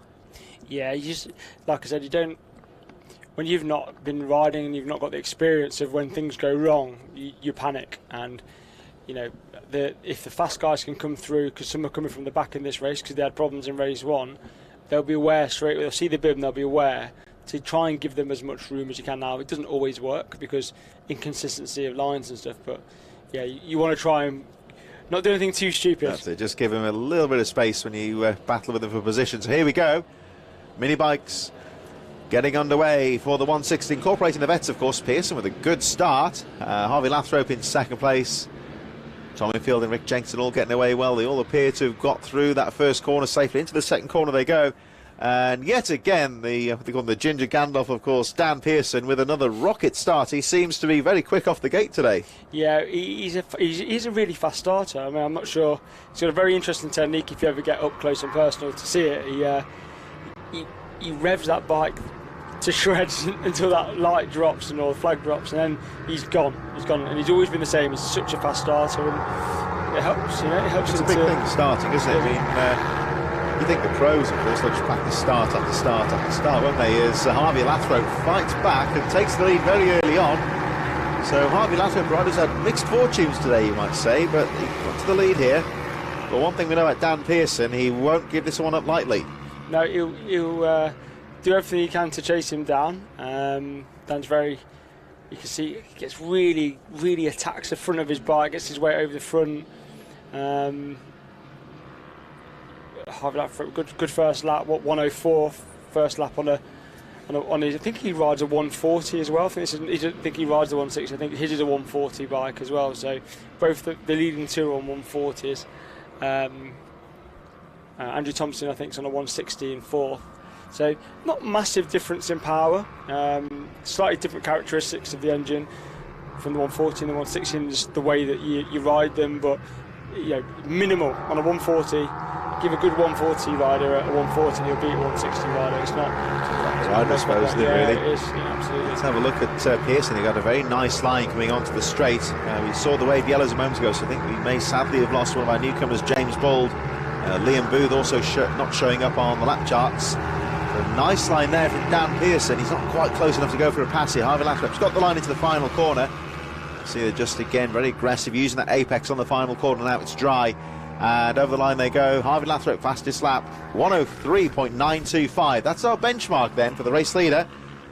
Dan Pearson almost matching that time. Those two just breaking away slightly from Rick Jenkinson in third. Battle on for third place with Andrew Thompson and Tommy Fielding. And as the rest of the top 10 charge through, it's Tommy Fielding, Tommy Ullman, Les Wood, Andrew Rayfield, Michael Mead and Nathan Gardner rounding out the top 10. Peter Wadsworth, Tony Reveley, Tom White and Mary Ann McCartney a bit further behind. And Joe Day, Gav Tappert and Michael Nealons. As again we look at Dan Pearson, he seems very aggressive coming into this right-hander. And this is the section of the track where he really seems to make the time up. Yeah, coming through those S's, he seems to close up just in time for this long straight at the back. And in the slipstream, it will give him a little bit down here. You can feel it. It's a long straight. Just as you tip in there, it's really bumpy. You can see them run right to the outside of the track. You can't really see it when you walk the track, but there's definitely bumps in there just as you're tipping in. So yeah, it's a really brilliant track. The way it's laid out is fantastic. It's fast, flowy. And people like Dan who can, really good, get onto the back straight, head down.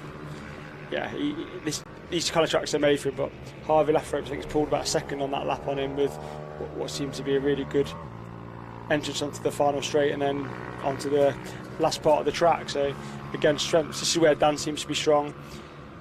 He is riding a slightly smaller bike, a 50 frame. I think it's 50, it might be 75 frame bike. So he's very quick through the twisty stuff. Not quite close enough on that lap though, as it looks like Lathrop's got that tricky little S section dialed there, and he just seems to be doing enough just to hold on to the position. And notably here, the lap time starting to tumble as Lathrop just starts to break away. Yeah, it looks like that whole right-hander, because the bikes will pretty much go through steadily on one line. It does look like it's giving a nice little dry patch, so they're actually starting to carry a bit more corner speed out of that onto the back straight. So yeah, we should see the time start to come down now. As long as we don't get any more rain, things will just get quicker and quicker and quicker. Yeah, they're hovering around the 103s now as Harvey Lathrop only a few tenths of his fastest lap. Dan Pearson second, Andrew Thompson third. We've got Tommy Fielding up to fourth place now from Rick Jenkinson, Tommy Ullman, Andrew Rayfield, Les Wood and Michael Mead running up the top 10. Those riders just coming through down to the final few quarters. You saw them in the background, that battle on the edge of the top 10. As we watch, there's one rider, is that McQueen possibly? That's Nathan Gardner. Nathan Gardner, sorry, out of the race. So Dan Pearson in second place, keeping that pressure on. But look at this track here, lap by lap. There is a dry line really starting to develop now. There's a lot more grip, and you can visibly see the riders carrying a lot more corner speed. as they make their way down the back straight once again. And this is another part of the track to watch out for here as well. There's a bump again, isn't it? Yeah. So see, now you see the pace is picking up. You see the wind in the trees and the plants there. Most of the corners now are going to dry out quite quickly. So now you're going to start to see people thinking, right, let me look at the clouds. Do I go onto a slicker tyre? You know, what do I change to push on? So if you look at the likes of these two guys, obviously flying and doing a great job. Just behind him, you've got Fielding, for example. So he races at No Limits, I think. Really fast, big bike rider. So again, as the conditions change, other riders are going to start to come into the frame a little bit more. Here they catch up on the 18th place, Lindsay Yates, one of our newcomers. Yates again holds a line, lets the leaders go through down the inside. They'll find a way through, they're fast enough. So here we go through the right-hander. And the treble two for Harvey Lathrop now really being closed on by Dan Pearson in second place. Pearson with a nice line, and I think Pearson here's going to put the pressure on. Yeah, it's a slipstream, tip in, over the bump. You see them both go over it, up the hill. Now, it's quite bumpy up here as well, but you hug the inside of the track.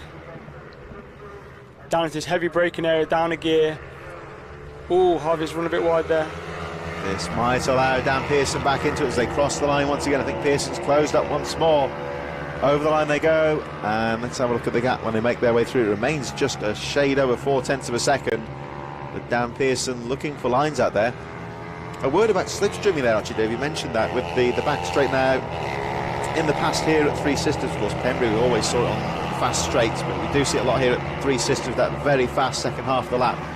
When you look at slipstreaming, as again Pearson, we look down the inside, you often think of like NASCAR or Monza, that sort of thing, where the cars are doing, or the bikes are doing 200 miles an hour. Yeah. Obviously the speed's a lot slower in mini bikes, but as we look at the straight now, is slipstreaming a factor from a rider's point of view on this back straight? Yeah, definitely. So bigger rider, obviously you've got different size riders as well. Harvey's not the biggest of lads, but if you're tucked in behind someone, you can definitely feel the effect on this track.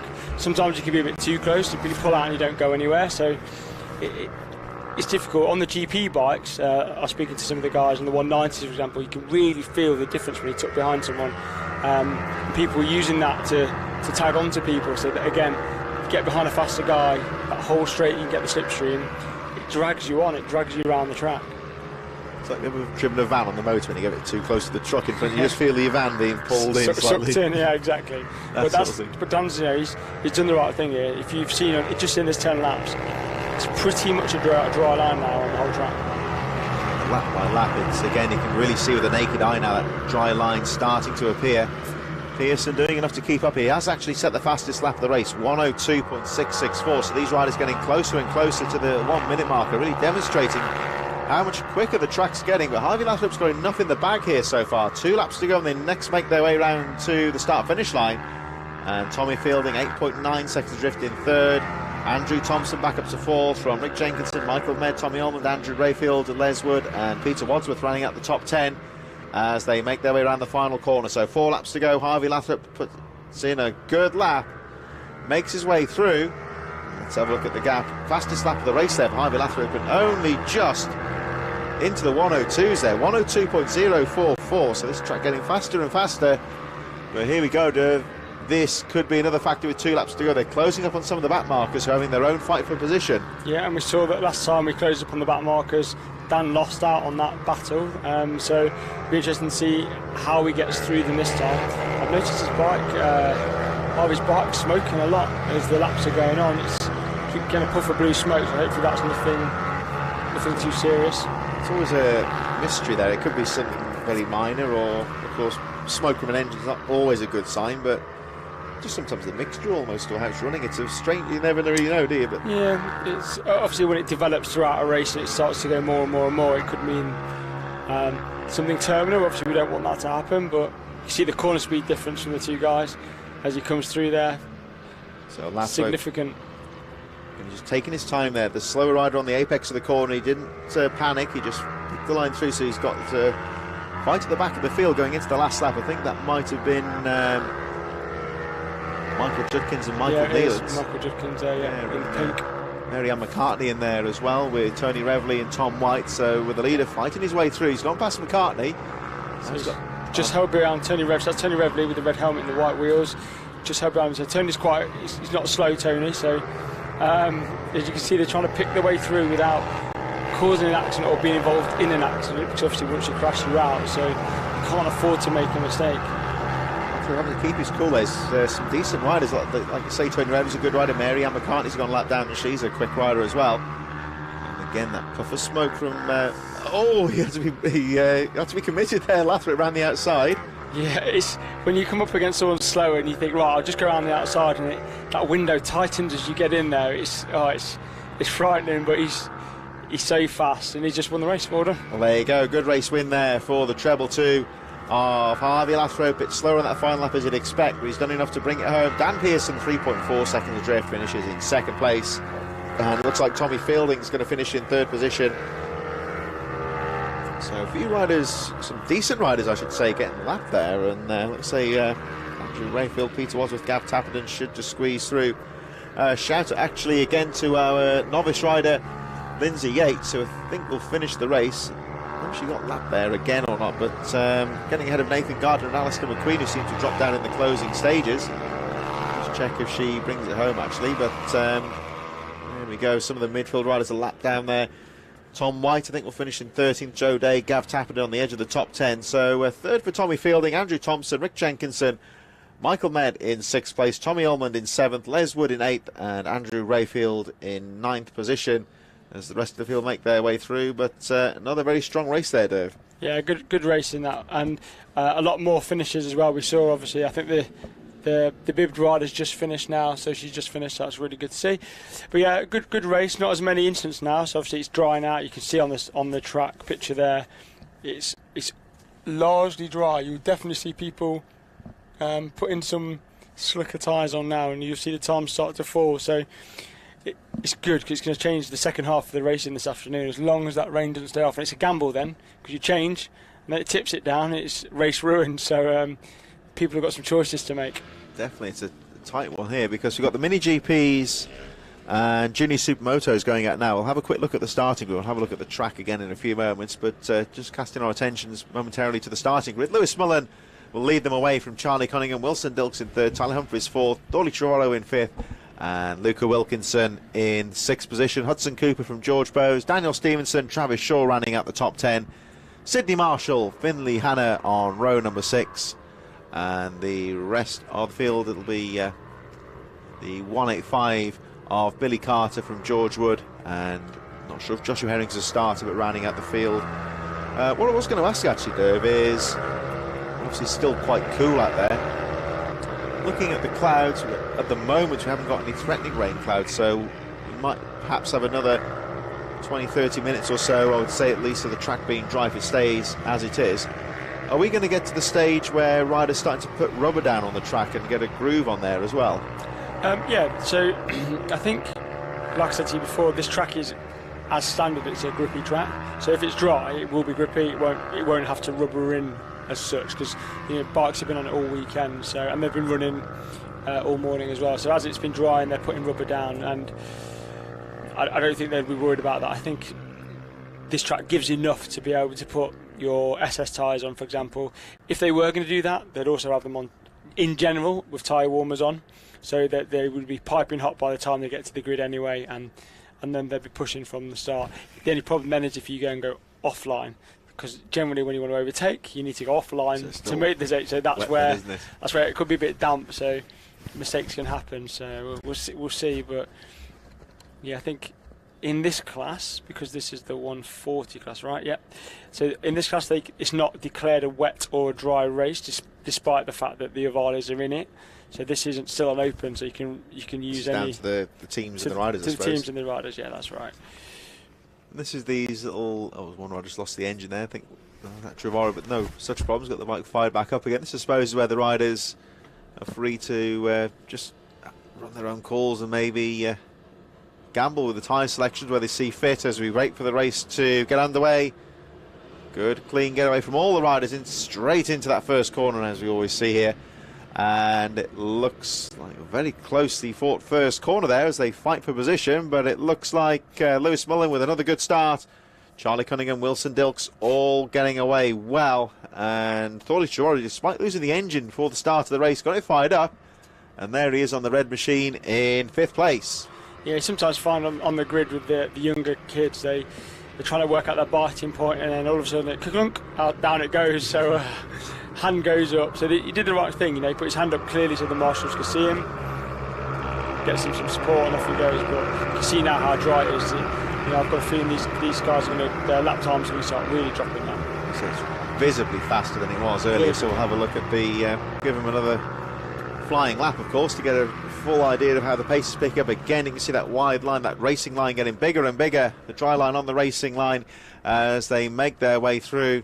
And even since the start of the racing block, I think the likes of Lewis Mullen visibly look faster as the track gets dry. They can carry a lot more cornering speed. They make their way through, and already from a standing start we're looking at 1:03 lap times, and that is from a standing start as well. So gives you an idea of the very fast first lap as they make their way through. Lewis Mullen, Wilson Dilks, Tyler Humphries, 3 riders fighting for position. It looks like Dilks. Yeah, Dilks has pipped him. Yeah, he's taken the lead.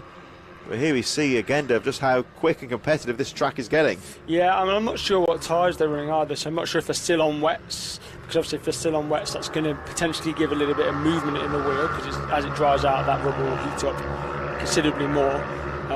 You could have a mixture, you could have some on wets, you could have some on a mixed tyre as well, so I can't see what they're running at the minute, but you know, Wilson and Tyler were very fast yesterday in the dry, really fast.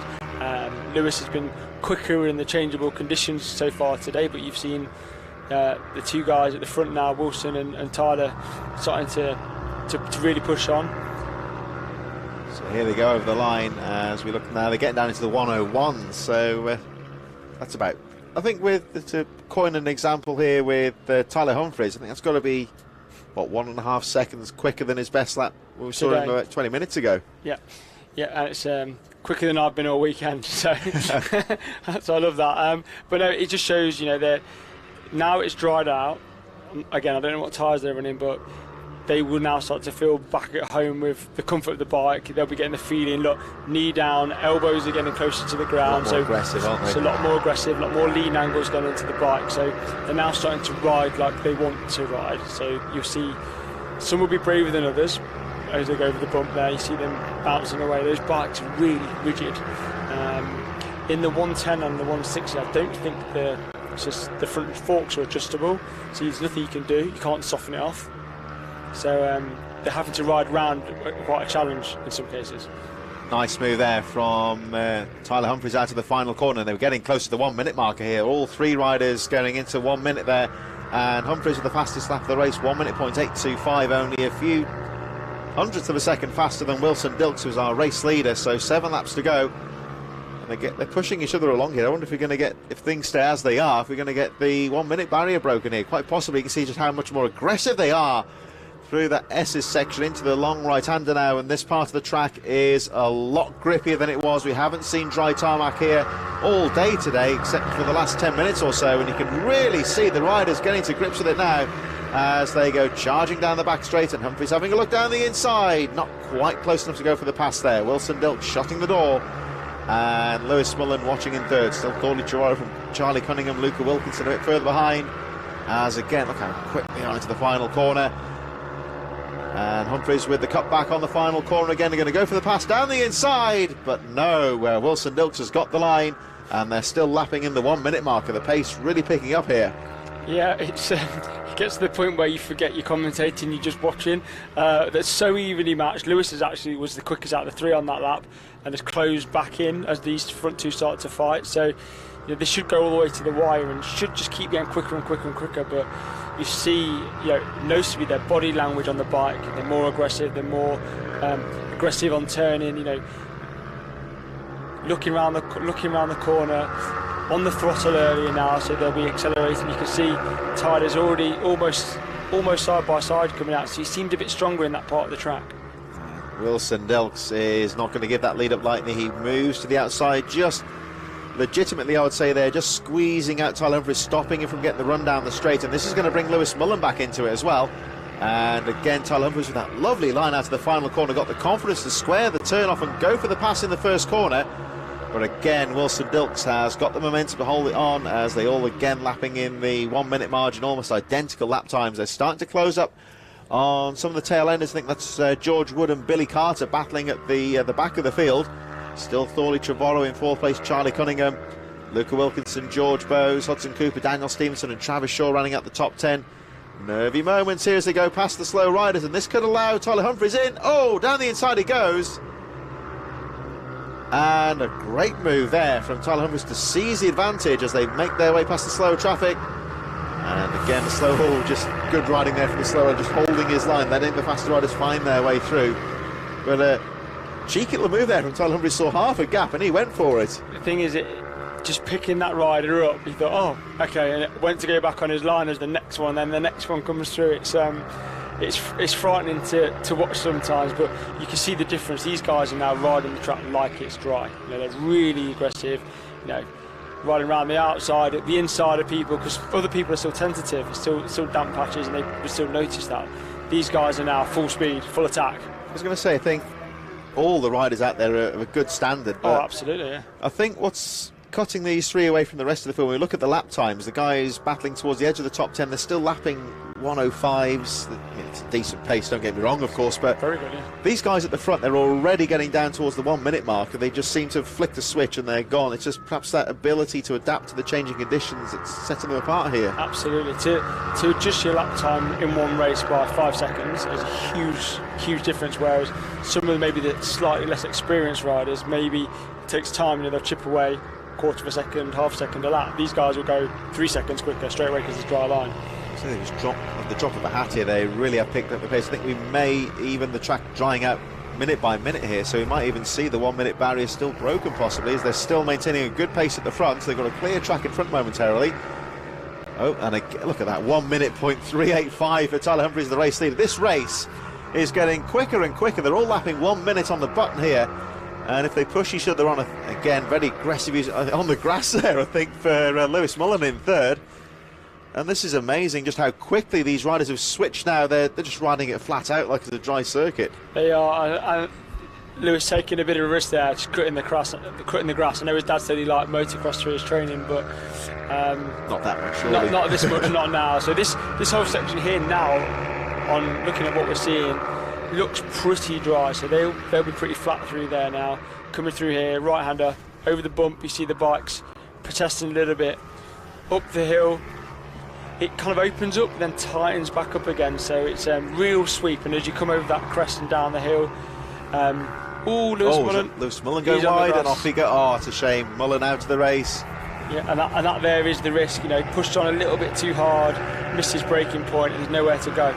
And in the meantime, the 1 minute barrier has been broken by Wilson Dilks. Tyler Humphries almost with 0.006 of a second off that barrier. So 59.593, fastest lap of the day so far for Wilson Dilks. This, of course, means that Thorley Trevorrow is up to third place. Lewis Mullen taking quite a hefty tumble on that last corner. And like you say, Dave, that, of course, is the risk. It is drying out lap by lap, but there is always that unsuspecting little part of the track that's going to catch you out. Yeah, I think the track's dry, but everything around it is absolutely soaking. So if you one wheel out of line, a little bit of grass, and you can see Lewis really trying to stay on the back of the front too. It's really tightened up here at the front as well. It doesn't take much. Run a little bit wide, miss your braking point, and you're back on the wet stuff again. So you can't slam your brakes on, so you've got nowhere to go. It's barely even a mistake, you would say. It's not like the rider's been reckless as such. It's just the track by its nature is going to be a bit treacherous It's just racing. It's just racing. But Wilson's doing a great job here to tag on the back. Wilson, can't remember how old he is. I think he's 9 or 10. He's really old, is he? He's young. Rode superb this year. Really taking it to Tyler. Tyler's obviously. He's gone down the inside, has he? Oh, we had a look, didn't he? Tyler's obviously doing superb as well, amazing. So these two have pushed each other, and what that's meaning is that every track they go to, lap times are improving from last year. The results, consistently them two are battling race after race. It's pushing them both on, which means they're both going to progress at a higher speed, which is why they can 17 seconds ahead of third place. It's phenomenal. Yeah, with respect to Thorley Trevorrow, he's been left behind somewhat in third, and he's a decent rider as well. So here we go, final corner. Now, what's Wilson Dilks going to do? Can he do anything on the last corner? He's got a decent toe down the back straight. Tyler Humphries holds on to the lead. He's got the line into the last corner. Dilks still pressurising, but I think Tyler Humphries has done enough here. Very fast finish to this race. And Tyler Humphries takes the checkered flag and breaks the 1 minute barrier himself. Wilson Dilks in second place. And, well, yeah, those two getting under 1 minute. We didn't think that was going to happen earlier on today, that we'd be getting sub 1 minute laps today. I think is that the first sub minute from any bike so far, set by a 9 and a 10-year-old or something like that. It's, well, so it's like, well, they're doing there. Unbelievable. But, you know, well done to everyone else as well, you know. Yeah. You got some new people on there, you know, George Wood, Carter. Really good. Hudson coming in the top 10 9th. Daniel Stevenson. Oh, there they go in fourth. That was Travis a good one there. It was that Luca Wilkinson? Yeah, he got the verdict there. Yeah, just beat Charlie Cunningham, who's having a really good weekend. George Bowes, he's on a much bigger bike. He's on a pit bike, so is that an advantage or a disadvantage? But he's still, you know, really good performance. So I think everyone should be proud of themselves. Changing conditions and adapted really well. Yeah, it's a changeable track in. It's really separating these riders out so far. So George Bowes with the 6th place, Travis Shaw in 7th, Daniel Stevenson. A few of these riders having good weekends. Stevenson in 8th, Hudson Cooper 9th, Sidney Marshall rounds out the top 10. Billy Carter, George Wood a bit further back, and the unfortunate Lewis Mullen crashing out of the race whilst in that very closely fought race at the front. We're going to move on very shortly then, of course, to next race of the day, the Minibike 140s. Big group of riders here on a rapidly changing track, so this could be a very closely fought race. And I think here, Derv, as well, it's for the first time today we're looking at the skies with some concern here, because if it rains now it's going to cause some trouble. So what I'm going to do is, I'm going to leave you to commentate. I'm going to run out and see who's on slicks and who's on wets, so that I can tell you. So give me a second now. Yeah, we'll have a look at that one. So Derv's going to get down there and check the action out as this race gets underway. And of course, this is this dry weather, prolonged dry weather, not really being forecast today. So we'll have a look when the race gets underway. Derv's going to check out the grid. And this is how they'll line up. Harvey Lathrop from Dan Pearson, Tommy Fielding, Stephen Humphries in 4th place, Gary Jacobs, and row number 3 made up of Tommy Almond in 6th place, Andrew Rayfield from Liam Trinder, Michael Thompson in 9th, Tom Wise in 10th place, row 6 with Paul Mitchell and Daniel Cliff in 12th position. In row 7, one of our newcomers, Harry Swan in 7th place, right next to one of the most experienced riders on the grid, Ben Lord, starting down in 15th, I should say, Peter Wadsworth, Rick Jenkinson and Joe Quinn in 18th place, Robert Med, Mary-Ann McCartney, James Sidebottom, Michael Med, Simon Wadsworth and Liam Booth on row number 12.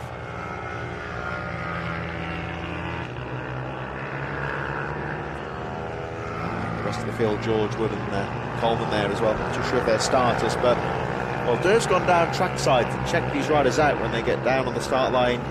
This prolonged spell of dry weather, not really forecast. It looked pretty much like there'd be continual rain showers like we had in the morning throughout the afternoon.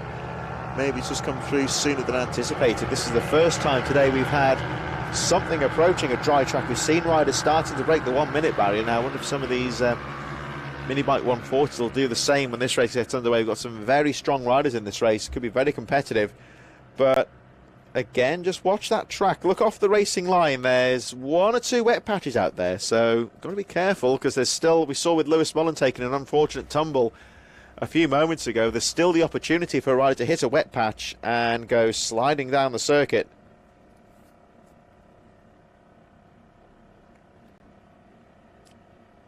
So we're about to get things underway with our second race of the day for the Minibike 140s. Last few riders making their way onto the grid. Of course, we've got Ben Lord fighting his way through the field after that incident in the first race when he dropped the machine. So riders on the line now, and Derv checking out the tyre choices. What's the word on the start line? Intermediates. Well, that's pretty aggressive tyre choice, I'd say. Yeah, everyone's gone intermediates. It is still wet in certain areas, wetter than it looks on the cameras. So all the front guys have got cut inters on. Some guys have opted for wets, but I didn't see anyone on slicks.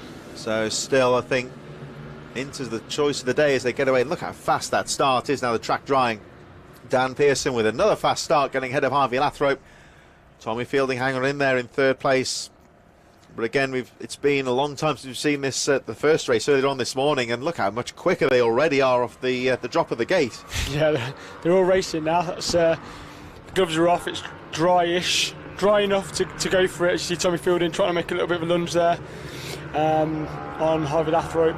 Again, used to riding the big bikes. He's riding with Roy Barton today, who's one of our trackside support companies. Lathrop finding a line when there wasn't one available. That was a brave move there to make that one stick, and I don't know what Dan Pearson will think of that one. Dan tried to give him the squeeze on the right hand side to try and make him think otherwise, but Harvey's very stubborn when it comes to his moves, so he pushed his way through anyway. I'd put Harvey Lathrop in a similar category to Thorley Giroir. They're one of these riders who they're not like out and out aggressive, but on the same coin they never know when they're never beaten. They're never beaten, are they? So exactly. And that's the sort of thing we just saw there with Lathrop finding a line where none was available and setting a 1:03.7 on that standing start lap. So again, we've got a very fast pace out here. Yeah, so this one will definitely be in the 101s almost. Probably this lap. Ben Lord up to 6th place after starting further down the field. That's tight. Squeezed down the inside there from Tommy Fielding. Humphrey's still in 4th, Gary Jacobs, and the rest of the top 10, Tommy Ullman, Michael Med, Andrew Rayfield, Peter Wadsworth running out the top 10 as Harvey Lathrop starts to break away, but further down Paul Mitchell, Tom Wise, Daniel Cliff, Liam Trinder and James Sideboss a bit further down with Jenkinson, Joe Quinley and Booth and Harry Swanner, newcomer at the back of the field as Lathrop tries to break away, but Tommy Fielding, he's done it now, he's gone through to 2nd place, but runs wide. So he didn't really want to be out there because it could be wet. He lost a bit of time, he's had to roll off there, otherwise he'd have been in the tyres. Dan Pearson's really hard to overtake. He rides really aggressively, but in a fair way, puts his bike in the right positions there. Well, if you want to pass me, you're going to have to work for it. And it's, he's known to be a good to battle with because it makes it really hard for you, and that's what he should be doing. So nothing wrong with that. We've commentated on him before where he's had a train behind him and no one's getting past him. So that's a skill, isn't it? Like you see him absolutely. again, he's really being closed on my Fielding in 3rd there, but it doesn't faze him, does it? He's quite a squat rider and he doesn't get put off by those sort of things. No, like you said, it's the passing rider's responsibility to pass safely. And we hopefully, like I said, you don't want to see anyone in the tyre wall, like we said. So, it's just sometimes you can be miles faster than someone, but just getting around them is just a nightmare. That's an art. We've both been there. We've been chased by faster riders, and it's easier said than done. You just got to try. We've got the rain coming back in. You just got to try and put that bike in the right place, which sounds easy, but it's not. No, it's not. But he has actually gone past him now. It has started to rain. Yeah, got a few drips of water on the commentary tower here. We can see in some of those camera angles. It's just spitting at the moment now. Of course, if you got spits of water on the commentary point, and you'll see him. That'll be hitting the visors. You'll get an idea that it is starting to just spit of rain a little bit. Yeah, so at this point, with the way it's coming down, it is literally spitting, so it's not coming down hard at all. So the guys will be okay on the tyres they're on. The tyres they're on are fine, they will move water, so there's no water on the track at the minute. It's still dry enough, so you'll just start to see now off the back of their wheels the little rain lines. So that's it, just starting to grease up. So again, you've just got to be cautious, but they've got the right tyres on if they're on intermediates or potentially wets as well. So. See how much the pace drops. The bikes, one or two of those corners looking just a little bit twitchy coming out of one or two of those corners, and maybe not quite so aggressive that time. Let's have a look. Well, the lap times have dropped there. Harvey Lathrop with a 1:03 that time round. Dan Pearson drops to 1:04, so just a few tenths here and there. It's certainly not transformed the track, has it, though? It's just enough just to rein them in slightly. Just makes you think, you got rain on your visors. They've seen how it's raining today. If there's a downpour now, the guys in wets will be rubbing their hands thinking, I'm in. So it's the gamble that you want to take. We're talking about, would you go to slicks? Watch out for Watch out for Ben Lord, actually. Now he seems to have maintained a good pace out there. He should be coming into the camera shot now. Just about there. He's catching up. Of course, he started way down the field after dropping in the first race and catching up with the leaders. Yeah, I think I spoke to him. He didn't actually just slide off. He had a technical problem which caused the bike to come from underneath him, actually. So it was actually a technical problem. So he's obviously one of the fastest here. So he should, if he can, 6 laps to go, he'll rein these guys in depending on his lap times. Around the final corner they go. Harvey Lathrop holds on to the lead, maintains that gap at the front. The lap times, as you say, dropping down by about 2 seconds compared to how they were at the start of the race. Dan Pearson and Tommy Fielding in this battle for 2nd place, being closed on by Ben Lord all the time. And still Tommy Ullman in 5th place, Stephen Humphreys, Peter Wadsworth, Andrew Rayfield, Paul Mitchell and Tom Wise taking us down to 10th place. Daniel Cliff, Michael Thompson, Jane Sidebottom, Liam Trinder and Rick Jenkinson in 15th position. Joe Quinn, Liam Booth. Harry Swan moves up to 18th place. It's just when we're getting lapped, as we seem to have lost Michael Med. But still, we're looking at this close battle here with Tommy Fielding and Dan Pearson, who holds on to that second place. But all the time, look behind you there, because Ben Lord is catching up corner by corner. Yeah, Ben Lord's he's flying at the minute, so I think he will get onto the back of these guys if they hold each other up. Now these guys are battling quite hard, as you know. Dan, like I said, he likes to hold it. He holds the lines, he hits all his apexes, makes it really difficult. Whereas Ben's on his own, so he'll just be looking ahead, seeing the gap closing all the time, thinking I can take these guys. Around the final corner goes Dan Pearson, and this is all going to be, like you say, Dove, good news here for Ben Lord. He'll see these two battling. Again, he closes up, so Lathrop leads. The gap goes up to 7.8 seconds.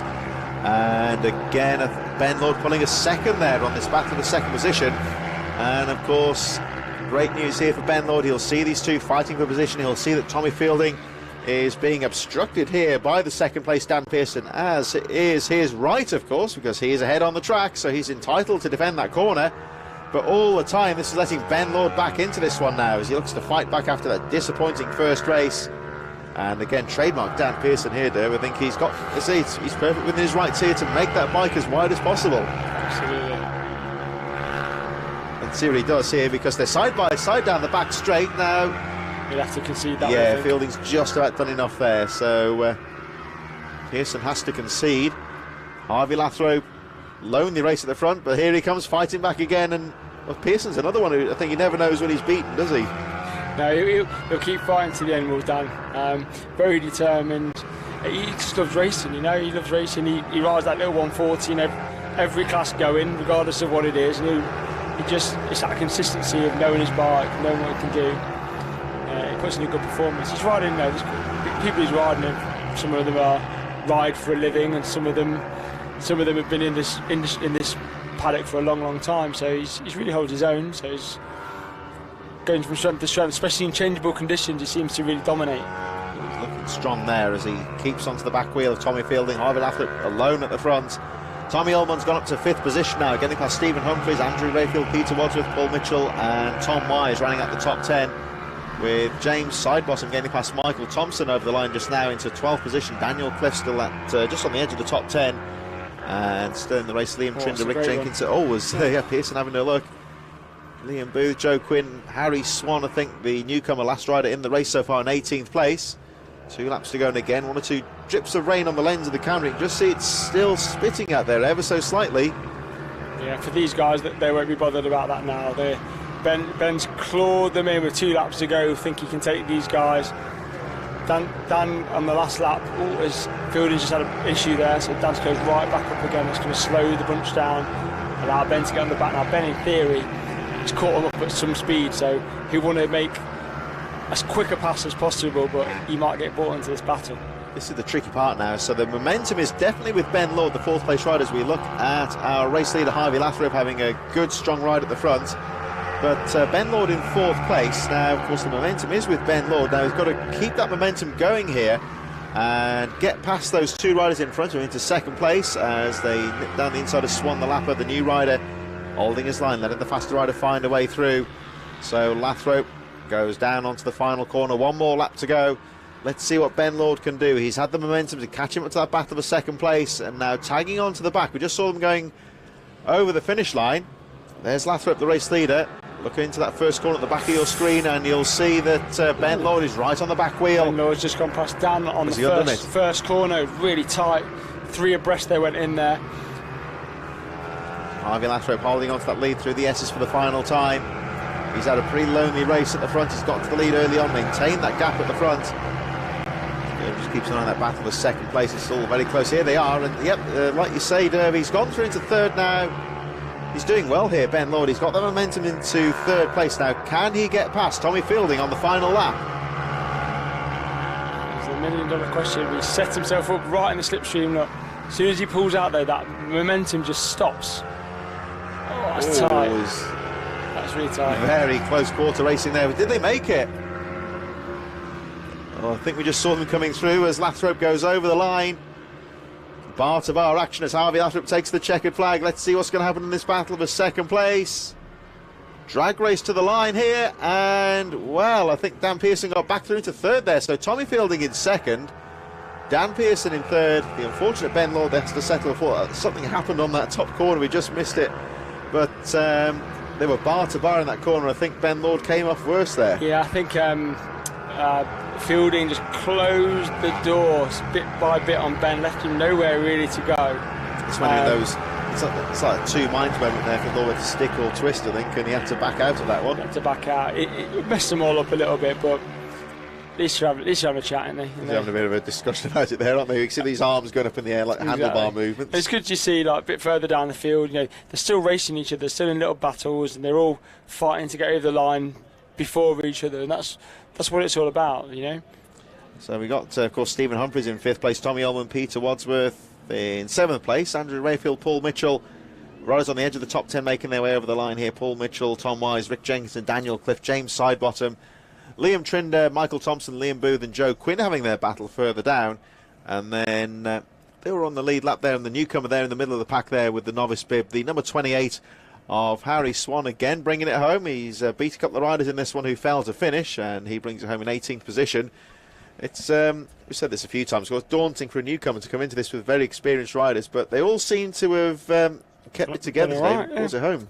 I spoke to him when I went to get the burger, and he said that. I said, "You're not riding your bike, you're riding that mini bike." He said, "Yeah, because he doesn't have any wet tyres for his own, so he's borrowed a bike." So sensible idea. It's how we start, though. You always start with your bike, and you've got some of the stuff you need, not everything. It's it's the start of his journey. That's quite interesting.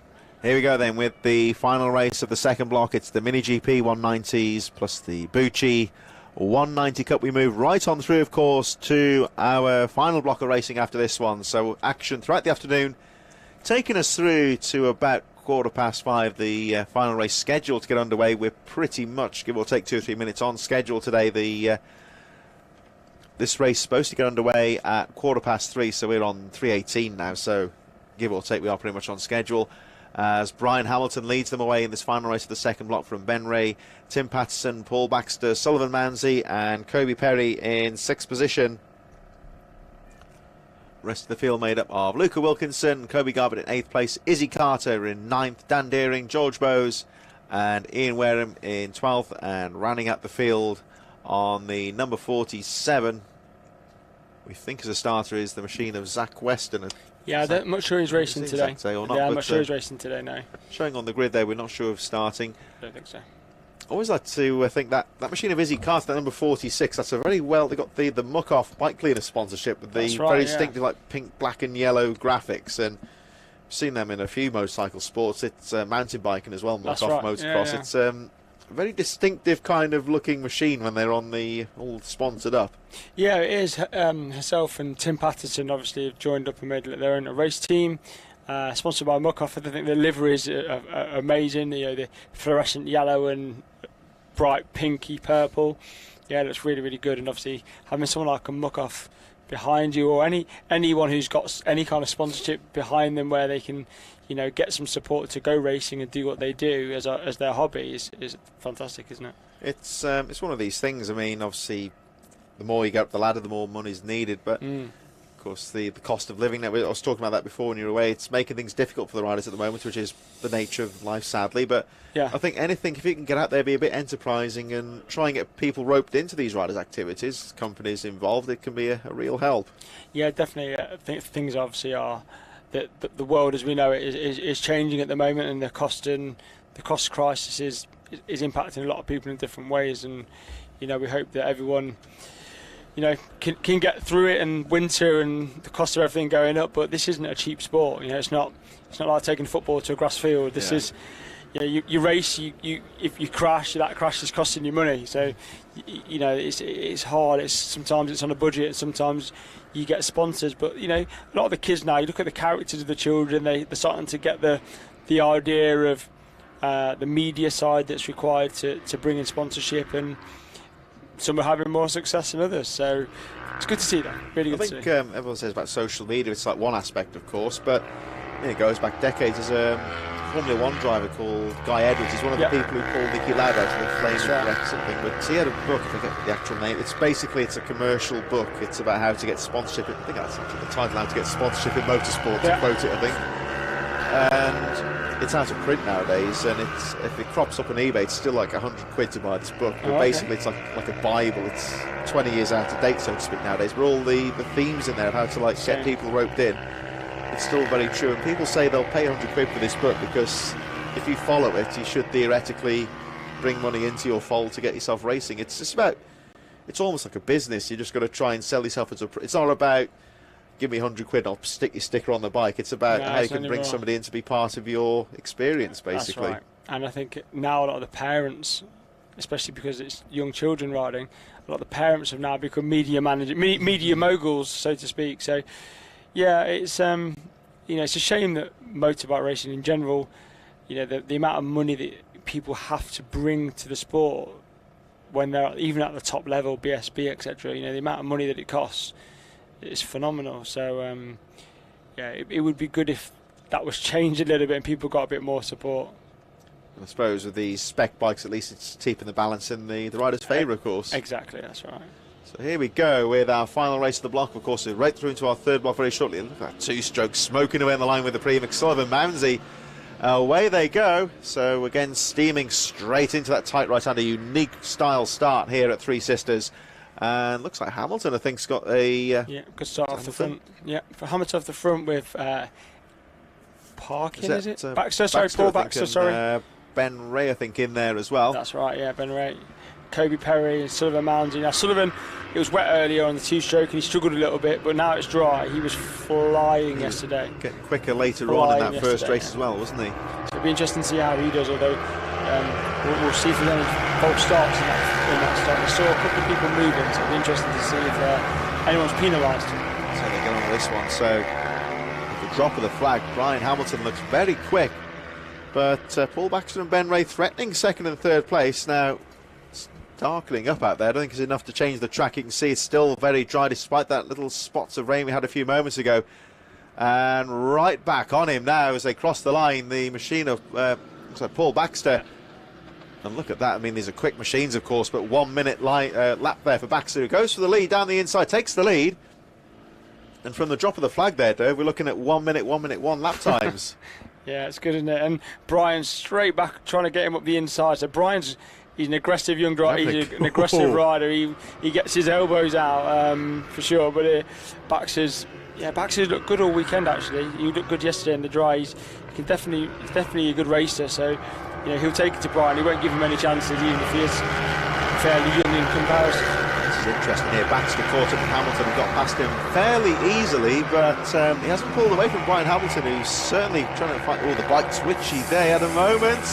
Oh, has he saved it? He ran right to the edge of the He's still there. Yeah, still there. I'll tell you, that was a heart-stopping moment there for him. It was scary to watch that when he just ran out of road, and that could have been a big one, but he kept his nerve, I think. He did, kept his nerve. He's probably kept it pinned as well, knowing Brian. Really good rider. Sullivan Mounsey's, I think, just pipped. He has come up to third. So, like I said, interesting style to watch as well. They call it the doctor's dangle. He dangles his leg off and puts his foot on the ground. All sorts. It's really, really good and exciting to watch on a GP bike. Also, elbow to the ground. Really good body position. Really good to watch. Young Kobe Perry in fifth. Again, he's coming through. Normally out front, really, to be honest with you. So it's surprising to see him as far down as he is this weekend. Normally he's flying out front. Tim Patton, Andrew Thompson, back behind Luca Wilkinson, who's had a good start. He's up into sixth place. Andrew Thompson really was trying to push on this weekend to get the championship, but he's just not managed to. In the damper conditions earlier, so he struggled with the pace as he got quicker and quicker and quicker as the race went on. So again, good first couple of laps from all of them. Here they go over the line. Let's have a look at the lap time for Paul Baxter. Another rider getting under the 1 minute marker. Whether he'll do that again, I don't know, because the rain just starting to spit again. It's not raining heavily by any stretch, and most of the looking out to the commentary point here, most of the pools of water around the paddock seem to have dried up. So it is getting drier out there in general, but just 1 or 2 spots of rain. Sullivan Mounsey, fastest lap of the race, 59.486 in third. There he is on the sky blue machine. And closing up on Hamilton in second place. Just looking out of those vantage points at the far end of the circuit, you just see a few spots of rain. And Hamilton holding on now. If you listen in the background, you'll hear that two-stroke screaming away in third place. Of course, you've got the rumble of the four-strokes, but a small 1-2-5 kind of two-stroke bike really has a distinctive scream to it now. Of course, the two-stroke is almost down the inside. Has Mounsey made the move stick? No, Hamilton's got the line, holds on to that second place. And here in the background, that two-stroke screaming away now. Of course, it's not, if you're not familiar with the bike's four-strokes too, they've got a different sound to them, different type of engine stroke, of course, which is where you get the terminology from. But a two-stroke is you've got both, of course, a different kettle of fish to ride than the four-stroke. Yeah, my experience of them both wasn't particularly good on the two-stroke. The power delivery is really aggressive.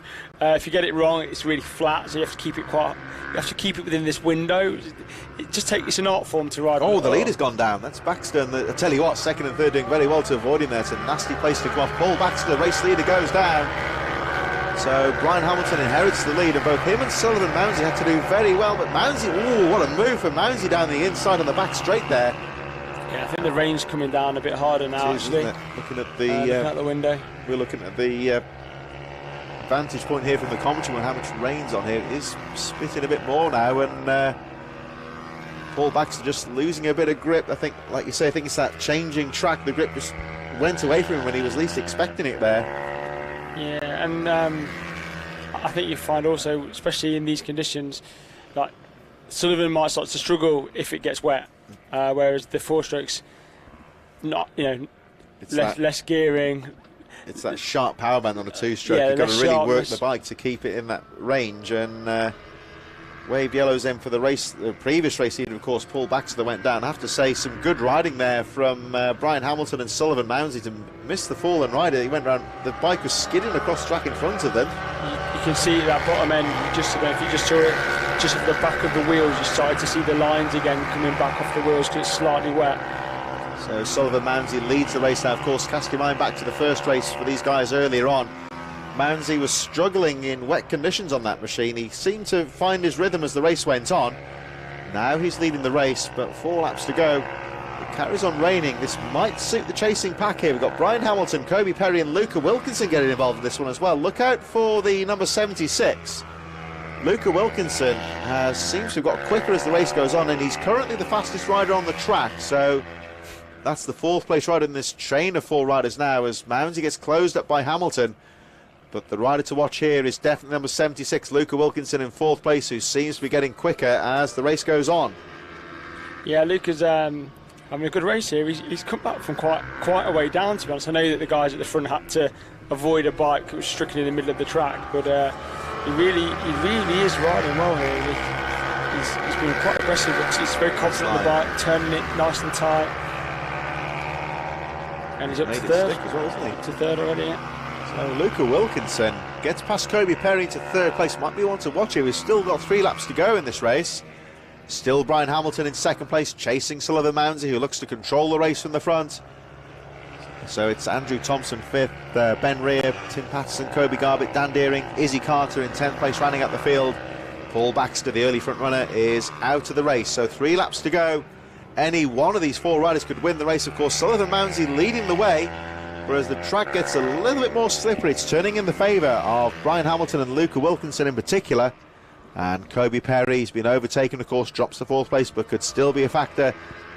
And there is a bike being pushed away. That, of course, is Paul Baxter.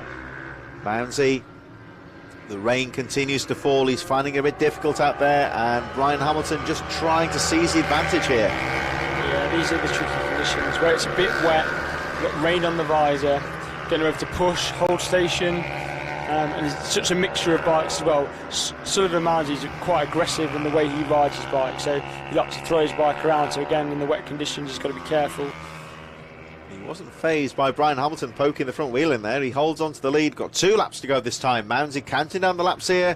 Hamilton again has a peek down the inside. This time a little bit more aggressive, and Brian Hamilton makes the move stick and takes the lead. He's gesturing there. What was he trying to say? I think he was wiping his visor. Yeah, I think he was wiping his visor. You can see on this camera here, this side of the circuit seems a lot worse than the other side of the circuit. So unless it's really coming down, I don't suppose you have the tear-offs as such. no, But, I wouldn't have thought so. I would have thought so. And are you going fast? If you, of course, you have the clear visor, the sort of stuff you can spray on the visor to help disperse the water, but on those technical parts of the track, I suppose it's going to be not really enough to disperse the water as such. Oh, a huge moment. That's a moment there, wasn't it? Because it's that slightly damp, glistening side on the surface now.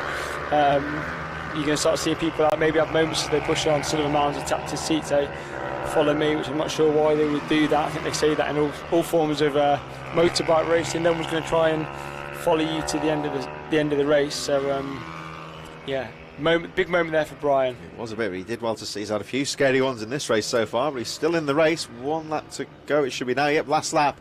And Sullivan Mounsey, despite losing the lead last time round, has gone back into first place. And with Hamilton just losing his rhythm a bit now, coming under pressure from Luca Wilkinson, this could be an important lap here for Sullivan Mounsey. It's a nasty part of the race here. It's just enough rain just to make it a little bit treacherous out there, so keeping the riders on their toes here. It's been a very tough afternoon for the riders in changeable conditions, but Sullivan Mounsey coming under some pressure earlier on, but really seems to be controlling course of this race. Still far from over. You can see that machine just fighting underneath him there, isn't he? He's got to keep it on the right edge, you'd say. Yeah, I think Luca just had a look over his shoulder. I don't think he's going to try anything silly now. I think all of them have felt the change in the conditions, and it's really hard to know how hard to push now. Do you push on? Do you just hold station? Yeah, you're in third place. It's a good result. Yeah, it's checkered flag. So still a good race there for Sullivan Mounsey, taking the checkered flag. Brian Hamilton brings you home in second place. Luca Wilkinson third, Kobe Perry fourth. But you have to say, great ride there for Sullivan Mounsey, who had a difficult first race and was coming under some pressure there, but just kept his cool and brought home the win. Yeah, he saw when the conditions changed straight away. Look, he just said, "Did you see that?" And all of them like, "Oh my God, look what just happened!" All of them nearly got skyrocketed, I think. So yeah, I think when the weather changed, the race took a different turn. So Sullivan obviously backed off a bit because he didn't want to risk it. Brian had a moment where he was tripped out of the seat. Yeah, good to see them all finish. I think that's the most important thing. We only lost one rider there, Paul Baxter. Although it's still Lizzie Carter. I think she'll bring it home hopefully, and Kobe Garvett. But yeah, only one rider lost in that race. So and it is tough out there now because I don't want to say it's raining much. It's spitting at the moment. It's just enough just to not soak the track, but it's not quite as dry as it was a few minutes ago either. Yeah, it's tricky. You've got some really dark, horrible clouds, and then you've got some Caribbean blue sky to its right. So weird, it depends which bit's going to land first. So could be a monsoon or it could be glistening sunshine. We'll see. Here we go then for our third and final block of racing, starting of course with the Mini GP 90, incorporating Junior SYMoto 90. They're about to get underway. The action taking us through, I think just after 5:30 we should be wrapping up the action today. So a couple more hours of exciting action here at Three Sisters. And once again, just looking at those clouds, seeing what the weather's going to do. Max Robinson from Joshua Herring for the grid on the Mini GP 90. Jack Hamilton third, Harrison Quincy, Leo Soliu and Caden Herring in sixth position. Rounding up the field, we should have the number 21. I don't think he's a starter though. Rex Solmond was supposed to be starting, but we believe it's just the 6 in this final race. And again, in this panoramic shot, just looking at those rain clouds, you've got those threatening grey clouds in the air. They just keep blowing through all the time. If you look in the background, when you get some of the close-ups, you'll see just how much the trees are billowing on the perimeter around this Three Sisters circuit. Pretty strong weather front coming through. You can see some of the awnings billowing in the paddock here. Even ours. So you keep nervously looking, are you, or is it all right? No, I keep looking. It looks all right. I think for the rest of the afternoon you might get a bit of spitting. It just depends. There's a big dark cloud in the distance. I'll just keep an eye on it out of the window, but it should be okay. Should be okay. It's nervous moments for the riders here because it's gone all of a sudden now. The rain stopped. It's going again. It's just dry by the moment here. If it stays without any rain for about 10 minutes, we'll see another dry line coming back here. But it's just enough to keep the riders honest here because there are still 1 or 2 wet patches off the racing line. There is. And you can see again the races just seem to ebb and flow minute by minute really. as we go through to our third race of the day for the AMR Moto Mini GP 90 and Junior SYMoto 90. Only one Mini GP rider in this race, of course, is the number 28 of Jack Hamilton. So provided he finishes the race, of course, he'll win that class by default. But he's been battling for track position throughout the day. He's not the sort to be bothered to think, oh, I'm in fourth place, I'm going to win this class anyway, I'm going to stay in fourth. He'll be going for the victory. Yeah, he will do. He's very determined. It's also good to see Caden Herring at the back of the grid there with the red helmet on. He was, I think he was a second faster than everybody else, and he tipped it off, didn't he, in the first race of the day. So let's see how they get on. There's some very strong riders in this one. Away they go. Everyone seems to get away okay there. It looks like Max Robinson getting the jump on the field. Harrison Quincy just losing out slightly to Jack Hamilton, who goes into second place. Joshua Herring, Harrison Quincy, Leo Soliu, Caden Herring, of course, Rex Solmond, a non-starter. I think just noticed one or two shout-outs, of course. Jack Ferguson getting in touch for Brian and Jack Hamilton. Was a very popular, yeah, they plenty are. of watchers, of course. Yeah, they're a very, very popular family, and yeah, plenty of shouts out. And they both rode really well so far this weekend, so that's good. I also got a shout out from Simon Patterson, a B&B favourite from Two Teats Racing, giving a shout out to Gaz Jacobs, who had a good first race. I think he spilled off in the second one. He was up to, I think, 5th place. He's trying to beat Tony Ullman today, so he gets to give him a shout out, say all the best for the final race of the weekend. We'll see that, of course, a bit later on. The final races of the day coming up very shortly, so every chance for riders to get in a good final moto to round out the day. Here they come then for the first time. These machines, of course, the smaller bikes, a little bit slower than the ones we've just seen. So I don't think we'll get the 1 minute barrier broken, but we'll see just what kind of a pace they're setting in these opening stages as they cross the line for the first time. So from a standing start, they cross the line. Looking at the 1:11 lap times there, we'll see what sort of pace these riders set as the track again starts to dry out. Jack Hamilton gets through into the lead from Max Robinson. So Robinson leads the Junior SYMotos in second place. Joshua Herring, Harrison Quincy, Leo Soliu and Caden Herring rounding out the field as they all make their way through. But again here, Derb, we've had no rain for about 7 or 8 minutes, even as quick as that. You can already see the track starting to dry out again. Yeah, it's the wind, I think. It's really windy outside. I just look out the window, see Tyler Humphries and some of the other racers watching and cheering their friends on. Wind's blowing. So yeah, it's still quite windy outside, so the track's going to continue to just dry that spitting rain off, and you can see Jack's head down now. Yeah, he's got eyes in the front there looking down the track. Again, you can see it's just a bit damp on some of those corners, but already a dry line starting to redevelop here as Hamilton leads them over the crest of the hill down towards that final corner, which this camera angle gives you a good idea. It's a little bit off camera going down into the final corner. There's that nasty little curb on the outside on the wet. You really don't want to hit the two wheels on there as they go over the line. So Hamilton leads. Robinson in second place, the gap 1.2 seconds, 1:10 the fastest lap for Jack Hamilton so far. Quincy third, Robinson fourth, Leo Soliu fifth, and Caden Herring a bit further behind, rounding out the field. And that concrete on the outside there, a little bit more grip, but just looking at that final corner, Derv, there's that green bit of curb, which when you get down there at track 11 and have a look at that, it's not particularly grippy, and it's not the best in the dry either, is it? You really don't want to get two wheels on there. It's what it's there for. It's track limits at the end of the day, but yeah, keep off. Track limits. You don't really. If you're running on there, something's probably gone wrong. But in the dry, you'd probably be okay. In the wet, it's a definite no-no. You definitely no. It's like that final corner at Wilton Mill. It's like turbocharged rumble strip. And I remember when you go there, the circuit organisers try to, for example, the rental carts keep off that last curb, so they don't want to be replacing bearings and stuff. But you don't want to go on there anyway because you'll know about it. Yeah, but they try and make it avoidable as possible, because if you go across it any further, you're hitting a massive tyre wall. So it's again here they see it. Of course, the tyre wall ready to catch you as well, isn't it? It's not a nice part of the track there if you get it wrong. It's not, but like I said, the guys, it's like I said, that when you come down the hill, there's that tight right hander. Most bikes should be down a gear, attacking the apex, and like I said, this is such a grippy track. You shouldn't have any problems. Only if something goes wrong or someone comes up your inside and stands you up mid corner, it doesn't leave you a lot of room. So it's an interesting place to be when you go in there 2 or 3 wide. And this is a bit like we mentioned Wilton Mill. There's one of these tracks that's reasonably central. It's quite close to the motorway, so people can get here quite easily. They regularly hold bike nights here, so I think a lot of these riders are familiar with Three Sisters layout and the track. Does that have a part to play when you're out on the course? Yeah, so if you know you're going to a track and it's going to be grippy, you can obviously fill you with confidence. We do this track in the winter round as well, so obviously winter rounds is where you see it's freezing cold and wet and miserable, so when people are sliding off it's not ideal. So yeah, these I mean, some of these kids, like the two on screen now, Joshua Herring and Max is it? Max Robinson. Max Robinson. Yeah, two fairly newish kids to BMB, not probably rode this track very often.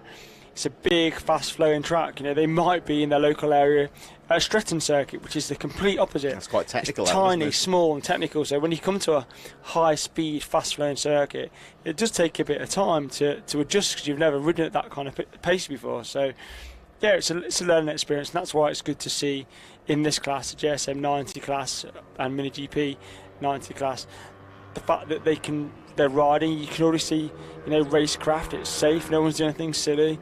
I mean, these are really young kids. So it's really young kids. So it's good to see them learning and developing. Already got their knee down. It's phenomenal to watch. So here they come down the back straight already. Jack Hamilton getting into the 109s here, starting to pull away down the back straight. Joshua Herring in second place now with Max Robinson. So these two having a pretty close battle, making their way down towards the final corner. Leo Solio and Caden Herring just dropping off the pace a little bit now. I think we may have lost Harrison Quincy. Haven't seen him come through on the timing charts and haven't physically seen him come through yet, so might have lost the number 755. Not really been his day, sadly, but of course he'll have plenty of chance to make up for it later in the season. Jack Hamilton then leading the way. This battle for second place with Joshua Herring and Max Robinson is of course the lead for the Junior Supermoto. Easy way to tell the difference with these bikes. The Mini GP, if we see Hamilton soon, it's more like a road bike, so to speak. They're all swooped down handlebars. Supermotos, as the title says, more like a supermoto, that hybrid road bike motocross kind of hybrid machine, and the riders with that upright handlebars like a motocross bike, and the riders having to sit more upright on the bikes. So you see the difference with these are the Supermotos, of course.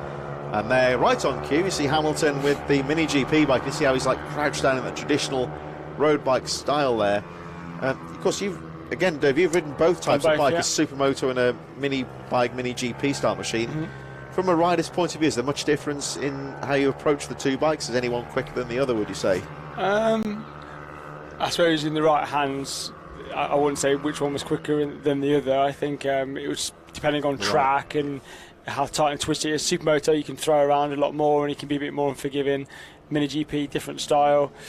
Yeah, they're very different to ride as well. You turn, you know, with the Mini GP, you can't, because of the way your body sits around it, you can't just lean off the bike. You have to position, lean with your shoulder, try and get your head outside, like if you had wing mirrors outside the wing mirrors.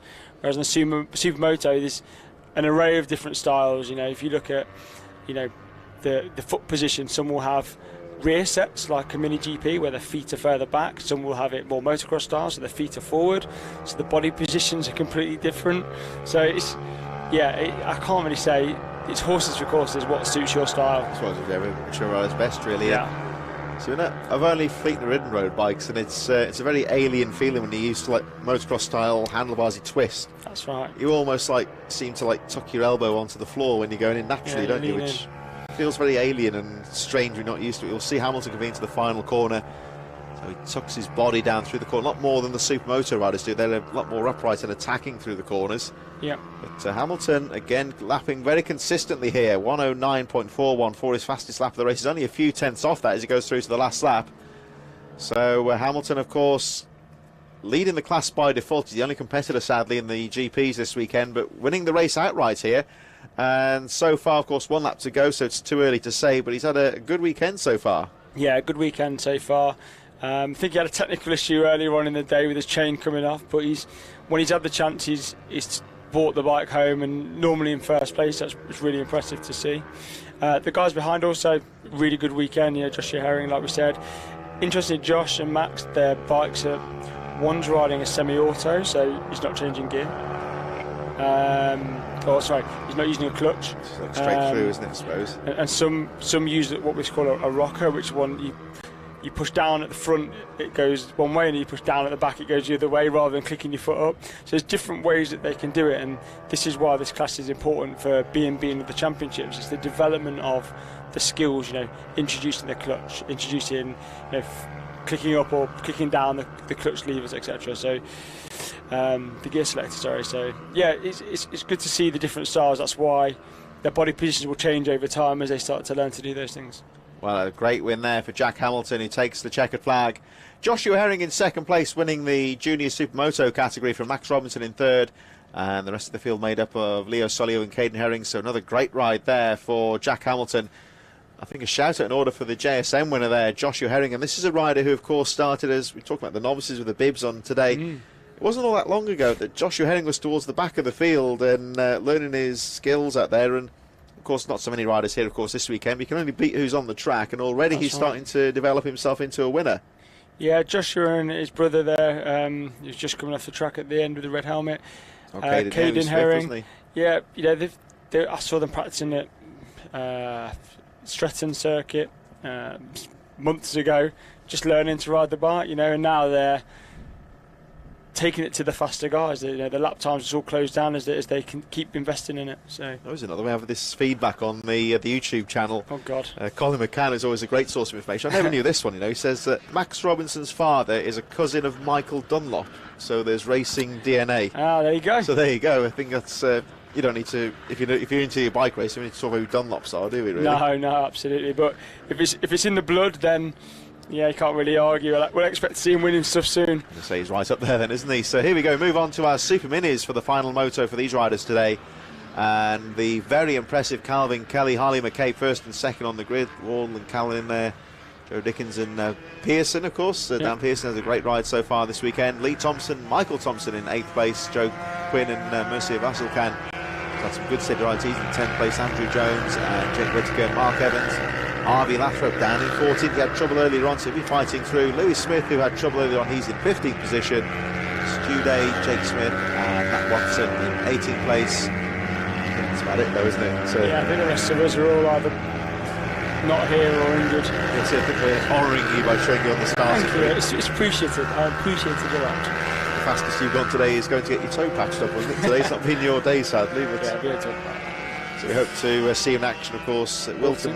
Yeah, hopefully, as long as I can change gear, that'll be good. I'm excited to see this race. We've not managed to yet get the quicker guys all off at the same time to have a battle. So it's almost like a handicap race, isn't it? Yeah. So to speak. Coming from the back, that's not what we want to see. We want to see the fastest guys riding the fastest guys. So I'm quite excited to see how this one plays out. And you say about Harvey Lathrop, who's right at the back of the field there with the fluorescent yellow helmet and blue leathers. He's one of these riders, we talked about this earlier on today, he's one of these riders, he's puts the front wheel in there, doesn't he? He never knows when of course he's on the right side of fairness, I'd say, hasten to add, but he's one of these riders who never knows when he's beaten. He always sticks the front wheel in there. He's not afraid to get involved and get the elbows out, so it'll be interesting to see he'll want to get through to the front early on, how he gets on. Yeah, I've just seen that Harley's starting from the back for some reason. Not sure why that is. Yeah, you're right. He's right at the back of the field there, Harley McCabe. So this is going to play in the part of Calvin Kelly. Oh, one rider stalls. I think they all get through okay, but Calvin Kelly with a good start. Lawrence Wardle in second, Jamie Callan in third, Dan Pearson, Phil Dickens all getting away well. I think that stalled rider got going, didn't they? Yeah, I think so. He may just grab the clutch, but to lose the engine a bit there. So the whole pack seems to have got away, but look at the style there from Calvin Kelly. Now, this track is a lot drier than it was for the second race earlier on, so we'll have a look at the lap times.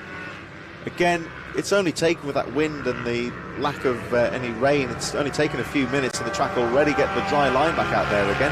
Yeah, and he pulled the pin straight away this time, as you can see he's off, so the speed of this lap's going to be impressive.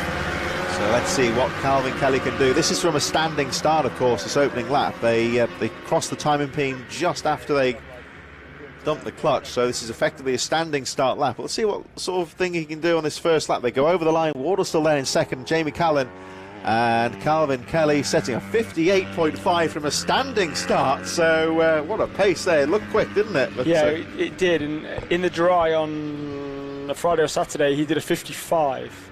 I'll tell you what, that's actually the fastest lap of the day, and that's from standing as well. So really getting quick. Yeah, again, how aggressive he is through those S's, hanging off the side of that KTM. Yeah, he's got a lovely side, hasn't he? And obviously he's a quick rider on a quick bike on a now dry track. It's right over the front to keep the weight over the front of the bike. Not so much knee down either. You notice he sits quite upright on the bike. He's not really getting a little bit, almost kissing the tarmac there, but he doesn't feel the need to. He's just using his body weight just to shift the position on the bike, isn't he? Really. Here he comes around the final corner. Calvin Kelly, the undisputed leader so far. Wardle in second, Callan in third. Let's have a look at the first flying lap at what he can do. So over the line goes Calvin Kelly, 57.159. So very quick land, almost back to a dry track. And this is, we're talking about the way some of these riders can very quickly switch from wet to dry. And Calvin Kelly, 57.1 there. So again, we said about 56 yesterday, wasn't it, roughly? It was 55.5, I think he did yesterday. So, yeah, impressive. 1.8 seconds, is that roughly off his times yesterday? Yeah. On a cagey track, I'd say the back end was saying hello to him there slightly, but he had that one under control. Yeah, it's good to see that he's tucked in. You can see it's good. Hopefully, some of the younger lads are watching. You know, they're riding the same tyres as that they are, so you know you can see how much grip the tyres will give you, how much they can test. Lawrence Wardle second, Callan third, Phil Dickens fourth, Jake Smith in fifth, and they cross the line. Two riders to look out for here, though, are predictable favourites here. Harley McCabe and Harvey Lathrop, two of the front runners. They are steaming to the field. Now, they were 6th and 7th last time round, getting past Dan Pearson, who drops to 8th, Lee Thompson 9th, and Lewis Smith rounding out the top 10. So Calvin Kelly lapping consistently in the 57 second region here. And let's have a look. So Jake Smith up to 4th place now. Phil Dickens 5th, still Harley McCabe and Harvey Lathrop 6th and 7th place. Lewis Smith in 8th place, Lee Thompson 9th, Dan Pearson hitting trouble. He's dropping down to 10th place now. Andrew Jones, Jake Whittaker up to 12th, and our first race winner Mark Evans in 13th position. Joe Quinn, Monsieur Vasselkan, Stu Day and Michael Thompson in 17th place, rounding out the field so far. So what you're seeing now is, now the track's dry, the two strokes, Lewis Smith, Jake Smith, Harley, obviously the leader, Lawrence Wardle, all of the two strokes, and they're all fast one, and they're getting the power down. This is a fast track, so you know, Jake Smith, he's one to watch. He'll be going pretty quick. Jamie Callan here is holding out for the 4 strokes. He's doing a great job. So if he can keep on the back of Lawrence Wardle, he could have a really good result here. And obviously Phil Dickens, I think, still in 5th as well. So Callan's on a pit bike as well, isn't he? Callan's on the pit bike, so it's a Parker Racing Bucci bike, same as Phil Dickens is riding as well. So yeah, it's a Parker Daytona 190 engine, 4-stroke. Really cool. I mean, the pit bike's a bit smaller, really good. You can throw them around. Good bike, and like I said earlier on, Jamie's one of the top riders in this championship, coming back this year, and you can see how well he's performing with that bike. Of course, the interesting thing with the Superminis, a lot of the Rich Minibikes race classes are more of a spec formula to make it value for money and a bit more affordable. The Superminis is a bit more of the exception. It's within reason, you've got a bit more scope to modify and play with the bikes a bit more. Yeah, you can spend a bit more money on them. You can increase the horsepower from a standard bike a little bit within reason. Talked about big bore kits as well. Yeah, big bore kits and stuff like that. So yeah, all that's possible. So people will and can spend money if you want to. But obviously, also when you spend that amount of money and it goes wrong, it gets expensive. So it's the game you choose to play in. So let's see, we can see some very quick bikes at the front here, and Lawrence Wardle, of course, one of the standout riders in the Superminis. I think I haven't looked at the tables so far, but I think we're looking possibly for a title here, 'cause he's been there or thereabouts every weekend, really. He's put some good results, and Wardle's he's had a good season so far. Yeah, he's had a good season. I've not seen the titles, who's winning at the moment, but he's there or thereabout. He's consistent.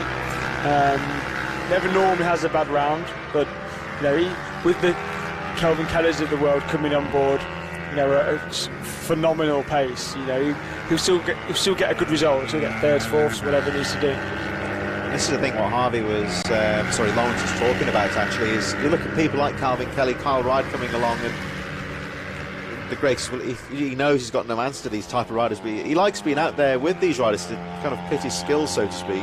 Yeah, he does, and you know, it's good because that's the challenge as well. You know, you want to race against the best, and given the opportunity, you know, pitting yourself against these guys will give you that opportunity. So Wardle now closing up on the number 16 Stu Dane, possibly the worst place in the S. It's very difficult to make a move safely there, which allows Harley McCabe into it now, who's closing up on the back of the number 56 of Jake Smith, another one of the two strokes there, KTM 85. And there is McCabe, great to see McCabe testing that 85, Jake's 85 is fast.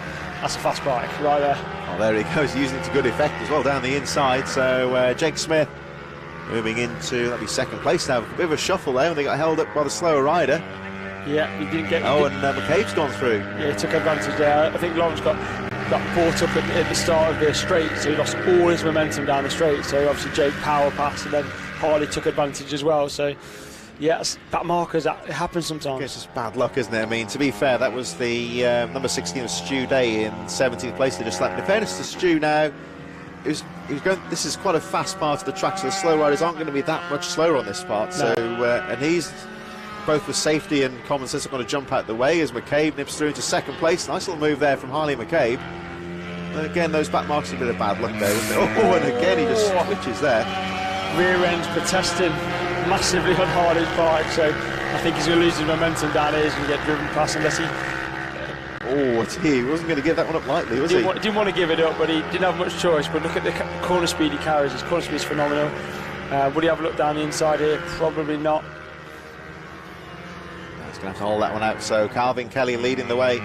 Notably, the top 7 riders in this race have all lapped under 1 minute, which seemed a long way away in that first race earlier on the wet track. So let's have a look what Harley McCabe can do here. Lawrence Wardle having to watch at the moment. He's in... he was in second now. He's gone through real shuffling of positions here. Jamie Callan, Jake Smith all in there as well. Back markers hold him up, so Harley could pounce. He has. Through. That's the number 191, the only Honda CRF 150s in this race. That's Michael Thompson. Yeah, Michael Thompson over from Ireland, so he's one of the guys that come over from Ireland. Really top guy. If you ever get to speak to him, really knows his bikes and stuff as well. Helps out with the Irish Championship. As Harley's rear end again, really fighting to keep the traction down, as the back markers allowed Lawrence Wardle also to get in front of Jake Smith. Just a good little battle here. Back markers. I'm losing my voice getting excited here. And again, it's one of those things where, again, it's just bad luck. They come across the back marks on that medium speed part of the track where they can't really go anywhere. So it just, again, it's almost like a bit of a shuffle with a pace car a little bit, just bringing them back together slightly. Yeah, all ties up and leaves you nowhere to go. It's a nightmare. But I've been a back marker, and these guys, I cannot tell you how fast. If you're average pace, these guys can pass you so fast. Before you know it, they're underneath you. You're sat up with nowhere to go. It is frightening sometimes. It's like, I think it's like any kind of motorsport really. It's, this is wonderful TV footage, I have to say, this year that we've had, but when you get there trackside, if you go into this back straight where McCabe's coming through now and stand, if you're spectating, go onto this corner here, there's plenty of safe spectating zones. Stand on this straight here where he's coming onto now, and you get a real idea. It's got this lovely panoramic angle. When you get down, it's more brutal, isn't it? Yeah, see how fast they're really going. It's, I would say he's got to be doing north of 85. Got to be, though. I mean, those 85s are quick, aren't they? And yeah, you can see how much those wheels just twitching away when he's going into those corners. He's not afraid to just go onto that ragged edge of it and just toy with the bike a bit. No, he's not. Is that the end of the race, or it looks like he's sat up? No, 4 laps to go. 4 laps. Yeah, he's... Oh, red flag. Red flag we got here, I think. Oh, check it out. So my screen said 4 laps to go. So I thought it was the end. Oh, there we go. So we're getting carried away ourselves here looking at the racing. So apologies there. So the race has drawn to a close quite legitimately. Calvin Kelly then is your race winner by 15 seconds from Harley McCabe, and that turned out to be the fight for second place. Jake Smith in third, Lawrence Wardle fourth, so another good result for him. Jamie Callan in fifth, Phil Dickens in sixth, Louis Smith in 7th, Harvey Lathrop bringing it home in 8th position, Lee Thompson 9th, and Jake Whittaker rounding out the top 10. Joe Quinn 11th, Andrew Jones in 12th, so going to get Mercy Vasilkan in 13th, Michael Thompson, we just saw a moment ago, in 14th position, Stu Day in 15th. Sadly, we seem to have lost Mark Evans, and Dan Pearson faded very early in that race, so he must have had some trouble as well. So, once again, our very entertaining Super Minis drawing to a close. We're going to move on very shortly to the first of our Ohvale races. We've got the third and final moto for the Ohvale 110 Cup, followed by the 160s. So Ohvale 110 in association with Motul Oils bringing us through very shortly. Thanks, of course, to Brapbikes for their support of the Superminis once again. And Brapbikes, they're not too far from me, they're the Lancashire company, aren't they? So they make a lot of the bespoke parts to convert these bikes into Super Mini format. Motul oils, you would say, if you're involved in racing, you know, introduction, long time French motor oils company, and always great to see a lot of the bespoke companies get involved in the mini bike scene. But we've got big names like Rich Energy and Motul, names that are well known outside of this sport, and getting involved in the series as well. Yeah, it's good. You know, the championship doesn't run without its partners, and partners are important. So I'll just tell you about some of them today. So you've got Parker Racing, which is also Bucci as well, who are here trackside to give them support to their bikes, also selling parts for their riders and other riders for other bikes as well. Often supporting with a lot of the technical issues, because it's quite, niggles that we have with the bikes is, I wouldn't say it's few and far between, it's quite often, to be fair. So Parker and the team there doing a great job. You've got AMR here as well, who are offering bikes like Parker, as well as parts and bits for their stuff as well. Northwest Bike Hire, also working in collaboration with SYMoto, here offering parts and support for themselves as well, if you want to do this. Oh, yeah, we'll just run through the starting group. Oh, it's the wrong one anyway. Oh, it's the Ohvale. Oh, is this the 110s? No, it's 110. Yeah, it's Calvin Kelly, then Harley. Oh. Yeah, that's the Super Mini people, though. So yeah. Oh, so you're right. Yeah, I saw the Ohvale 110 in the corner. Not sorry. Oh, there we go. It's just changing. So we'll pick that up, of course, when the race starts. Yeah, like you say, some of the sponsors very important. Yeah, really important. Ledwick North East, a new one on board this year as well, weren't they? Roy Marsden and the team there. So yeah, they're here. They supply. They work in collaboration with SYMoto, Pitbike Spares, who are another supporter of the championship, another bike supplier. So the SYMoto is very popular in the paddock for 140, 160 championship. Roy works and sells a lot, supports a lot of the SYMoto riders as well in the paddock. And the good thing is, of course, a lot of people like the idea of getting involved in motorcycle racing or 2 or 4 wheel forms. It's not the easiest sport to get into sometimes. So no. What's great with this series is, I suppose, you can just almost pick it up off the shelf here, and there's the option sometimes to rent bikes as well and give it a try as well if you've got your leathers and so forth. Yeah, you can. The challenging part obviously is there are tracks that you can go to in the UK, like Stretton, Fat Cats, Wilton Mill sometimes do a bike night, where you really want to try and get some bike time before you come to one of these events, because the speed in some of these classes is so high. So we have seen riders this year having to have their own little coaching sessions just to get them up to the pace to ride in these races, because it's deceptively quick. If riders can't qualify within a certain percentage of time as well, we don't allow them to race. So that entirely is down to safety. Just purely for safety. Now sometimes, if you're within, it's a rule of thumb, and if within a split second or two, we might allow it with the high Vs or something like that. But really got to keep it safe for the fast guys as well, because like I said, the approaching speed is so different. So if you've got somebody, for argument's sake, 15 seconds off the pace of the leader, 20 seconds off the pace, lap by lap, and on a circuit where maybe it's not a 1 minute lap, it's a 34-second lap, they'll be lapped 5 times. So it's and invariably the speed through the corners is so much slower that it just put everybody at risk. So I say, even we saw in the Super Minis there, when they were lapping the back marks in that race, they were held up, but it wasn't like it wasn't like a freight train hitting a wall, was it? No, they were that's right. just having to ease off a little bit. Exactly. So there is a little bit that way. We've got to just be careful that the kids are safe, the adults are safe, and that everyone gets home in one piece. So here we go then with the Ohvale 110 Cup, the third and final race for these guys today. Lights go to green, and away they go. Another great start here for Charlie Cunningham. Now, of course, he was the rider who was just starting to push the envelope earlier when the track was drying out. So we're going to see, with a relatively dry track to start with here, if that changes things in the race at all.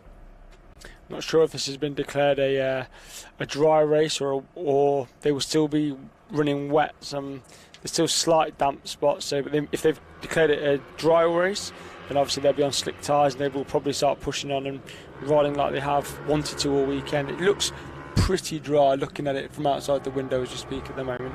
It's difficult to see from the commentary point really what tyres they're running. So of course I suppose realistically in these short races it's not going to be too much of a worry if these bikes are on wet tyres and the track's drying out as such. It's not going to munch through the tyres in the length of the race, I suppose. No, it shouldn't be too bad, although you wouldn't want a brand new set of wets on, because obviously if you do shred them to pieces, another 80 quid down the drain, isn't it? So it's good for them to be on the right tyre at the right time, but the organisers at B&B will try and communicate that to the guys as quickly as possible. That's an interesting point, I suppose. Tyres, from a rider's point of view, how much life do you get out of the tyres on these bikes? Is it much of a problem, or?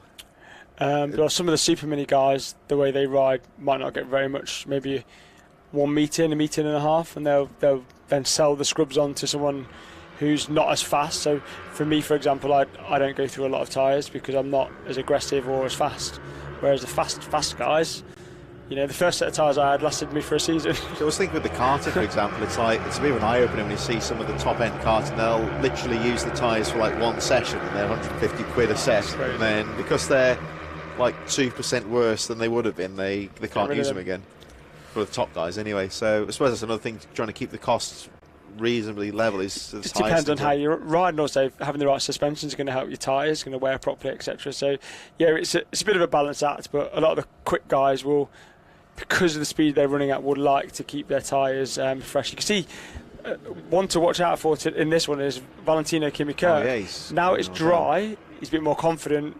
He's come from, I think, 5th to 2nd in a lap. So here we go, the race just starting to settle down on that second lap. Charlie Cunningham leading the way, but Valentino Kimi-Kirk with a 104.719 already through to second place, and Kimi-Kirk's had a bit of a mixed fortune of a day, really, but this final moto, the track drying out and suiting him quite nicely, although right on cue, just braked himself there, but recovers well. And it did very well to hold on to that second place, which pushes Hudson Cooper wide, and Travis Shaw says thank you very much on the green machine, and he gets through into third place. There's an example of some good racecraft there from Travis Shaw, with nothing to do with him, of course. Kimi-Kirk pushing out Hudson Cooper, and he was right in there to make the position stick. Yeah, sometimes that someone opens the door for you and you just got to walk through it, and he did that on this occasion. Now he's been quite consistent, hasn't he, Travis? So he'll be wanting to try and keep Hudson behind him. Those two have been quite closely matched all year. Hudson straight back on the back of him, though. He's been quite aggressive. See who comes out on top. So these riders lapping in the 104s on the smaller machines. They're making a good pace as Kimi-Kirk puts a wheel down the inside. Nice move there from Valentino Kimi-Kirk.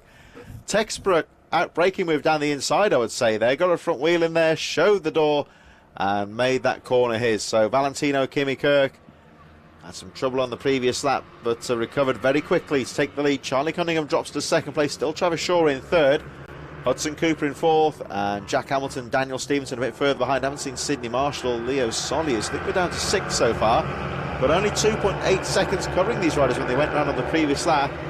I think Daniel Stevenson just dropping a little bit of pace at the back there, but look at this. You've got Valentino Kimi-Kirk leading the way here, but any one of these riders I think could still take the checkered flag.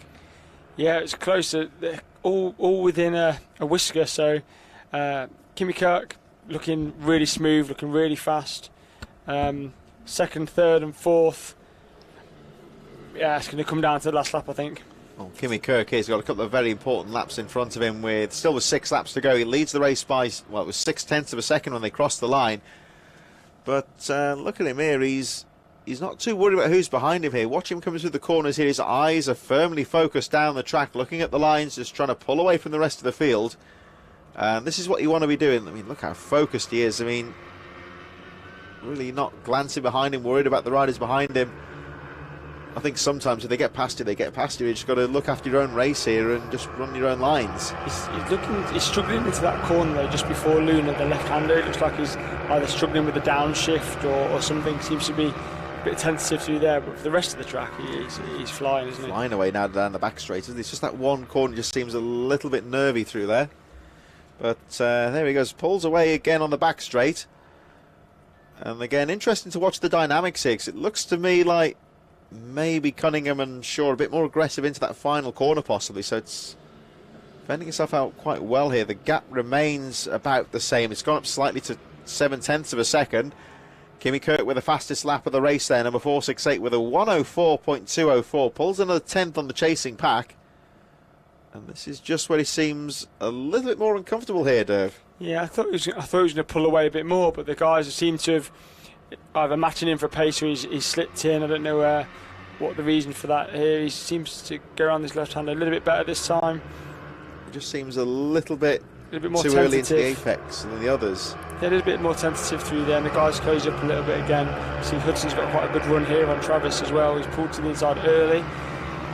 Nice move there. Is it going to be enough? I think Shaw might have the corner. We'll see, though. Oh, it's tight, but Travis Shaw, you just need that confidence and trust in the other rider, of course, to sweep around the outside and shut the door on them. Yeah, I think the issue is there, Hudson's, because he's having to roll off, he's then losing all the momentum up the hill as well, so then he has to now fight back under the 3 bike lengths because he's had to roll off. So maybe think about a different plan there to attack differently, or just stay in his slipstream up and over the hill, and maybe outbrake him into the next corner or something, just so he doesn't lose that distance again. Well, he's still in there in 4th place, but watch out for Charlie Cunningham here. He just looks like he's been pulled along a bit now by the race leader Valentino Kimi Kirk, and he's got a tow here as they make their way through the S's. And let's see what Kimi Kirk can do. He's learning the track all the time. A little bit smoother this time. He just seems to be nailing that left-hander, but Charlie Cunningham's on him here. Let's see what he can do down the back straight. This is where Kimi Kirk's quite fast, though.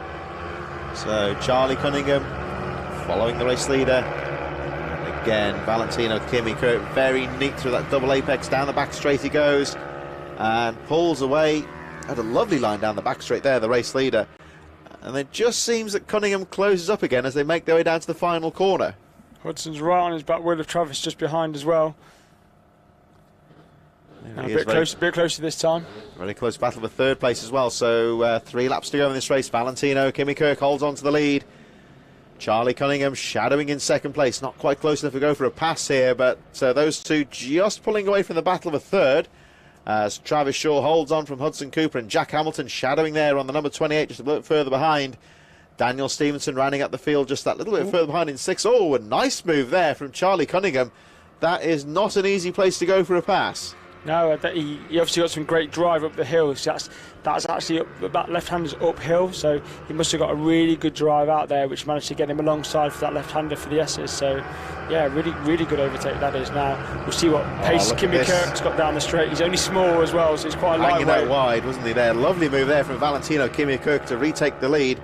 That's a classic pass there where you kind of start the pass 2 corners earlier almost. Yeah, I think like I said, Kimi's tiny in comparison, so I think if it's a straight line race, that his weight advantage might help a little bit, but yeah, really good overtake by Charlie there. If he could do it again, he's going to have to try and position his bike, try and make it as hard as possible for Kimi to drive around the outside.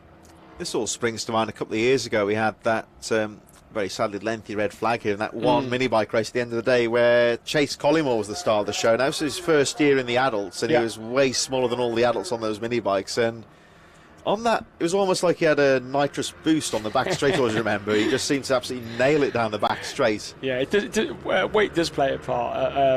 It doesn't outweigh talent, unfortunately, but it does play a part. You see Hudson's got past Travis, and Jack's on the back of Travis Shaw now as well, so Hudson's on the back, well, chasing down Charlie Cunningham for 3rd, for 2nd now, so that's been a pass that we must have missed. Oh yeah, it's very close just behind this battle for the lead, and Hudson Cooper then back into 3rd place again. You see Valentino Kimi Kirk with some nice lines down that back straight, and he just seems, well, have a look at the lap times here, he seems to be matching some very good times here, but look out for Hudson Cooper in 3rd. This is going to go down to the final lap here.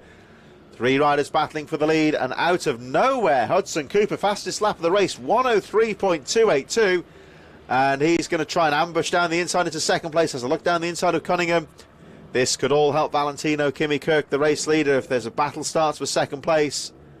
Here they come through that little S's section now for the final time. Oh, a little bit twitchy there from the race leader. This could allow Cunningham and Cooper to close up. And he recovers well, and this could be a very tight finish to the race here, Dave. Yeah, I think you see his bike protesting, it's bouncing away. They're really stiff bikes, you can see. Hudson's turned it tighter to try and get on the throttle as early as possible, so it's going to be a drag race down to the end. You can see the gap that Kimi pulls out down the straight. It's a considerable amount. Hudson's just a bit far back unless he gets a really good run over the top of the hill. Here they come then. So Hudson Cooper, it looked to me like Cunningham just hit the apex a bit early there, but doesn't lose that too much, but he's having a go here into the final corner. Cooper down the inside for 2nd. No, doesn't work out. Valentino Kimi Kirk over the line. Here they come. It's a drag race to the line here. So Valentino Kimi Kirk taking the checkered flag. Charlie Cunningham in second place, only just from Hudson Cooper, who chased him to the line in third. Travis Shaw just behind Jack Hamilton, so Hamilton in fourth place, Shaw in fifth position, and just a little bit further behind, Daniel Stevenson rounding out the field. Yeah, that's a really good race. The good thing is, obviously, Kimi Kirk didn't pull away, so it kept it interesting, kept the fight all the way to the end, and you see that all the lads finished the race, and close, high fives, and good result. So very close racing there. We move straight on, of course, to our next race, the Ohvale 160s for their third and final race of the afternoon. Riders lining up now, and we'll have a look how they line up in a few moments. Still got a few more races to go after this, of course. Once the 160s draw to a close, we have the Pitbike Spares Minibike 160 incorporating the vets, the UGGLY Co Mini GPs, SYMoto Minibikes, and as always the OMG Racing Mini GP 190 and the Bucci 190 Cup to round out the afternoon's programme here at the sixth round at Three Sisters. Let's have a look at how the 160s line up. Lewis Mullen from Charlie Cunningham, Arnie Carr, Tyler Humphries, Thorley Trevorrow and Hudson Cooper in sixth position. Make their way out onto the formation. That Wilson Dilks, Joel Grieg, Travis Shaw, Joshua Herring, Jack Hamilton, Daniel Stevenson further behind. There.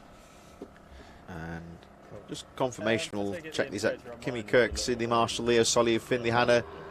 I think all those riders are in this race, but that was the starting grid given to us. We'll find out in a few moments as they make their way out onto the formation lap. Yeah, I'm not sure that all of them are in this race. Looking at I don't think Kimi Kirk's going to be in here, and I don't think Jack Hamilton's in this one either. So we'll have to see. You never know, could be surprised. I say one or two of these grids, they do crop up sometimes as riders, don't they? Yeah, so I don't think so. I think it's going to be Lewis Mullen, in no particular order. Lewis Mullen, Arnie Carr, Trevorrow. Thorley Trevorrow there. Thorley Trevorrow, Wilson Dilks. Harry just wanted me to check. Joel Grieg should be in this one as well.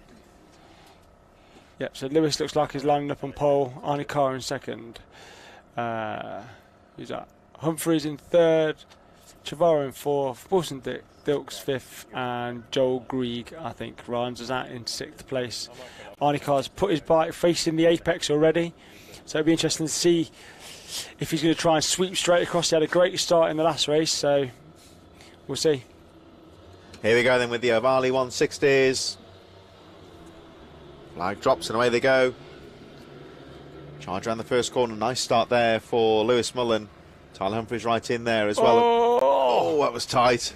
So Trevorrow was on the grass. Rear end came round and he managed to save it. He's still going. So that would have, his heart would have been in his mouth there. But he's done well to hold on to that. It gets really tight on the exit of that corner. But that was scary. So here they come through the S's for the first time, and Trevorrow just losing a little bit of ground on that first lap as he goes to get back into the reckoning. Lewis Mullen, of course, he had quite a nasty spill earlier on, but showing no effects from that, leads the way with Wilson Dilks already through to second place, having a charge to go down the back straight. And here, almost three abreast on the back straight, and Wilson Dilks has got the line as they make their way up the hill around the back of the circuit. And again, classic, that right-hander leading into the straight, very important indeed. Yeah, Tyler Humphries also followed him through there, right on the apex. It's really, like I said, it's really bumpy in there on a Mini GP, so really well, really committed overtake. Oh, line they go for the first time. We'll have a look at the pace from a standing start. They're lapping in the 109s there. Wilson Dilks there, 101.993 from a standing start. Humphries then second. Lewis Mullen then dropping to third, but still very much a contender. Arnie Carr, Thorley Trevorrow and Joel Grieg just a little bit further behind as they make their way through that S section once again. You can see the riders earlier on, of course, they were a bit ginger through those corners, keeping well away from those painted lines and the curves, but now it's dried out, just started to get a bit more confidence and throw the bike into those corners a bit more aggressively. Yeah, so now they're riding this track like it is dry. You can't see any wet spots, so it's still dark overhead with the odd split of rain. He's on the horizon but not arrived yet, so the guys are at this point flat out, full committed, and Wilson Dilks has come out fighting in this one. Look how aggressive he is going into that final corner, carrying a lot of speed, and right in competition with him in second place is still Tyler Humphries. So let's have a look at the lap time. So Dilks breaking the 1 minute barrier there, 59.7. Tyler Humphries 1:01.191 in second place. Just started to break away slightly from Lewis Mullen in third. Thorley Trevorrow's got back into fourth place now from Arnie Carr. And Joel Grigg just 5 seconds off the leader, rounding out the field. But Wilson Dilks, again, you can see them carrying a lot more speed through those corners. And so I think almost that wet weather forecast that was throughout the afternoon just seems to be brought forward a little bit. So it would seem there's no, at the moment, no sign of rain in the immediate horizon, I would say. So we'll have to keep a close eye on that. We haven't seen any heavy rain showers for quite some time, and the track is getting faster and faster as the afternoon goes on. Yeah, Wilson really aggressive through that, up that hill section there. Comes down again, down the gears. Knee right over the curve, really right over curve, the curve. Isn't he? So he's making the fastest line he can possible. So the guys are not taking liberties, but they're really pushing now, using the full aspects of the track. Really still don't want to be going across the curves because they're probably still going to be slightly slippy. But you know, even the white lines on the side of the track now, I don't think they'll be too afraid to use them because they're quite grippy as well. You wouldn't have touched them in the first part of the day, would you? No. But they're not too worried at the moment. You see, again, Dilks drifting wide, just nudging that white line, as does Humphries in second place. These two lapping consistently under 1 minute at the moment, really pulling away now from Lewis Mullen in third place. Thorley Trevorrow, Arnie Carr and Joel Grigg rounding up the field. But Wilson Dilks looking in great form here as he goes flying down the back straight. Again, absolutely carrying a ton of speed through that right hand as they make their way up the hill, down into this final corner. This is a tricky part of the course to get right. There's that unforgiving curb and tyre barrier if you get it wrong, but look how much curb Wilson Dilks is using, so they got the confidence to go through there.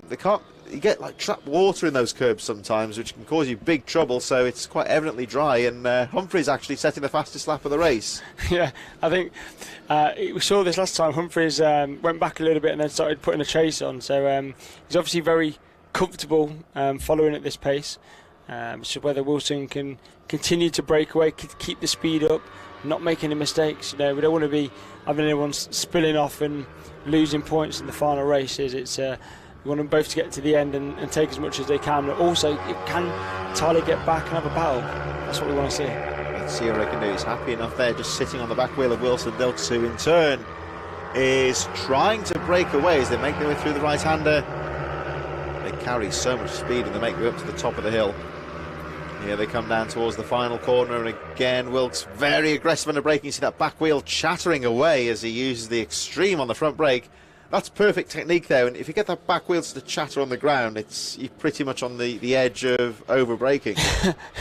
and grip. And grip, yeah. So I've noticed they do that quite a lot. These guys, their downshift's really late, so their rears, it's protesting, it's locking up as it under rotates.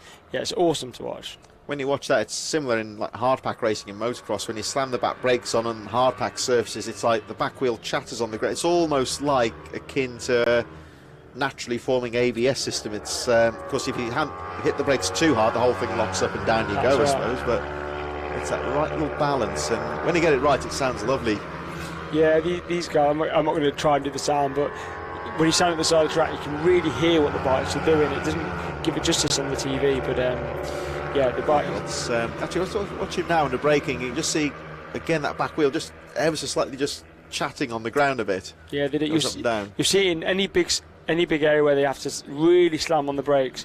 You'll see, especially these two on screen now, their back wheels will bounce along. It's just chatter away. Razor's edge, you'd say, and they're both riders there putting in some very quick laps. We've got Wilson Dilks 1.2 seconds ahead of Tyler Humphries. And just showing the pace of these top two riders, Thorley Trevorrow is 11.7 seconds down in third place, and he's no slouch, but he's a distant third place at the moment. He's staying ahead of Lewis Mullen, who just seems to have dropped the pace a bit now, Mullen. Not quite on the pace that he was earlier on. Arnie Carr in fifth, Joel Grigg running out the top six, so a bit of a surprise here to see Lewis Mullen not really taking the fight to these two leaders. He just looks a little bit detuned in this final race. Yeah, I mean, Lewis is a fast rider, you know, for his age and what he does on these bikes, and it's a competitive series. But I think in the changeable conditions, it kind of brings everyone back together again, and he was really aggressive with it, so that really helped him. Whereas now it's dry, you see him raw pace now, and these two have been stand out pretty much all year for the UK British Minibikes anyway. So even the likes of Thorley, who's again such a great kid, not quite as fast as these guys today, but still doing lap times 1 minute. So he's still motoring, isn't he? Still motoring, still flying, yeah. It's interesting here just how quickly these two at the front have really adapted to the changing track. It's got dry very quickly. Now, we were talking earlier, of course, as the track dried out, it was almost minute by minute, lap by lap. You saw a dry line coming in, and these two, well, Wilson Dilks has pulled away slightly, but they both lapping very consistently under the 1 minute marker, very smoothly as well. I think it is still worth saying you can't take this track for granted at the moment. I think there still would possibly be 1 or 2 damp patches somewhere out there. Yeah, if you run off line possibly. I think if someone decides to nick a bit of curb and it's the wrong curb, that could end in disaster. Or if you just run that a little bit wide, we saw earlier, the grass is not forgiving at all, so you will definitely go down. But the consistency of their lines that they use all the track, knee over the curb, right, left. Again, very aggressive on those curbs now. Yeah, really aggressive. They just throw the bike on their knee as well, as you can see. You didn't see this earlier on, of course. You saw all the riders staying well off those curbs and those lines. They weren't taking liberties like they are now because they'd be off. But the confidence right in there. And as the race goes on, 2 laps to go, 1.5 laps to go for the race leader, to be precise here. Wilson Dilks is settling into quite a nice rhythm here and getting quicker as the race goes on. Tyler Humphries not quite able to live with him so far. Lewis Mullen has found a bit of pace. He's gone back through to 3rd now, getting past Thorley Trevorrow. As Wilson Dilks flies to that curb, 1 lap to go. Humphries 2nd, Mullen in 3rd. Thorley Trevorrow, though, fighting back as they scrap for 3rd place. Arnie Carr and Joel Grieg rounding out the field. But Wilson Dilks so far, 1 lap to go, of course. He's having a superb race here. Tyler Humphries has kept the pressure on, it should be said, but Dilks just seems to be getting quicker and quicker as the race progresses. Yeah, it looks like he's managed this race really well, and barring a disaster, he's done a really good job and deserves the win in this one. The 3rd, 4th, and 5th and 6th place, all really close again as they were in the last race. Mullen obviously he's got past Trevorrow. Carr and Grieg are not too far off the back either as I watch them just coming up the back straight. Still closely 40. No one's been cut adrift in this race. As Wilson Dilks, the final time in the Ohvale 160th afternoon, leading the riders down into the final corner. Again, very smooth and aggressive on the braking there into the final corner. Over the line he goes, and a great ride there for Wilson Dilks to take the checkered flag. Tyler Humphries keeping him honest, though, in 2nd place. The gap was 3.2 seconds at the flag. And who's it going to be in this battle for 3rd place? Lewis Mullen and Thorley Trevorrow having a good scrap for 3rd place. There they go into the final corner. Just saw them dropping out of shot momentarily. Look to the left of your screen. Oh, look at that, neck and neck to the line. And Thorley Trevorrow getting the verdict by, that is 500th of a second, I think. There's nothing in it there. Arnie Carr and Joel Grieg just behind. So I think everyone having a great race. I would say well done to Trevorrow there for finishing in 3rd place. Lewis Mullen in 4th, and Trevorrow gives the thumbs up. There's Lewis Mullen. I think he'll be a bit disappointed that he always only lose by the slenderest of margins. Yeah, he's not nice to be pipped on the line, but I think also on that particular track, the line isn't actually, it's a little bit further around the corner than you think it is, so you've got to keep it on right into the corner. We're going to move on then to our Pitbike Spares Minibike 160. I'm going to give a shout out to my mum and dad here actually, because they joined the queue this morning to see the Queen. Oh, did they? How did they get on it? Have you seen them yet? Because that was this morning. Yeah, it gives you an idea of how big that queue is there. They've just entered the zigzag and they're still about 1.5, 2 hours from going in, so it just goes to show how popular it is. I think we were expecting them to be down there about this sort of time. Wow, that's what, 4 hours? 5 hours? I think it's at least 5 hours, and they joined the queue about 1.5 hours before that, I think, so fair play. They're normally watching this, you see, so... okay. Well, they could be able to watch it back on the YouTube. They have to watch it on the YouTube Facebook. later. Yeah, exactly. I told them not to watch it today because it'll drain the battery. They're going to keep the phone kind of like rationed, you might say. So here we go with the Minibike 160s. Harvey Lasrope, Dan Pearson, Fielding in 3rd, Thompson, Jenkinson and Michael Med, Almond and Michael Wood Rayfield. It's going to be interesting to see. Of course, I had 1 or 2 riders dropping out of contention earlier on today. Still this big group of riders in the Minibike 160s. Incorporates the vets, of course, for this year. So a whole group of riders in this one. We've got 1 or 2 newcomers this weekend, of course, and we've seen Yates, wasn't it? Yates? Yeah, Lindsay Yates was running very well. I think in the second race, just recapping the results in that one. I think we unfortunately lost one of our newcomers, further down here, of course. The machine of James Bald, I think he dropped out early on. Yeah, but right. Lindsay Yates finished the race in 18th position, so that's 2 finishes now for her, so she'll get some championship points, of course. Love that. And I always remember my first race, and I remember getting there and thinking it was Teesside and lined up on the grid for the first time, and then you realise you've never done a race start before, and it's that sheer panic of, well, what do you do? Do you go off slow? Do you dump the clutch? It's frightening. It's a bit like having your first race here. I think Teesside is a bit in at the deep end. Oh, so that's another one like this is a very quick circuit. Yeah, there's a grid of 38, I think it was, and I was 29th or something, and I ended up wheeling about 30 times off the first start and went swiftly to the back. But yeah, it's one of those things you need to. That's why you need to go and have these track days, practice all these things, because when it comes to the day and you're on the grid in front of people on the YouTube, anything could happen. Here we go then. I think James Booth is back in the race, actually dropped down to the previous one, so good to see him back in this final race as the last few riders line up. We've got the all clear, so the grid is ready to go. Waiting for the lights to go to green. Lathrop on the inside, away they go, and another fast start there from Dan Pearson.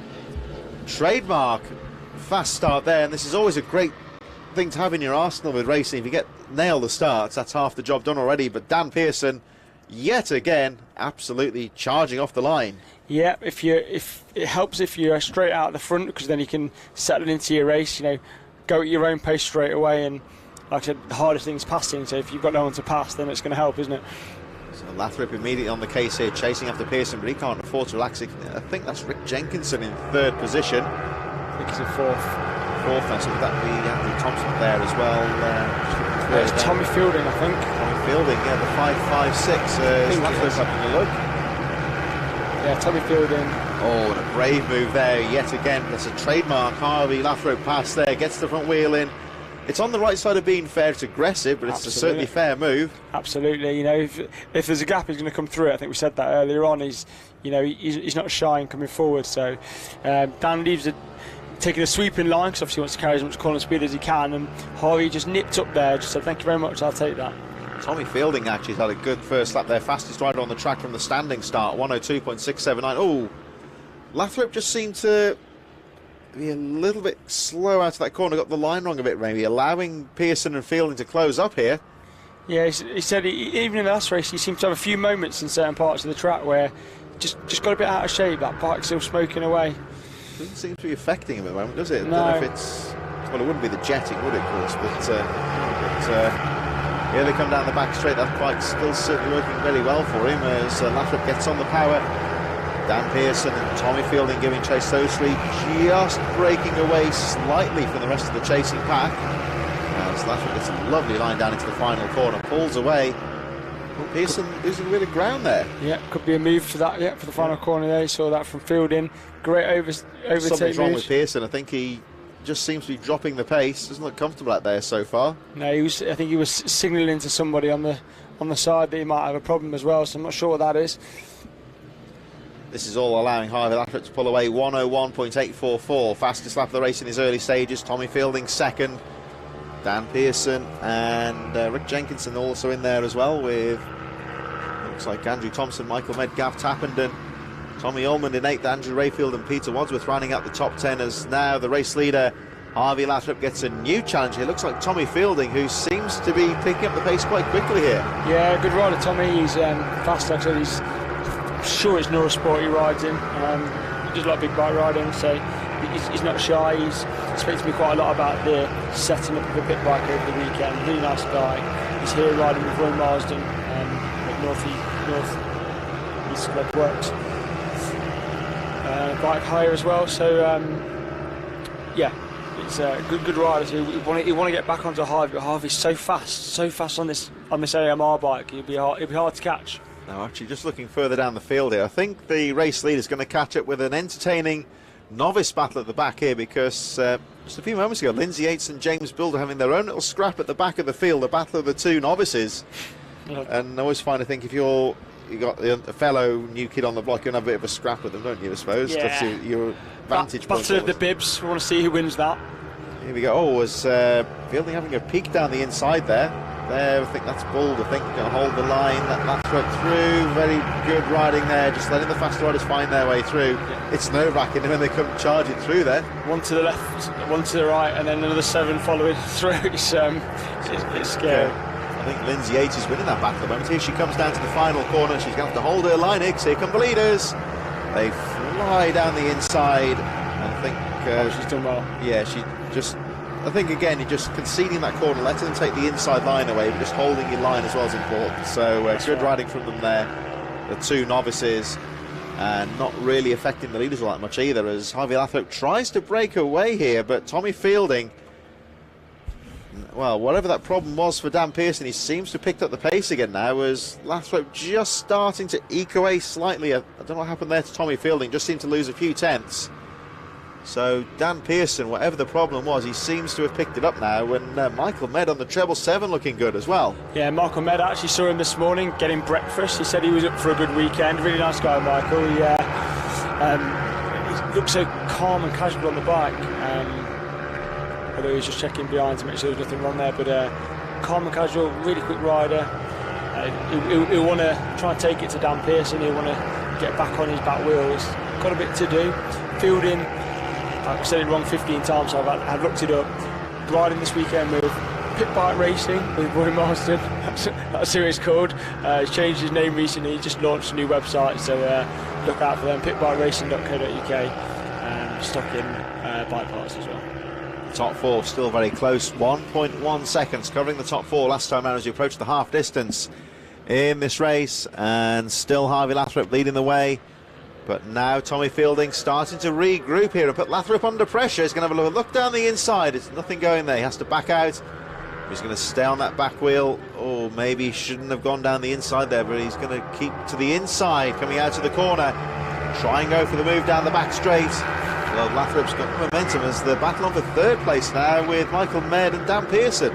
Yeah, I just saw Michael squeezed through because he went round leading, and he was shaking his head as if he was really enjoying himself. So them two are going to have a right good scrap now. I think Dan Pearson's probably just pulled back past him down the straight. So yeah. I think actually Med was having a look down the inside there. Let's have a look on this final corner and back. We should see. Oh, look at that, side by side over the line for third place. Having a good scrap as well. Those two are going to push each other hard. Michael's really good through the corners. He carries so much corner speed. Dan Pearson, gets out of the corners really, really well. So it'll be a good battle all the way to the end of that one. Perhaps if they can work with each other and push each other down the track, these two... Not a chance. No, it's not going to happen, is it? Not a chance. They're going to want to beat each other. Here we go again. Tommy Fielding looks very confident through that S's corner, that little left-right flick. Again, Michael Med having a look down the inside. Had to back out to that one. He really stuck the front wheel in there as long as he could, though.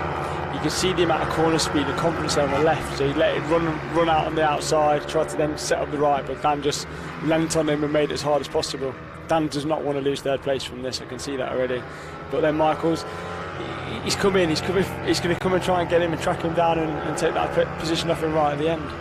Look how much track there that Harvey Lathrop's using. He's running that white line going into the corner. He wouldn't have done that earlier on today. Definitely not. As Andrew Thompson and Rick Jenks are back in fifth place. Gav Tappan, Tommy Ormond, Andrew Rayfield and Peter Wadsworth rounding out the top 10. 3 laps to go in this race, and it starts to hot up once again. Joe Day, Michael Nealance, Les Wood in 13th. Nathan Gardner, Tony Revely a bit further back. But let's have a look at Tommy Fielding here again. Very aggressive through this little rhythm section of corners. Well, a lovely line, very smooth, but not quite close if you get a front wheel in. Again, he has a peek down the inside. Lathrop's got that corner covered though. And again shuts the door, which pushes Fielding back slightly. They just seem to be cancelling each other out here a bit, Dave. I think Fielding's very quick in that little technical section, and this is where Lathrop pulls away. Yeah, Lathrop seems to almost roll through a bit quicker, doesn't he, on the first part of that, the left, and then the right just gaps him a couple enough to give him that break down the straight. But you can see, look how aggressive he's being. Look at that down the inside. He's going to have to make the move stick. Oh, fantastic move there from Tommy Fielding. And then Lathrop fighting back though. Tried to shut the door, and Lathrop straight back up the inside. Really good riding, gave each other a bit of space. Tried to avoid going on the curb on the outside as well. Awesome. And that's the risk, of course, that outbraking manoeuvre into the final corner. It's very hard to make the move stick, to carry that speed and then make the corner as well. It is. Lathrop seems to struggle getting up this hill though. I've noticed every time he seems to have a little moment up the hill that allows Fielding to close right back in and get a good run at him through this area now. So he's getting that nice smooth through those corners as well, isn't it? Quicker through the first part, but look, slower through the second part. So Lathrop just gaps him a little bit. Here they come back towards the battle of the bibs with the newcomers in the back. That's James Bull still there. Down the back straight he goes now. This should be a good spot to get through if Bull knows they're coming, which hopefully he does. Yes, he sticks to the left-hand side, and the two leaders squeeze through. He just compromised him a little bit on entry, so he dropped back a couple of spots, and Dan Pearson and Med now also gone round the back marker. Haven't seen Dan Pearson come round though. Let's have a look. He's been, yes, he has now. Yeah, he must get held up again. So again, back markers got involved, and then the next rider was that Yates just up ahead as well. Yeah, Lindsay Yates there coming through. Harvey Lathrop, fastest lap of the race there, 101.269, and Tommy Fielding only a few tenths behind. So here they come. The 21st. The worst possible that's the bad luck there for them. They're going to have to work to get through. One left, one right. This is where you've got to stay on your line. And nice riding there from Lindsay Yates again, holds a line. Lets the leaders find their way through, and I think Michael Med dipping down the inside over there into the right-hander. Pearson finding the way through as well. Struggled. Pearson had to go around the outside. It's cost him an absolute mile. So his race is done with it being last lap.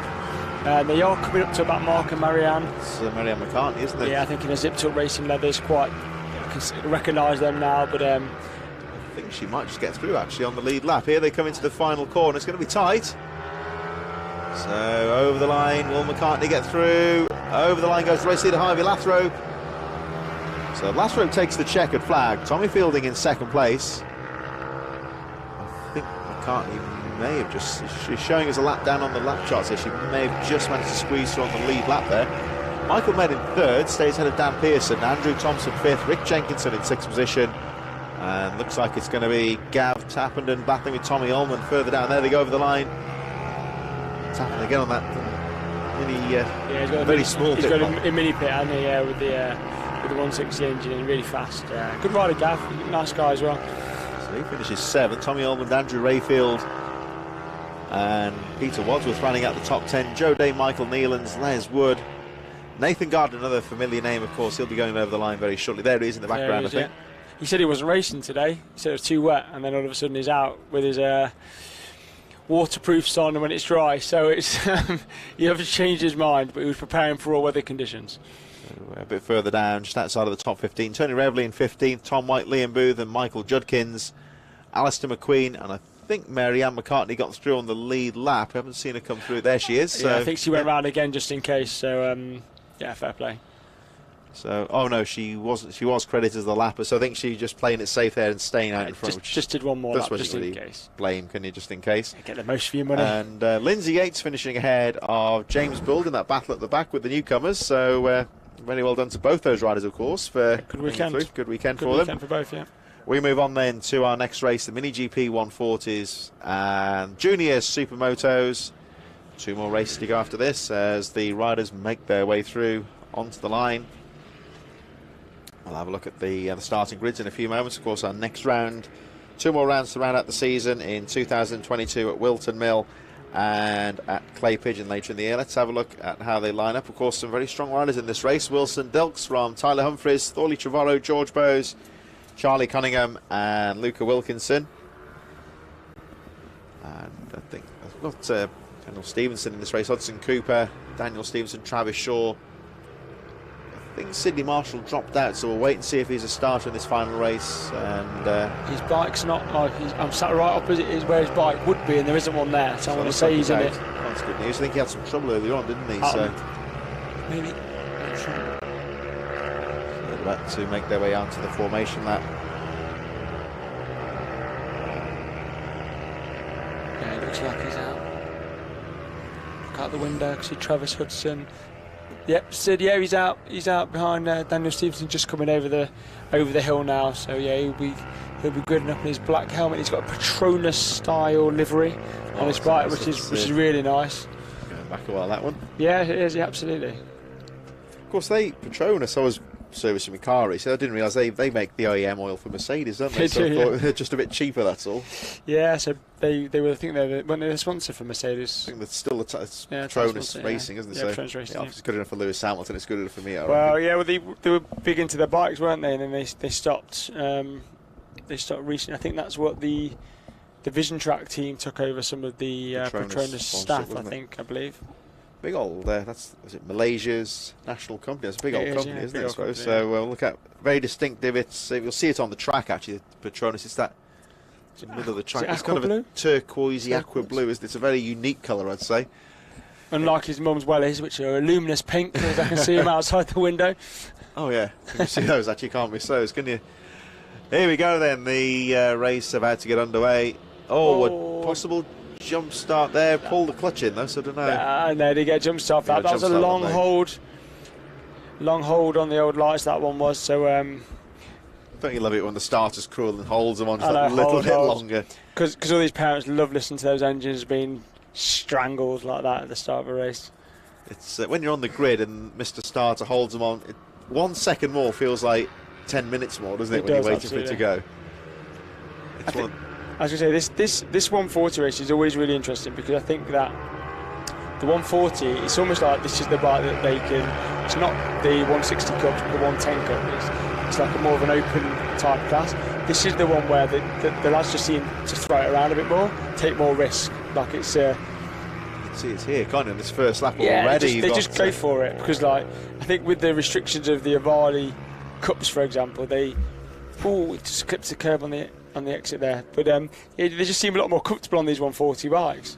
I suppose they're faster machines and they can, like I said, let it hang out a bit more. It's a bit more of a, like I say, spec class, and the Ohvale thing's great for is helping develop the racecraft, I suppose, as well. Exactly. So you've got the 110s, you've got the 140s, which they're in now. So the 140s, they mix it up with having some pit bikes in there as well. The 110 and the 160 Cups are restricted by what you can run, etc., etc. So if you snap to bar end, you can only run a specific bar end. You can't run it at just a open bar end from anywhere else. So this 140 class just gives them that little bit more freedom to do what they want. And you can see these two straight away. They both seem really comfortable on their 140s. Tyler Humphrey is sweeping all over the back end here of Wilson Dilks, trying to find an opening. He's looking for lines here in this early stage. Wilson Dilks has got the corners dialed very nicely in this early stage. And look how close Tyler Humphries is getting. He's riding very smart here. He's just staying off the back wheel of Dilks at the moment. Shadowing the back wheel of that number 85, the race leader, looking for lines. And 58 seconds. That's incredibly fast there. We've got Trevorrow in third on the 101. Just a bit further behind on the red machine, Luca Wilkinson, Charlie Cunningham, George Bowes, Hudson Cooper, and Travis Shaw, Sidney Marshall in there as well, Billy Carter, Daniel Stevenson, and George Wood a bit further behind running out the field. But this is very mature racing from Wilson Dilks and Tyler Humphries. And Humphries here, this would be like just watching an experienced adult rider. He's shadowing the back wheel of Wilson Dilks. He's not trying to force his way through at this stage. He's just looking for lines. He's trying to weigh up his rival. Now having a go. Wilson had a little peek there. So who's bravest? And I think the line there belonged to Humphries. He took the corner. And he just seen, it's not brainless riding there. He's just hanging on the back wheel of Wilson Dilks, not following him into the corners, and then the moment there's any kind of hesitancy from Wilson Dilks, he was right in there. He is, and now he'll be looking to get his head down. He'll want to try and break away as fast as he can, and at 7.8. Really fast pace for the 140 bikes. That's really good. It shows how comfortable they are with the bikes, though. Fantastic riding. So Wilson Dilks, the question is now, can he respond here? Now he'll be watching the back wheel of number 19, Tyler Humphries, looking at his lines. Just trying to tag onto the back wheel. Now, of course, if you're chasing, it's a great motivational tool here, because you just stick to that back wheel and you've got that target to aim for here now for Wilson Dilks. So, again, Humphries, of course, he'll be trying to break away here, but Wilson Dilks, of course, he's got the rider to chase, and he's doing a good job so far. Yeah, he just tucked in behind. What's a bike width between them, so that's fantastic. Carrying loads of speed. They'll be learning as well, so as they're racing, he'll be seeing where he's faster and where he's slower. I think on the first lap, Wilson just clipped that curb coming onto the start-finish straight, and it unsettled the bike, so he gave it a bit more distance that time, so he's not cut it quite as fine. But yeah, look at the style of the rider's fantastic. Tyler's not managed to pull away, so he has got ahead, but Wilson's still in there, and you can see the style as he follows him through this tight S section. You can't really straight line this. You have to, if you take the first part, it makes it into 3 really big corners. So you know, these guys have really worked out how to make that as little as a corner as possible. Already with 6 laps to go, they're already catching up on back miners, aren't they? I think so. Wood. Again, good riding there from George Wood as he's just holding his line, letting the leaders down on the inside, and Wilson Dilks, I should say, he'll be having a peek down the inside into that top corner, not close enough to go for a pass, enough just to let Tyler Humphries know he's there. And let's have a look at the lap times when they cross the line. They're well into the 57s last time round. And over they go again. Let's have a look at what all lap times they do again. 57s, and Wilson Dilks fastest lap of the race there, 57.842. So Wilson Dilks in second place is certainly responding to the challenge here from Tyler Humphries. These two very closely fought. They've pulled away now from the rest of the field. This is great when you see 2 riders pushing each other down the track, as Thorley Trevorrow an incredible 15 seconds behind. Just goes to show the pace of the front. I would speculate if either one of these riders were on their own and the other one wasn't there, they wouldn't be 15 seconds ahead of Thorley Trevorrow at this stage. no, probably not. This is all to play for in this one. They want to win. They want to both win. You know, Wilson's not. You think he might maybe get disheartened by being overtaken? Absolutely not. He's straight back onto the rear wheel. This is going to be a fight all the way to the line. It's almost tactical here. You wonder sometimes perhaps if Dilks is almost not holding back, I'd say, but just weighing up that race leader, trying to time his move. So you won't want to. But there again, you want to be. Track position's always good to have, though, isn't it? It's a tricky one sometimes. Yeah, I think so. You can see it looks like. It just seems a bit ragged there. The race leader Humphries into the curb a bit. He'll be under huge amounts of pressure. You'll see the back marker in front of him, and he will not want to catch him at the wrong time. Which he's Billy Carter, isn't it? He won't. Wilson's going to have to go around. Wilson Dilks have to go around the outside there, so that works in Humphries' favour. Although Dilks very much in it in second place. I think that was Billy Carter, wasn't it? Went to that down the rider Billy Carter, in 11th place. Well at the back of the field there, got a good smooth ride. The next rider on the track is the number 461, the one we weren't too sure about at the start, Sydney Marshall. Well and truly in this race, and Marshall running in 10th position as the leaders make their way down to the final corner. 3 laps to go, and again you can see just how aggressive, especially Wilson Dilks, how aggressive they are on that curb. It's a fast corner, that last one, but I've seen the wet, he wouldn't be taking so many liberties on that curb. No, it's really, really fast corner, and both of them fly around it. Yeah, good riding from Sydney. Just pulled to the right. Knew they were coming. Just pulled to the right. But you can see Wilson's dropped off 8 or 9 bike lengths through the first back marker. Within a lap, he's already back pretty much on the back wheel. So he's obviously got the pace. I think if you got in front, you could probably stay there. But you know, it's catching's one thing. Getting past the other, isn't exactly. It? It's, time running out here for Wilson Dilks, but he's not too worried at the moment. He's just having a peek down the inside there of Tyler Humphries. Again, just letting Humphries know he's there. He's not close enough to go for the pass there. Humphries has too much momentum on the outside and shuts the door. But certainly Wilson Dilks letting him know he's still there. They've got a relatively clear track in front. I think Daniel Stevenson quite far down the road in 9th place. So we've got 2 laps to go this time. They might catch up with those 2 actually. It's going to be tight with 1.5 laps to go. So still back markers could have a part to play in this race. I think Daniel Stevenson battling with Travis Shaw now. So Travis Shaw and Hudson Cooper potentially getting lapped here, and just to throw another complexion, there's a few spots of rain on the commentary point window here. Now wave yellows, rider goes down, and the 2 leaders immediately slowing down. I think that might have been Daniel Stevenson, wasn't it? So if it is raining as hard as it looks, they really. Oh, look at that! Look at this down this far corner. It's coming in. That's raining a lot more on this far end of the track than it is here, I think. Yeah, it is, and I think you saw really good riding from Tyler.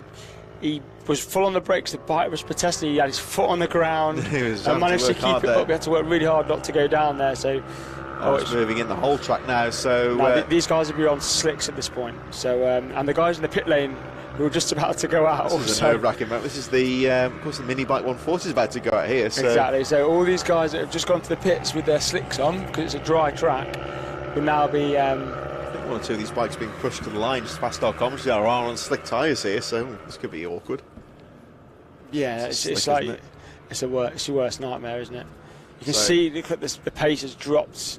Well, yeah, look at the lap times here. 1:04 for Tyler Humphries and 1:06 for Wilson Dilk. So they're almost 10 seconds a lap slower in the course of, what, a few minutes there? Yeah. This last lap, all he's got to do is keep upright and bring it home. Look at this. We've got Hudson Cooper in front as the rain buckets down. This is what we're saying, out of nowhere. These showers are coming, aren't they? And he's still motoring, isn't he? He is. That is on a slippery track. It's a little bit nerve-wracking, but he's got this under control. Wilson Dilks just seems to have turned it down a bit now in second place as Tyler Humphries goes down towards the final corner, and again you see just how wide he's going there. No curb as the checkered flag goes out, and a difficult end to the race there. Tyler Humphries takes the checkered flag. Yeah, this is treacherous. I mean, this is really, he's coming down pretty hard. He's got Wilson Dilks. I haven't seen him come through yet. I haven't seen him come through. He may have gone down. Let's have a look. There he is. He really held it back on the final lap. So, yeah, 1:20 last. Well, it just goes to show how tough things are. Wilson Dilks was the fastest lap of the race with a 57.8, and his last lap there he really slowed down. 1:20.6. I wonder if he made a mistake somewhere. I think, you know, he's seen someone crash off in front. Or yeah, might be just winding it down a bit. So, yeah, we have this. Can't really see, well you can see for yourself what it's doing to the track. We've got this huge black rain cloud blowing over the circuit at the moment. I think it might just be a passing rain shower. We've had quite a few today, but this is the first one for a while that's really made the track wet. Yeah, that's we want us going outside, aren't we, in the pits, because these guys in the next race, this rain shower has come out of absolutely nowhere, and they will not have had their warmers on for a good 5 minutes, so the temperature in their tyres would have cooled. Is there, what happens now then? Would there be scope to do with tyre change, or is it too late in the day, you think? It'd be too late in the day now. They're in the pits. So they're in the waiting zone, ready to go, aren't they? Minibike 140 in association with SYMoto. Some of the very closely fought class here. We could be in for a very interesting race here, I think, with the rain bucketed down. Now, it really is throwing it down. You might see yourself on the circuit overview. Look how dark that cloud is at the top there. It's just absolutely thrown it down at the moment. How long this lasts for, I don't know. It is dry onto the left-hand side as Harvey Lathrop set to lead them away from Tommy Fielding, Dan Pearson, Ben Lord, Stephen Humphries and Tommy Ullman. It's grippy out there. It's they're making them out on this exciting lap. Andrew Rayfield, Paul Mitchell, Tom Wise, Rick Jenkinson, Daniel Cliff and James Sidebottom in 12th place. Some of them may have left their intermediates on, to be fair. I think intermediates would be okay, wouldn't they? It's whether they changed because it was dry. So James Sidebottom, Liam Trinder, Michael Thompson, Liam Booth, Joe Quinn and Harry Swan. One of our newcomers there. Harry Swan, of course, in 19th place. I think most of the others, Michael Medge, Gary Jacobs, Peter Wadsworth, Robert Med, Mary Ann McCartney, Simon Wadsworth. Not too sure if they're taken to the line in this one. Find out, of course. And Dan Coleman, George Wood, rounding up the provisional grid. I see Simon Wadsworth bike on the back of a van and reversing in front of the commentary booth. So I'm guessing he's not taking part in this one. So I just see him pop out the other window in a minute. Oh, there he is. I'm just seeing him there. Yeah, there you go. So he's not riding. Well, I think Volkswagen Crafter van. Oh, there we go. We had the update. The bike's blown up, so he's out of action. He was not happy about that, I'm guessing. So, yeah, it's unfortunate. That's pit bike racing. Unfortunately, sometimes that happens. But you know, we'll miss the green machine today. There he goes, carried forlornly out of the paddock on the back of the Volkswagen van there. I can't wait for him to listen back to this. And there's Travis Shaw being pushed back to the pits. These riders still on slick tyres on that previous race, weren't they? Yeah. So Travis Shaw's machine. This is just off our screen here, of course, in the paddock. I think his dad's pushing him back to the paddock there, and that bike. Yeah, I think they're all on slick tyres looking at these bikes coming off the course. But as quickly as that heavy rain shower came in, it's gone now, and the track, there's no rain. So just wind. Just wind, isn't it? And it's even on that formation lap, they were still circulating relatively comfortably. So quite a few riders in this race, of course. It'll be interesting to see how the track develops as the race goes on here, how much it dries out. It's been interesting just how quickly it's dried out, really, isn't it, Dave? Because within 5 minutes, there's a dry line starting to develop out there. Yeah, now you'll see who wants it, because straight from the line they're going to be on the off, and some will go and some will be a bit more tentative. So let's see how this potentially very close race pans out. SYMoto Minibike 140. Again, another big weight on the line, and Lathrop crawls off the line but does enough to stay in the lead. They go straight into that right-hander, of course. Tommy Fielding and Ben Lord in there in third place. Someone's bike doesn't sound too healthy at the back there. There's a big screamer machine at the back there, wasn't there? Someone's having a problem changing gears. They went around the first corner in first gear, so I think that was our bibbed rider on his new CW. Oh, that's the number 28 at the back there, isn't it? Swan?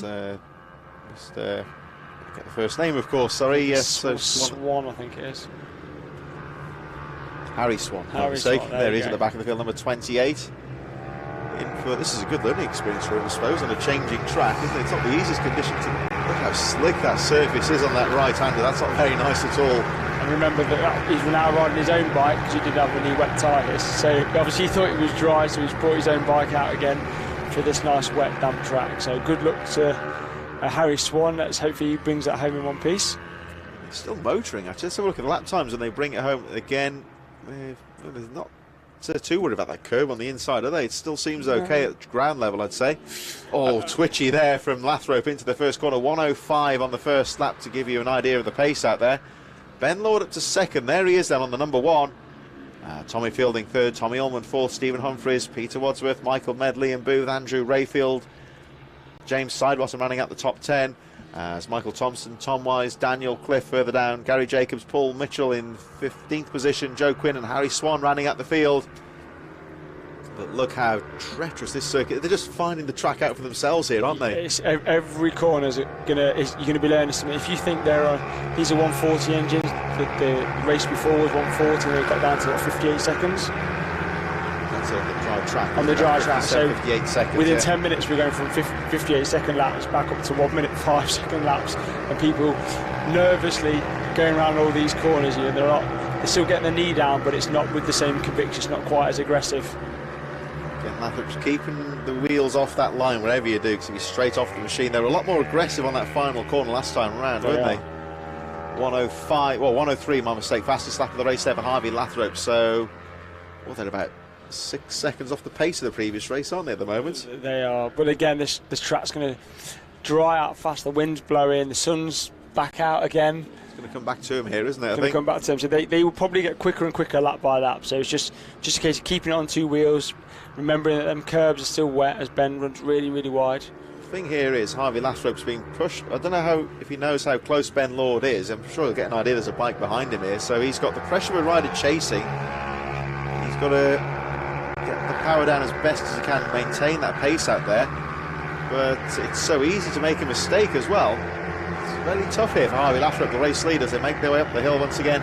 And Ben Lord chasing just behind 1.3 seconds. These two just seem to be breaking away now from the rest of the field. It's turning into a fight between Harvey Lathrop and Ben Lord. Look how precise they are on that final corner. If they get a wheel onto that line, I think there's enough to send them off the machine there. Yeah, if they want to avoid touching any white lines or curves at this point, as it's just rained. So, yeah, both of them really good, really precise. Yeah, Harvey watched them all afternoon, lap after lap, doing similar performance. So he'll have a good idea of how grippy the track is in the wet. He'll obviously know what tyres he's got on, and he'll be riding within himself, I'm sure. And even within 2 laps, I think Harvey Lathrop was a lot more confident, a lot quicker through that little S's section there as they make their way into the long right-hander. And this corner looked horrible at the start of the race. He just seems a little bit more confident to try to carry the pace through there now. Yeah, I think the laps coming down to 103s now. So yeah, it'll be interesting to watch this one. They seem visibly quicker to me. I don't know what you think here. They definitely are. The track looks. I'm even watching the new guy just gone around that corner. Pretty quick, to be fair. So they're all raising the pace considerably from what they were on lap 1 and 2. Over the line. Let's have a look at the lap time when they go through. And that has gone down to 102, so he's another second. Nearly another second there, pretty much, isn't it? Yeah. Ben Lord sticking with him in second place, so Lord, he's still there. He's not quite as... He's still setting his own fastest lap of the race there. He's not quite getting to grips on the pace of Harvey Lathrop here. And I wonder what Ben Lord's going to do here. Is he going to try and put the pressure on Lathrop, or stick it out there. He's still close enough to keep Lathrope honest here, I would say. Yeah, I think the problem that Harvey's got is he's got no one to chase, has he? So Ben will use him as a bit of like a measuring stick. If he starts to catch him, he starts to reel him in. Obviously, then the excitement of that will drag him on probably a bit quicker. But if Harvey can pull away, I think Ben will just probably hold station. So Harvey Lathrope leads 2.2 seconds the gap last time round. Tommy Fielding third, Tommy Allman in fourth, Stephen Humphries, Michael Med starting to move through the field now into fifth place from Peter Wadsworth and Liam Booth. Andrew Rayfield, Gary Jacobs and Tom Wise on the edge of the top 10. Paul Mitchell in 12th, Joe Quinn 13th, Daniel Cliff, Liam Trinder, Michael Thompson and Harry Swan rounding up the field at the moment. It looks like James Sidebottom's out of the race. There is Harry Swan just being lapped there. There he is. So he's sticking it out, isn't he? He's on that unfamiliar track, you would say, with those... when you spent all that money on a brand new bike. That's the biggest limiting factor, I think, isn't it? I suppose. Exactly. If you ever get to borrow someone's bike, it's much better. Hand it back. Sorry. That looks very clean and nice looking bike at the back there as well. It's a nerve-wracking moment, I'd say. Let's keep it that way. It looks like the track's actually dried out quite a lot now. If you look at Ben, he's corner here, isn't it? He's full throttle through there now. And actually, Harry Swan up to 17th position now. He's gone past, James Sidebottom appears to have dropped out of the race. Tommy Ullman dropping down a position as well. I don't know if he's still in this. He was up at the front earlier on, wasn't he? So Tommy Ullman on the number 21 appears to have dropped out of contention. So again, the pace very close to the front. Harvey Lathrope maintaining that 1:02. Ben Lord in second place, the gap still 2.9 seconds, so Ben Lord just doing enough here to hold on to that second place and keep the race leader honest. Still remaining about 2.5-3 seconds between first and second position. And let's have a look at the gaps to third. Tommy Fielding 9.3 seconds down in third. Michael Med continuing his slow but sure move up the field. He moves into fourth place now, getting past Stephen Humphries, who drops to fifth. Wadsworth in sixth, Liam Booth, Gary Jacobs, Paul Mitchell and Tom Wise rounding out the top 10. But Harvey Lathrope maintains that small gap at the front, about 3 seconds, and again Lathrope setting a fastest lap of the race here, 1:01.848. Still pulling away from Ben Lord in second place, and I think that gap's increased ever more, and again now we've got 3 laps to go. It's incredible how aggressive there. Harvey Lathrope's really having a go here. We've got 3 laps to go in this race. Yeah, it's incredible here, Dave, how quickly it's dried out. I think he's done a fair share of laps. He's realised that the track's pretty much dried out again already because of the wind. He's just pushing on, so the lap times will come back down again. He's feeling comfortable in what he's doing. So yeah, Ben's dropped, I think, 3 seconds behind. Harvey looks smooth coming through the S's. Just having a glance out of the window, the bike's going down for the Bucci Cup and the Mini GPs. I think most of them playing it safe on the... I didn't see any slick tyres so far. On the Inters, yeah. So 1:01.848 last time round. Well, best lap, I should say, 1:02. Harvey Lathrope on that previous lap. Let's see how he gets on. He's just pulling the gap ever so slightly on Ben Lord. He's still very much in there. Now for Ben Lord, he might as well stick in there because there's every chance of a mistake here of how treacherous the circuit is. So Ben Lord's just got to keep in contention here. But again, look how aggressive Lathrope is. He's fully trusting that bike and that track around the final corner. He actually touched the curb there, so it didn't have any moments or anything, so I'm assuming it's dried out enough for him to take that risk, but he probably wouldn't want to do that too many times because you only need to hit a patch of water and you are down. Yeah, he's pulled about 1.5 seconds pace in this race from the second lap to now, so it doesn't sound much 1.5 seconds, but in the space of about 5 or 6 laps, that's actually quite a drop, really. Yeah, it is, especially in changeable conditions as well, because you don't really know how hard you can push. Sometimes you push too hard and the first thing you know about it is your bike sliding from underneath you, so he's got himself into the race. He's been smooth, he's well switched on as well, so he's riding good. Whenever he gets to a corner where he can look back to see where Ben is, he'll have a little look to make sure that the gap's consistent, and he'll just manage that gap then on a corner by corner basis. There he goes around the final corner, Harvey Lathrope using all of the curb. Last lap about to go out then for the treble 2 of Harvey Lathrope. Ben Lord in second, still Tommy Fielding in third. Michael May, I think at the moment looks like about third's about as far as he's going to get. Notably, Tommy Fielding starting to close up on the top 2. I think time might be not really on his side. Fastest lap of the race actually for the 5.56 in third.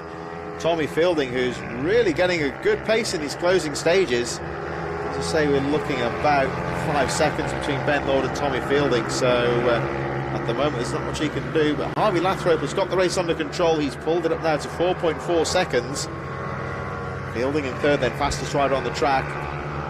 Michael Med still fourth, Stephen Humphries fifth, but as he closes up again on Harry Swan, he's going to bring it home, Harry Swan, you know, he's just going to hold that line, let the leader through, there he goes. Don't curse him, whatever you do. There we go, and I think Harvey Lathrop saying thank you. Yeah, he's had a great race, hasn't he? Yeah, he has, yeah.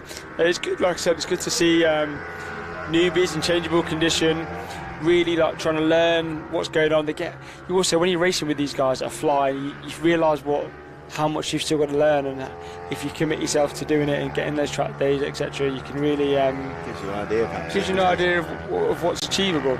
So there we go over the line. Great win there for Harvey Lathrop by 5 seconds from Ben Lord in second. And great to see there. Actually, we're just talking about the number 28 Harry Swan. He brings it home actually in 16th position in that race. Awesome. Tommy Fielding again, another fastest lap of the race there for number 5.56, and there he is. Tony Almond. Tony in the middle there. 21 there, yep, the machine of... we lost him, of course, late on Tommy Almond. Yeah, that must have been where he went off quite near the second corner, I think, then. Michael Med in fourth, Stephen Humphries fifth, Peter Wadsworth sixth, Liam Booth in seventh. The rest of the top 10 go charging through. Yeah, it's nice to see that Harry Swan there. Is that bike still looking in good nick? So, it's tough conditions for a newcomer in these changeable conditions. I think he's done well there to bring it home in 16th. Yeah, done really well. Bike's still clean as well. You can pack that home, pack it away, take it home, get a new shock for the rear because it was too soft, or get it adjusted somehow, and come back fighting him a couple of weeks at Wilton Mill. So we'll see. Hopefully, see him back, of course, at the next round at Wilton Mill in a couple of weeks' time. Bit of a discussion there with Michael Med. I don't know if that was heated or not, but they were looking at the front end of the bike there, weren't they? I think discussing that second corner. So. Well, they had to say about that one maybe. Med in fourth, Humphries fifth. We're going to move on then to our final race of the day. It's the Mini GP 190s and 70s, incorporating the Bucci 190 Cup. It's been a great day's racing here at Three Sisters, of course. Next round is at Wilton Mill. Let's have a look at how they line. Oh, that's the. We'll catch it up in a minute. That's the Minibike grid, I think. So here we go. Right on cue. Sullivan and Mounsey will lead them away in the Mini GP 190 and 70s on the two-stroke, I believe. Yeah, on his two-stroke, yeah. Of course, he won it, didn't he? So, yep, it'll be Sullivan Mounsey from Paul Baxter, yeah, Brian Hamilton, Kobe Perry, Luca Wilkinson, Andrew Thompson in sixth position. And the rest of the field, of course, we've got the number 41 machine in seventh place of Ben Ray, Tim Patterson, Kobe Garbutt, Dan Deering, Izzy Carter, and Zach Weston in 12th place.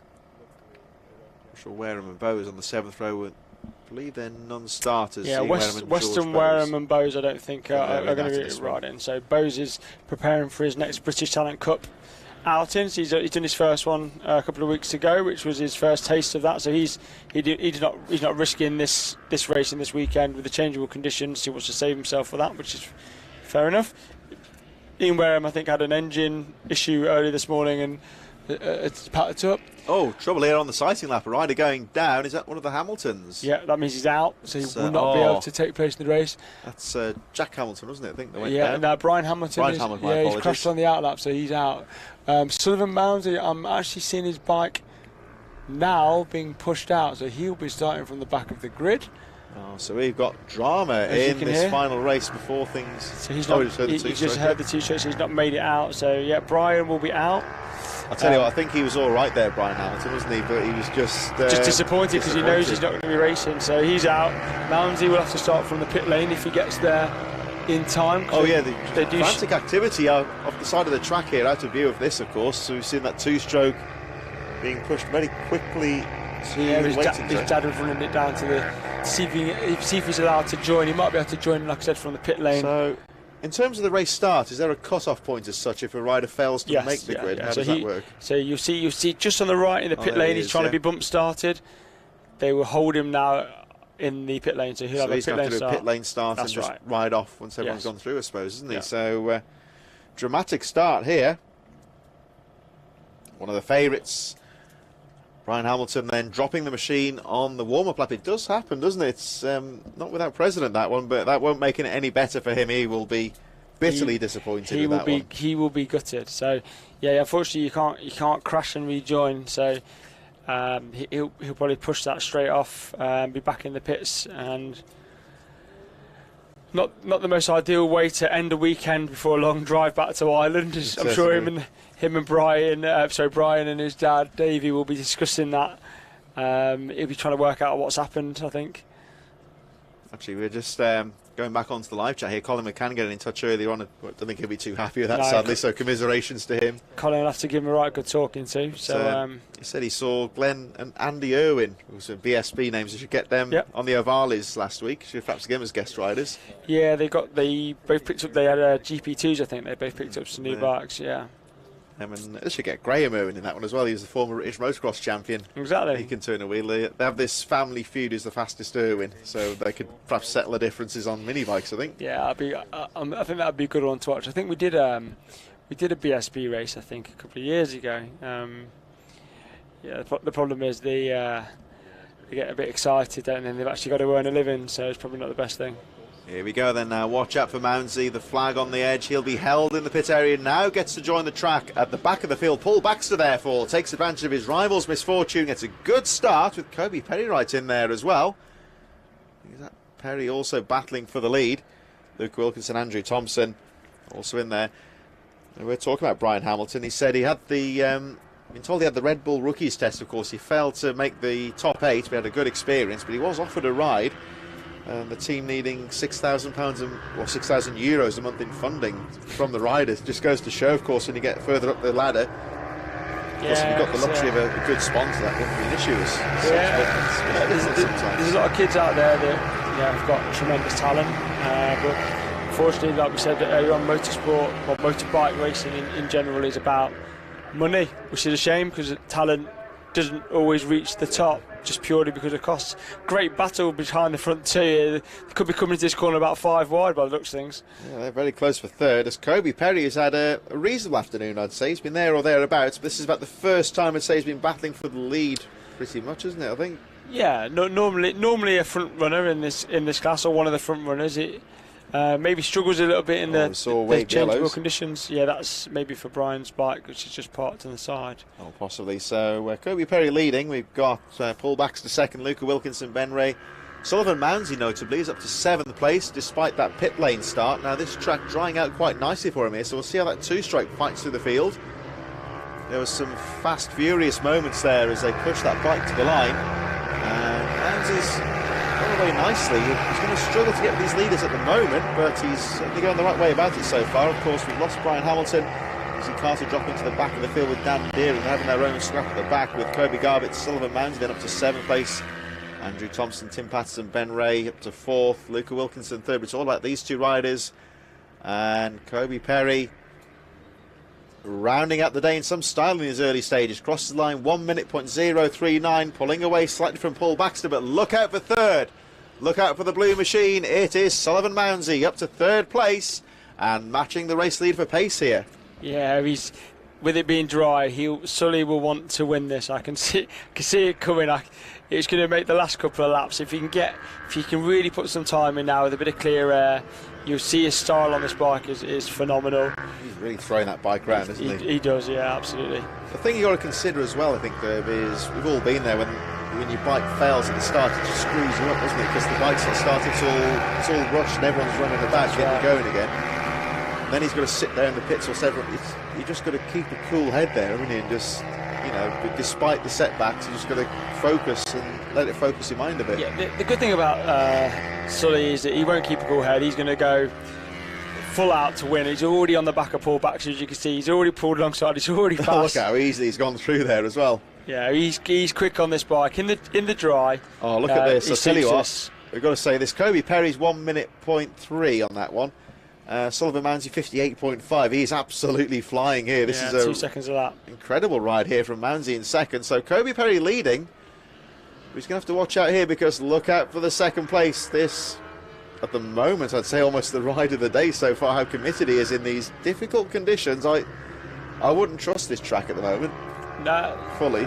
not fully. I think he's still got to be careful, but I did see him taking some curve through the S's, so he's pushing on. He's pushing to get above the track, and that two-stroke it is fast as well, as you know. It just look at the speed up and over the hill. So what's Kobe Perry going to do here down into the corner? Oh, as Sullivan Mounsey tells him you're going to have to give that corner up, but Kobe Perry's trying though. He's not giving this one up lightly.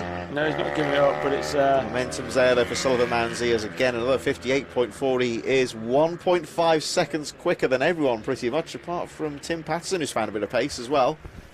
But Mounsey, I would say, 1.5 seconds quicker than the rest of the pack at this stage.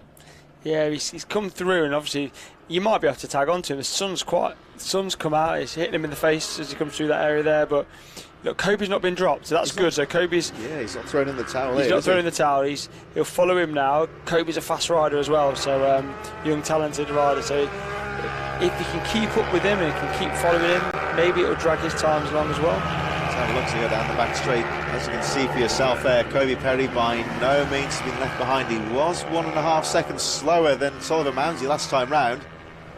I don't think it's gone quite to 1.5 seconds so far as he comes down towards the final corner. Mounsey aggressively through the final corner, but Kobe Perry's right in there. We'll have a look at the gap when they cross the line and the lap time of Perry, perhaps in second.